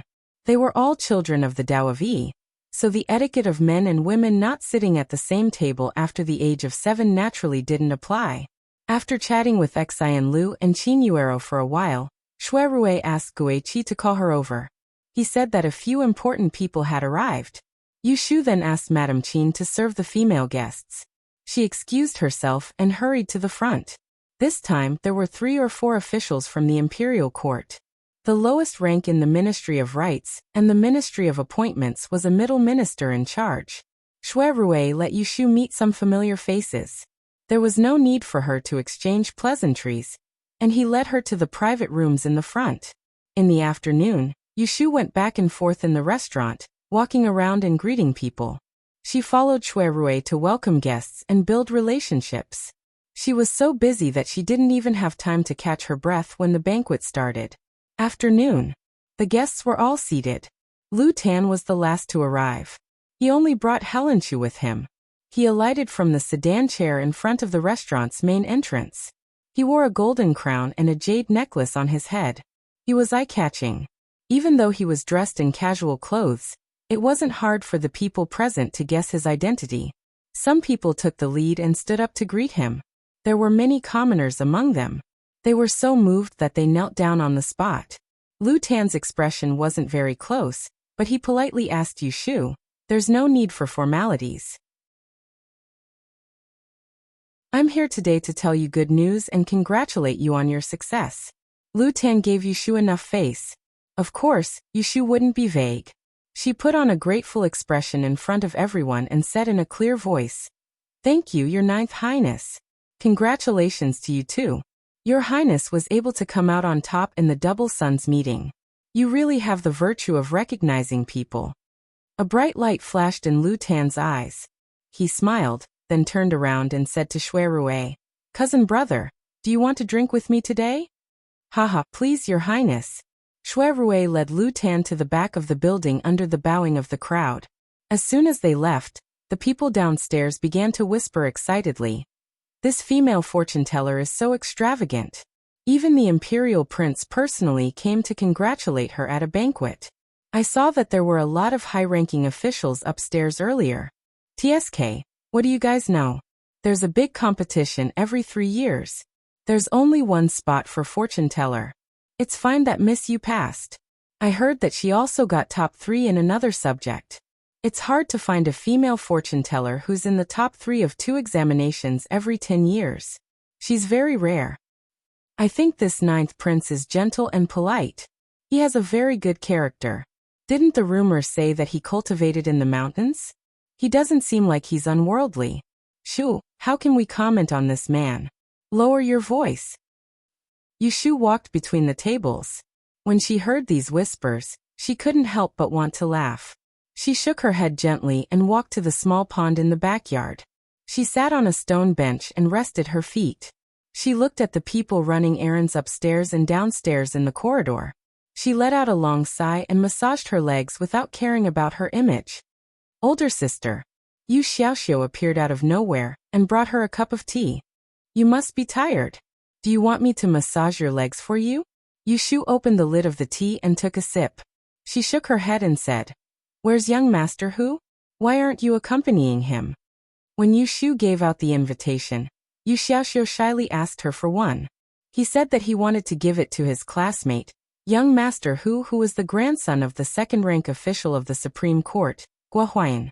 Yu Xiaoxiu scratched his head and said embarrassedly. He heard the laughter next door and ran over to join in the fun. "I looked at the door. I didn't know the brothers and sisters at the table, so I came out to look for you." Yushu arranged for Yu Xiaoxiu to play in her room. The table next door was Xian Lu and Feng Zhaomiao's table. Hearing this, she smiled and pulled him up with a cup of tea. "They are all my friends. Don't be shy. I'll take you to meet them. Let's go." Yu Xiaoxiu had been studying in the college for half a year. With a tough sister like Yushu, he had no inferiority complex. She took him to Feng Zhaomiao's group and introduced him. "This is my younger brother. We were born in the same mother's womb. His name is Xiao. He is the one who cultivates fate and fortune. He hasn't got a courtesy name yet. You can call him Xiaoxiu." The young masters and young mistresses at the table were all smart people. When they saw Yushu holding Yu Xiaoxiu, they knew that the siblings were close. They all laughed and agreed, teasing him to call them older brother and older sister.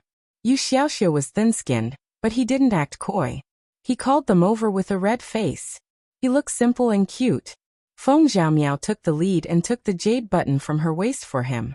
She also took the pouch of the young master Zhou, who came with them. Xian Lu giggled, and took an exquisite sachet for Yu Xiaoxiu. Qin Yuero also took a bracelet of Nafu beads. Yu Xiaoxiu hurriedly waved his hands. He was too embarrassed to accept them. Yushu took them all and stuffed them into his hands. She said cheerfully, "Take them if you dare. We can't call them older brother and older sister for nothing. They'll take advantage of us." Everyone at the table laughed. They were making fun of Yushu, the stingy girl. Utian, or winked at Yu Xiaoxiu. The two boys slipped away and whispered to each other when no one was looking.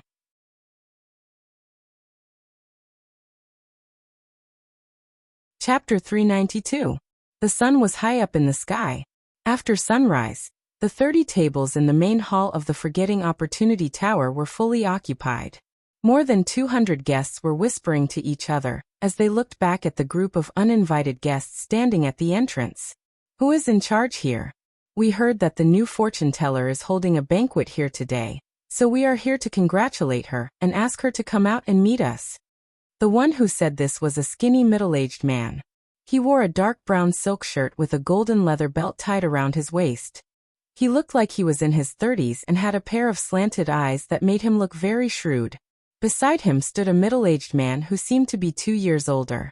He was dressed in a loose robe with big sleeves, and he had a wide nose and a square mouth. What caught people's attention was the unusually long abacus under his left armpit. There were 4 to 5 people with them, both men and women. They were all dressed well, and the youngest among them was a girl who looked to be in her early 20s. When Lin Fu heard the news, he hurried down the stairs. When he saw the group of people blocking the entrance, he greeted them with a smile. "Dear guests, I am the manager of this restaurant. May I know your name?" The 2 middle-aged men who were in the lead glanced at him. The skinny one opened his mouth and said, "I am this year's first rank in the calculation course, Xianglong Jinzuyan.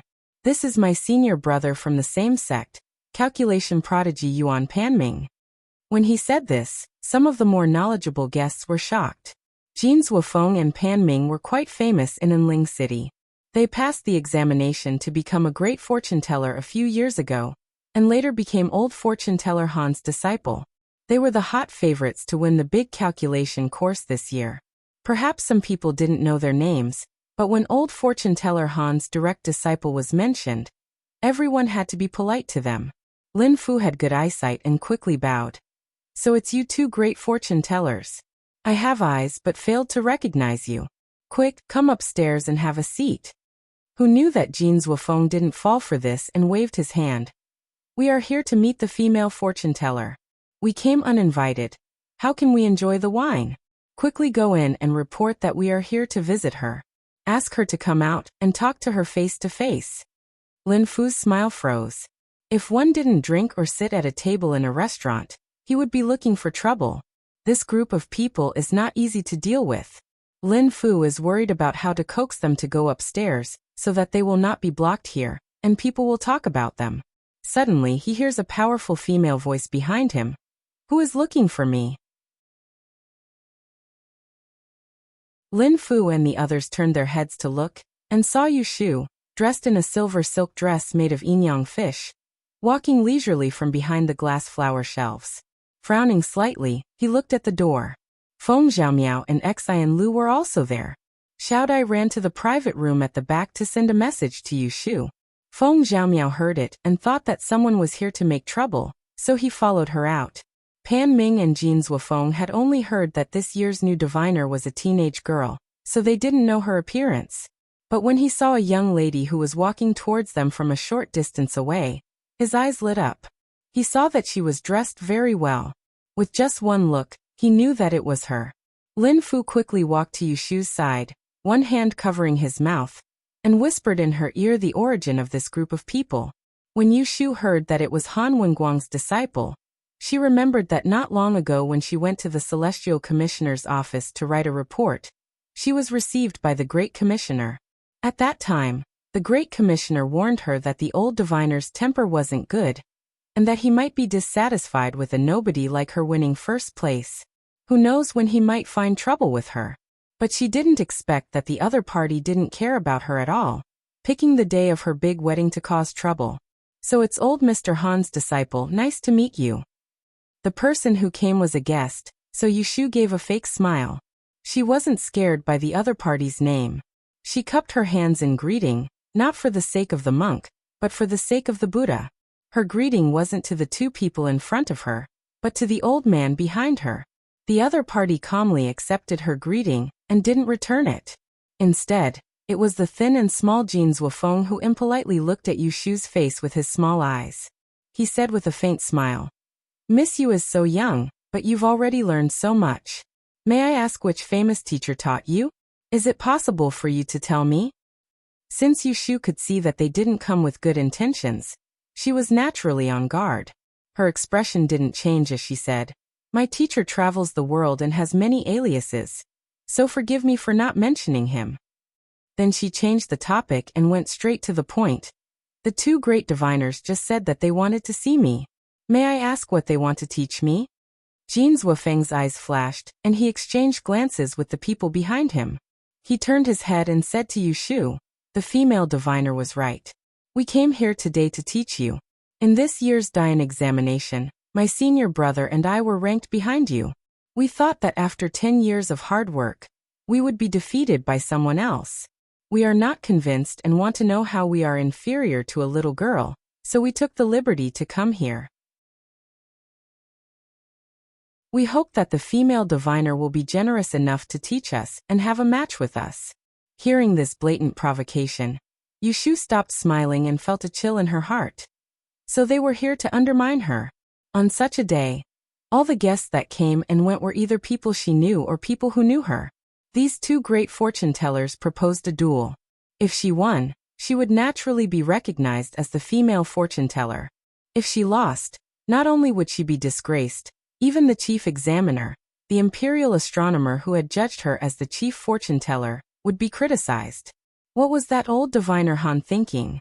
How could he be so petty, slapping the celestial commissioner's face, just because of a moment of anger? Yushu was not in a hurry to get angry. She thoughtfully looked at the expressions of the people in front of the door, but she couldn't find any clues. But her silence made the people in front of the door anxious, afraid that she would refuse. Thus, the only female diviner among them smiled and said, "The female diviner is not saying anything. Could it be that you don't dare to agree to the match with my two senior brothers and are afraid that you will lose face if you lose? If that's the case, then you can rest assured. Even if your skills are inferior and you lose to my senior brothers, no one here can take away your diviner title. It's just that you don't live up to your name." Ha! These words carried the smell of gunpowder. It wasn't unpleasant to hear, but it was secretly mocking. How many people didn't understand the meaning behind it? Yushu looked at the young lady who was about the same age as her, and snorted inwardly. This provocation was not bad, and her mouth was also sharp. She didn't know how many times she had practiced before coming here. Lu Ting. Pan Ming, who had been silent all this time, suddenly opened his mouth and shot a warning glance at the young lady. He then turned his head to Yushu and said, "My junior sister has been rude and offended the female diviner. I hope you will be magnanimous and not hold it against us. It was rude of us to come here to teach you. If you are not willing, we will not force you. We are both in the top 3. For you to be able to take the first place, I believe you must have something outstanding about you." Only now did Yushu notice that Pan Ming looked like a good person. In terms of age, the other party was more than 10 years older than her. However, he didn't speak like an elder like Jin Zuofeng. Instead, he was polite and well-mannered, which made her look at him in a different light. But at this time, Jin Zuofeng spoke again. "Senior brother, I think junior sister's words are not unreasonable. There are so many people here today. If the new diviner doesn't dare to fight with us, then she will become a laughing stock. Even if she's timid, if word gets out in the future, she'll become a laughing stock. It won't affect her personal reputation, but it will damage the prestige of the imperial astronomer. You should know that this female fortune teller was judged by the imperial astronomer." Pan Ming frowned and opened his mouth to say something. But when he saw Jin Zuofeng secretly hinting with his eyes, he finally shook his head and looked at Yushu. A trace of apology flashed in his eyes. Yushu narrowed her eyes. She could smell something strange from the interaction between these martial siblings. "That's right. Senior brother, if she has a card up her sleeve, why not compete with you? But she doesn't even dare to announce her sect, so she must be afraid. I don't know how the celestial commissioner judged that she is better than you." The female diviner called Lu Ting spoke again, shooting a provocative glance at Yushu. She didn't know that one of her words just happened to touch Yushu's nerves. This made Yushu, who originally didn't want to be kind, even more determined. Her eyes flashed with determination. She immediately raised her chin and laughed. Haha, in the end, you all are just afraid that I won't dare to accept the challenge. But when did I say that I won't accept? Let's compete. What do I have to fear? This group of people wanted to use her to gain benefits, so they shouldn't blame her for using them as a sacrifice to her reputation as a female diviner. There was a provocation from downstairs. The top 3 of this year's divination rankings had gathered and were about to compete. This situation was quickly reported to their masters by the attendants who had been sent out to scout. On the upper floor of the rear courtyard, Shui Rui and Lu Tan sat together, and only Helenchu sat at the same table. After he finished listening to the guard's report, Shui Rui instantly revealed a doubtful expression, and he said to the 2 that sat at the same table, "Strange, why would old Mr. Han act in this way? Isn't this going against the imperial astronomer?" He wasn't worried that Yushu wouldn't be able to handle it. Lu Tan nodded and agreed. Indeed. With old Mr. Han's reputation, even if he wanted to fight for his disciple, he wouldn't have to resort to such a method. Winning or losing doesn't matter. After the 2 expressed their opinions, Helenchu suddenly clicked his tongue and had a strange expression, attracting the attention of the other 2. What advice does Mr. have? Lu Tan asked curiously. Helenchu rubbed his chin and thought for a while. Suddenly, he clapped his hands together and said to Lu Tan and Shui Rui with a complicated expression, "This is bad." Shui Rui's eyelids twitched and he asked, "What does Mr. know?" Helan Cho nodded. Looking at Lu Tan, he said, "Not long ago, I heard some news from an old friend that last year, old fortune-teller Han gathered many famous fortune-tellers in Enling City and had a secret tea gathering at Qingshui Yuan. It seemed that they were preparing to build a garden. On the spot, they gathered 300,000 taels of silver. Such a large movement, I guess that they were planning something big." At this point, he looked at Shui Rui and paused to ask, "Eldest young master is often in the imperial court. Have you heard of old diviner Han being summoned to the palace to meet the emperor?" Shui Rui thought for a while and slowly nodded. "I have indeed heard of it once or twice." AI. Helenchu sighed heavily and suddenly said, "During the first examination of the Dian, arithmetic was not included. It was a dream of Holy Master Shizong 100 years ago that excluded it from the 6 subjects of the Dian. At that time, the Celestial Commissioner competed with the 6 ministries for talents, and there was a huge fight. In the end, arithmetic was separated from the 6 subjects and was not included in the selection of teachers. However, all the diviners were still chosen by the Celestial Commissioner." Lu Tan was puzzled and couldn't help but ask, "Why does Mr. mention this?" Helenchu smiled bitterly and asked, "Let me ask your highness, among the high officials of the Celestial Commissioner, has there ever been a diviner in the past few decades?" As soon as he finished, before Lu Tan could understand, Shui Rui's expression changed and his eyes showed shock. Is Han Wenguang feeling indignant and wants to set up his own school of divination, so that all the diviners in the world can form a separate school? I'm afraid that they have everything prepared and only lack a good reason. Helenchu shook his head repeatedly. This time Lu Tan also understood and was shocked.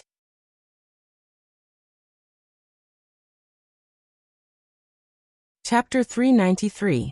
Just as Shui Rui and Helenchu were guessing Han Wenguang's intentions in sending his disciples to pick a fight, Yushu was completely unaware that she was already in deep trouble and had become the last stepping stone to the heaven stairway in the eyes of others. She accepted Jin Zwufeng's challenge and saw that some of them could not hide their excitement and were secretly delighted. She sneered to herself and calmly waited for them to make trouble.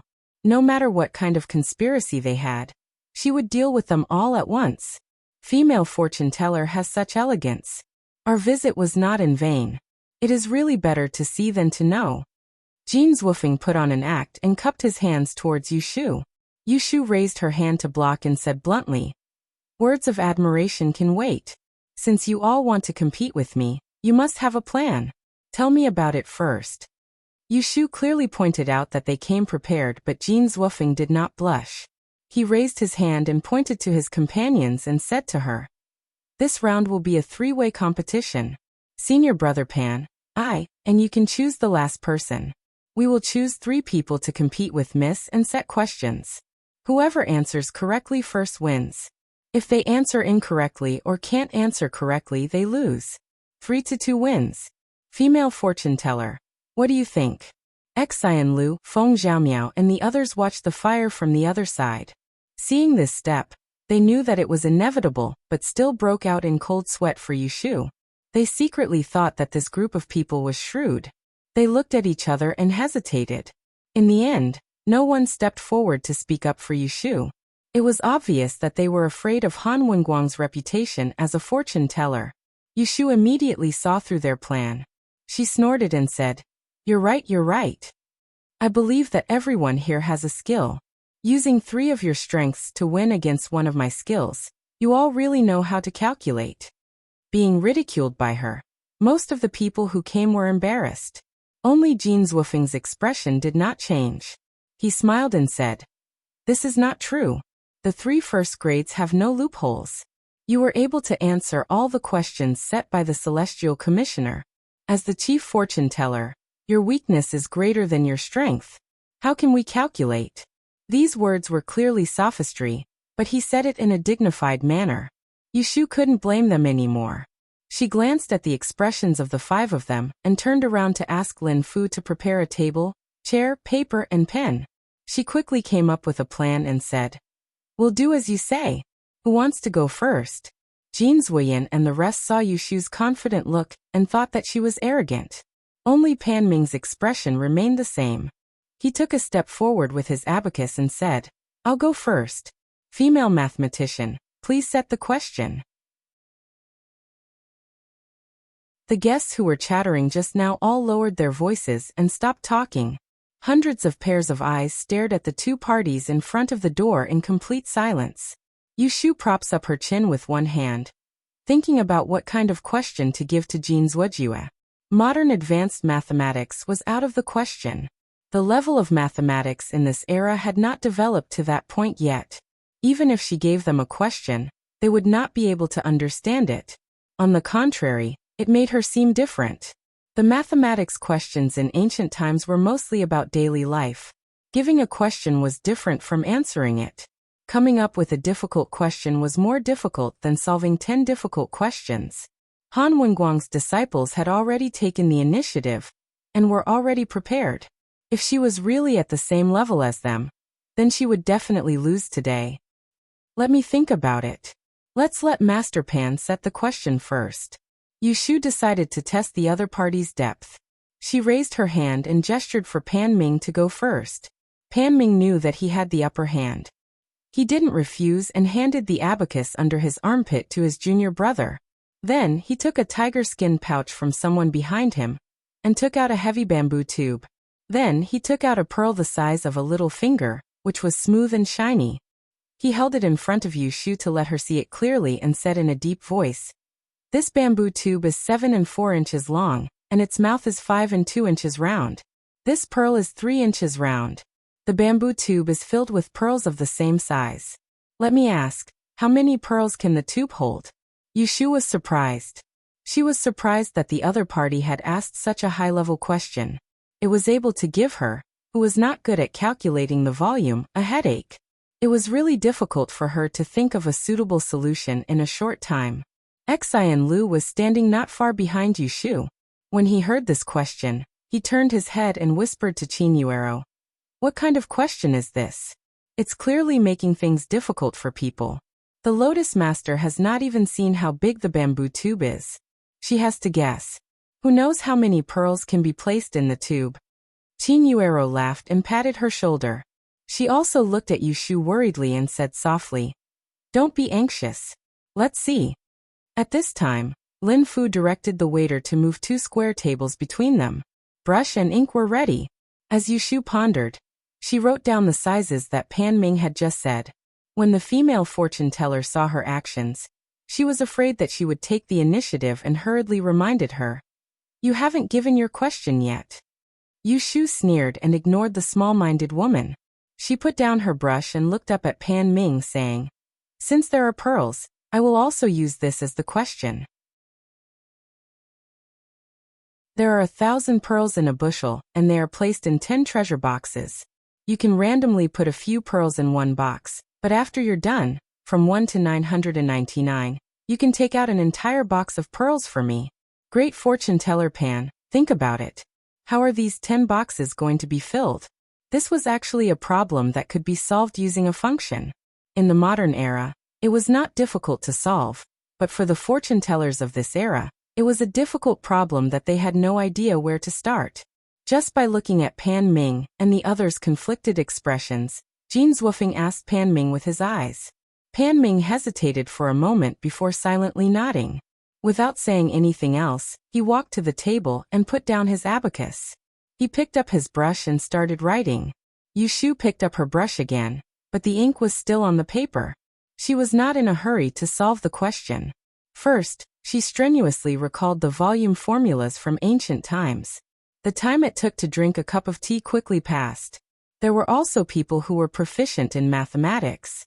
They discussed in private, but the difficulty of these two questions made them frown and unable to come up with a solution. Yushu wrote and drew on the paper. She recalled the formulas that seemed right but weren't. With a few swishes, she changed to another piece of paper. She didn't know why, but she couldn't concentrate. Gradually, her previous relaxed mood disappeared. People with discerning eyes could see that she was impatient.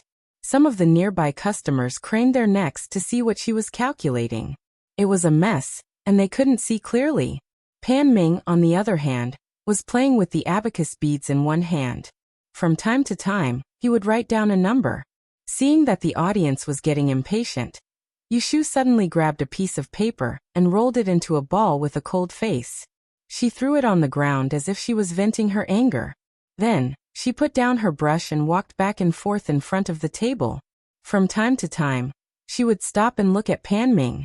Suddenly she said, "Great fortune teller Pan, what if both of us can't answer this time?" Pan Ming put the last bead on the abacus. He raised his head, and his eyebrows relaxed. There was an honest smile on his face. "No, I already have the solution." Yushu's face stiffened. The next moment, she heard the voices of the guests around her. She solved it. Did you hear that? Fortune teller Pan solved it first. Tisk tsk. She is indeed the disciple of a famous teacher. Alas, this female fortune teller is still too young. Alas, young people are full of vigor. Seems like there isn't much difference between the top three. The fortune teller might not be that good either. Hearing these criticisms, Yushu looked at the smug expressions on the other party's faces and felt unhappy. She reminded, "Then please explain. I'm all ears." You'll lose. That's how it should be. Pan Ming looked down at the records on the paper and read them one by one. 10 boxes of pearls. There were 1, 2, 4, 8, 16, 32, 62, 125, 250, and 500 respectively. No matter how many you want. It can even take out the whole box. Am I right? That's the correct answer. Yushu smiled bitterly and nodded gracefully. Xian Lu and Qin Yuero, who were watching from the side, simultaneously revealed looks of disappointment. They clearly didn't expect Yushu to be inferior to her opponent. "Hee, senior brother, you're the best." The female diviner giggled. Standing next to Pan Ming, she raised her chin and said to Yushu, "Then this time it's your loss." These people had been a little afraid of Yushu just a moment ago. However, after winning the first round, they were no longer so cautious, especially Jin Zhuofeng. He didn't take Yushu seriously at all. Now he was even more certain that she was able to win because of Celestial Commissioner's prejudice against their teacher. When he looked at Yushu again, there was a hint of disdain in his eyes. Just as Jin Zhuofeng was about to take advantage of the situation and start the second round, Yushu's servant, Yun Do, came out of nowhere and whispered a few words in her ear. Yushu turned to look at the flower rack that led to the backyard. Then she apologized to Pan Ming and the others. "Please wait for a moment. Please wait a moment, I'll be right back." After she finished speaking, she left everyone behind and hurriedly went around the flower rack, disappearing without a trace. Shuirue was waiting behind the flower rack. As soon as he saw Yushu's figure, he pulled her arm and quickly led her to an empty room on the first floor. After entering, he let go of her with one hand and closed the door with the other. He turned around and looked at Yushu with a serious expression. Yushu was frightened by his expression. Big brother? It's fine that you lost just now, but are you sure you can win the next 2 rounds? Shuerue asked with a sullen face. Yushu was afraid that he would see her lose. She guiltily glanced to the side and said, "N." Unexpectedly, Shuerue said in a serious tone, "If I don't have full confidence, I will ask the 9th prince to come forward and suppress this matter." Ah. This is not necessary, right? Yushu looked at Shuerue with a puzzled expression, and she felt that he was making a mountain out of a molehill. It had already come to this, so if Lu Tan were to step forward and meddle in this, wouldn't it make things even more difficult for her? Shuerue sneered and said in a low voice, "Do you think Han Wenguang is just angry that you took away the reputation of his disciple, so he sent someone to pick a fight with you?" Yushu was surprised and asked suspiciously, "Isn't it true?" Shuerue squinted his eyes. Han Wenguang has been famous for 30 years. During these 20 years he has trained 2 excellent disciples of fortune teller, and one of them has 3 fortune tellers. He is in charge of the largest chamber of commerce in Amling City and has both fame and fortune.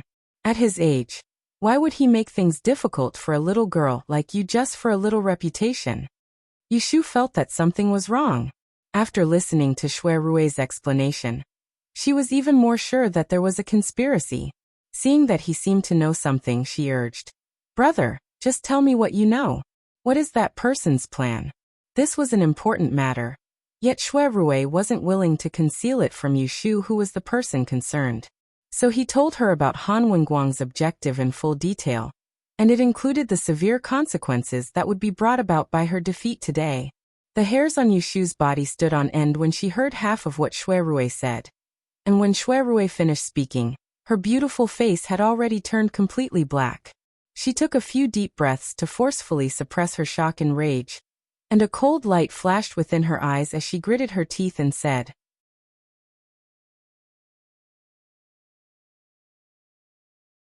Chapter 394. Jean Zuofeng and Pan Ming waited outside for the time it took to drink a cup of tea, before they saw Yushu walk out from behind the screen. She did not look like she had stage fright, and Jean Zuofeng heaved a sigh of relief. Amidst a wave of whispered discussions, Yushu walked over to stand behind the table, and then she looked at Han Wenguang's disciples once more while a mouthful of resentment was stored in her chest. Yet she didn't impatiently reveal it. She'd discussed it with Shuerue earlier, and they would surely not allow this group of people to retreat unscathed today. "I am sorry to have kept you waiting. I drank some wine today and my mind is not clear. After drinking a bowl of soup to sober up, I feel much better." Yushu fiddled with the pottery brush holder on the table and said confidently, "I will not be modest in the next 2 rounds." The moment she said this, the female fortune teller became unhappy and said unhappily, "Who wants you to be modest? If you have the ability, then win against us. What is the point of just talking?" A 9th-rank fortune teller dared to be so rude to a 4th-rank fortune teller like Yushu.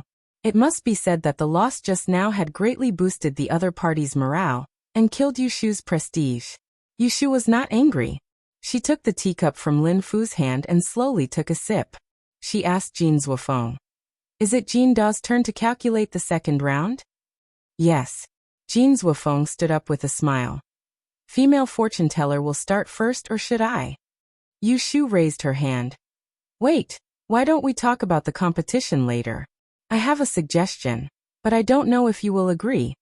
Jean Zuofeng asked suspiciously, "What suggestion? Please speak." Yushu frowned. "Since you want to compete with me, there will be wins and losses. Shouldn't there be an explanation? Otherwise, if I win for nothing, there will be no benefit at all. On the contrary, if I lose, the embarrassment is secondary. More importantly, it will be a waste of my reputation as a fortune teller. Wouldn't I be wrong then?" "This." Jean Zuofeng sneered inwardly. She was still thinking of winning, but her words were straightforward. "Then what do you think?" Yushu wiped the lid of the teacup. He sneered in his heart and said, "If I win in front of all these guests today, the few of you will bow to me, serve me tea, and admit defeat. I don't want anything else. Give me the seal specially made for you by the Celestial Commissioner. Didn't they want to start a new life? Then she would fulfill their wish. Hearing this, Jean Ming, Pan Ming, and the others' expressions changed at the same time. They looked at each other, and none of them dared to agree. The seal specially made by the Celestial Commissioner was a symbol of their identity as a great fortune teller. It was also an honor. Wasn't giving it away the same as slapping himself in the face? How about it? It's just a suggestion. If you're afraid of losing and don't dare to agree, then forget it. Yushu smiled, indicating that she wouldn't force them. Then he said lazily, but this kind of battle is too boring. Forgive me for not being interested in the next 2 matches. If you don't agree, then I won't play with you anymore. The 5 of them were stunned. The female fortune teller, Lu Ting, reacted the quickest. She pulled on Jean Ming's back and whispered, "Senior brother, I think she's trying to find a way to shirk responsibility. We can't let her succeed." Jean Ming nodded slightly. He also felt that Yushu had lost 1 match and had thoughts of retreating. He remembered what his master had said before he left.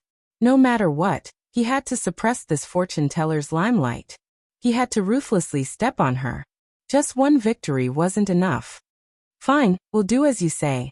If you win, we will definitely do as you say. Good. Yushu put down the teacup. Her eyes lit up. The moment this agreement was announced, the guests in the restaurant couldn't help but become excited. Most of the spectators had the same mentality, hoping for the matter to blow up as much as possible. Shui Rui stood behind the flower rack and looked at the scene in the restaurant. Even though he felt uneasy, he still laughed at Yushu's shameless move. Jean Ming saw Yushu's expression and couldn't help but feel apprehensive. He vaguely felt that something was wrong, but he didn't think too much about it.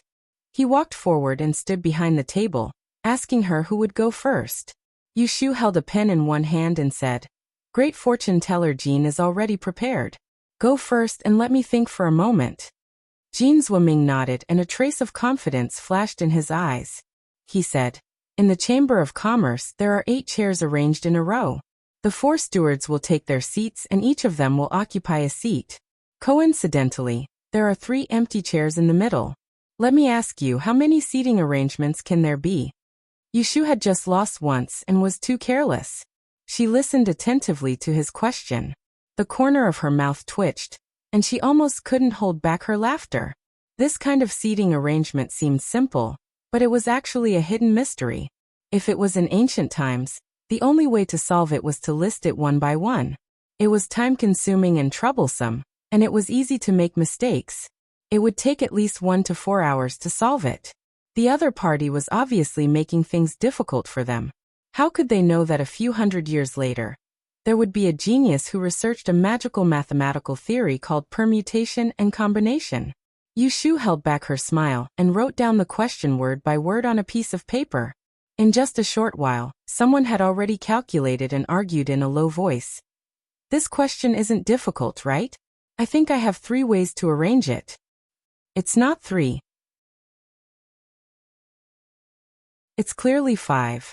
Like this. You are all wrong. There are more than 10 ways." Shui Rui turned his head and looked at Pei Jing and He Fangji, who had heard the news and rushed down from upstairs to watch. He said, "Does Mr. Pei have a solution for this question?" Pei Jing frowned and looked at Yushu's young and vigorous back worriedly.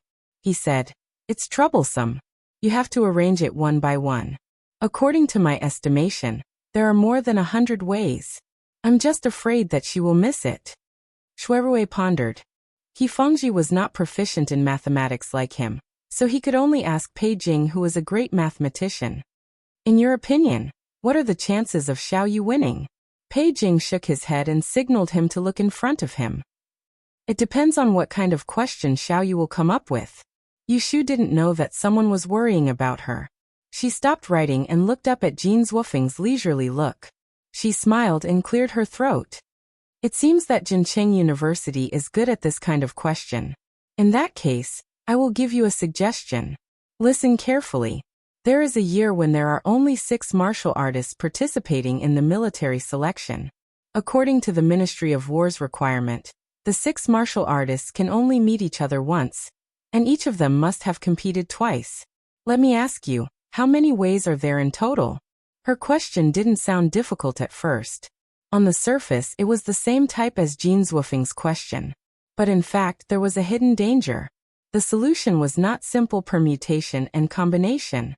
It involved a higher-level concept in the field of mathematics, graph theory.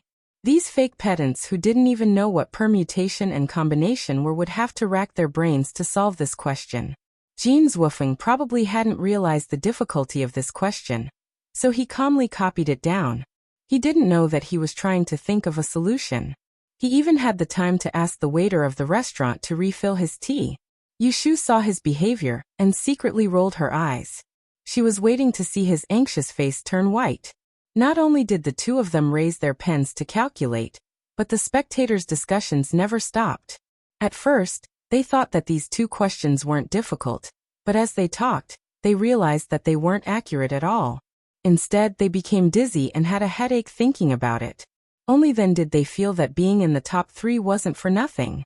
As for Xi and Lu and the others who were standing at the counter, they were also discussing in low voices.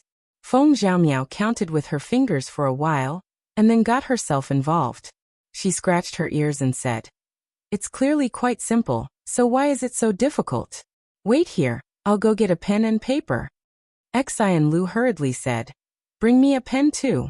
Qin Yuero didn't join in on the excitement. Instead, she calmly watched the scene, her gaze going back and forth between Yushu and Jean Zwoofing. She saw that great fortune master Jean was calm and unhurried at first, but not long after, a strange expression appeared on his face. His hands gradually became hurried, and after a while he actually stared at the paper in a daze. In contrast, Yushu didn't even use an abacus from start to finish. She just leaned over the table and wrote something. She had an extremely elegant demeanor, and didn't look as flustered as she did in the first round. It was as if she had become a completely different person. Pan Ming stood not far behind Jean Zwoofing. When he saw him stop in a daze, he frowned and said in a low voice, "Junior Marshal brother, don't be anxious. Take your time." Based on Pan Ming's level, he could already sense the difficulty of Yushu's problem, so he knew that Jean Zwoofing was currently panicking. The biggest taboo in arithmetic was to have one's heart flustered. Once one's heart was flustered, it was easy to make a mistake. To become a great fortune master, one had to be meticulous and patient. When Jean Zwoofing heard Pan Ming's reminder, he calmed down a lot. He secretly told himself not to be anxious, and that there was still a lot of time. Just as he raised his pen, and was about to continue calculating, he heard a light chuckle from the other side. "Great fortune master Jean, please stop writing. I already have an answer." Jean Zwoofing was startled, and raised his head to look at Yushu. He didn't believe that she could calculate the answer in such a short amount of time, unless she made a mistake. It had to be known that this problem was personally written by his master. Among all his fellow martial brothers and sisters, the one with the clearest mind would have to wait for a long time. When he thought about it this way, he felt his entire body relax. Since she made a mistake, he would undoubtedly win this round and wouldn't need to solve her strange problem. Jean Zwoofing self-righteously put down his pen, and raised his hand to indicate to Yushu, "What's the answer?" There are a total of 480 ranking methods. Hearing this, Jean Zwoofing's ears rang for a moment and he felt dizzy. His body swayed unsteadily and he held onto the corner of the table to steady himself. Looking at the people behind him, Pan Ming, who also knew the correct answer, was stunned. In the next moment, his face turned red and he excitedly strode forward. He blurted out a question to Yushu. "How did you calculate it?" Seeing this scene, those who weren't stupid could see that Yushu had the correct answer. 480 methods. Some people sighed and each one of them stared at Yushu in shock. No one knew how she managed to come up with 480 methods in less than the time it took to drink a cup of tea. Behind the flower rack, Shuerue's bright eyes looked at Yushu's slender figure. Pei Jing let out a low laugh and shook his head, sighing at his own inferiority. The female fortune-teller Lu Ting's reaction was half a beat slower. She asked Pan Ming in confusion, Senior brother, did she calculate it correctly?" Pan Ming didn't have the mood to pay attention to her. He stubbornly stared at Yushu. His eyes were slightly green as if he wanted to open her brain and see what was inside. You're tuning in to the Li Mei's Sword of Destiny YouTube channel. We're so grateful for your support, and don't forget to subscribe to join us on this incredible journey through captivating stories. Your generosity through donations truly makes a world of difference, as it's the primary source of revenue that allows me to expand and enhance this channel for you. Thank you from the bottom of my heart for being a part of this adventure.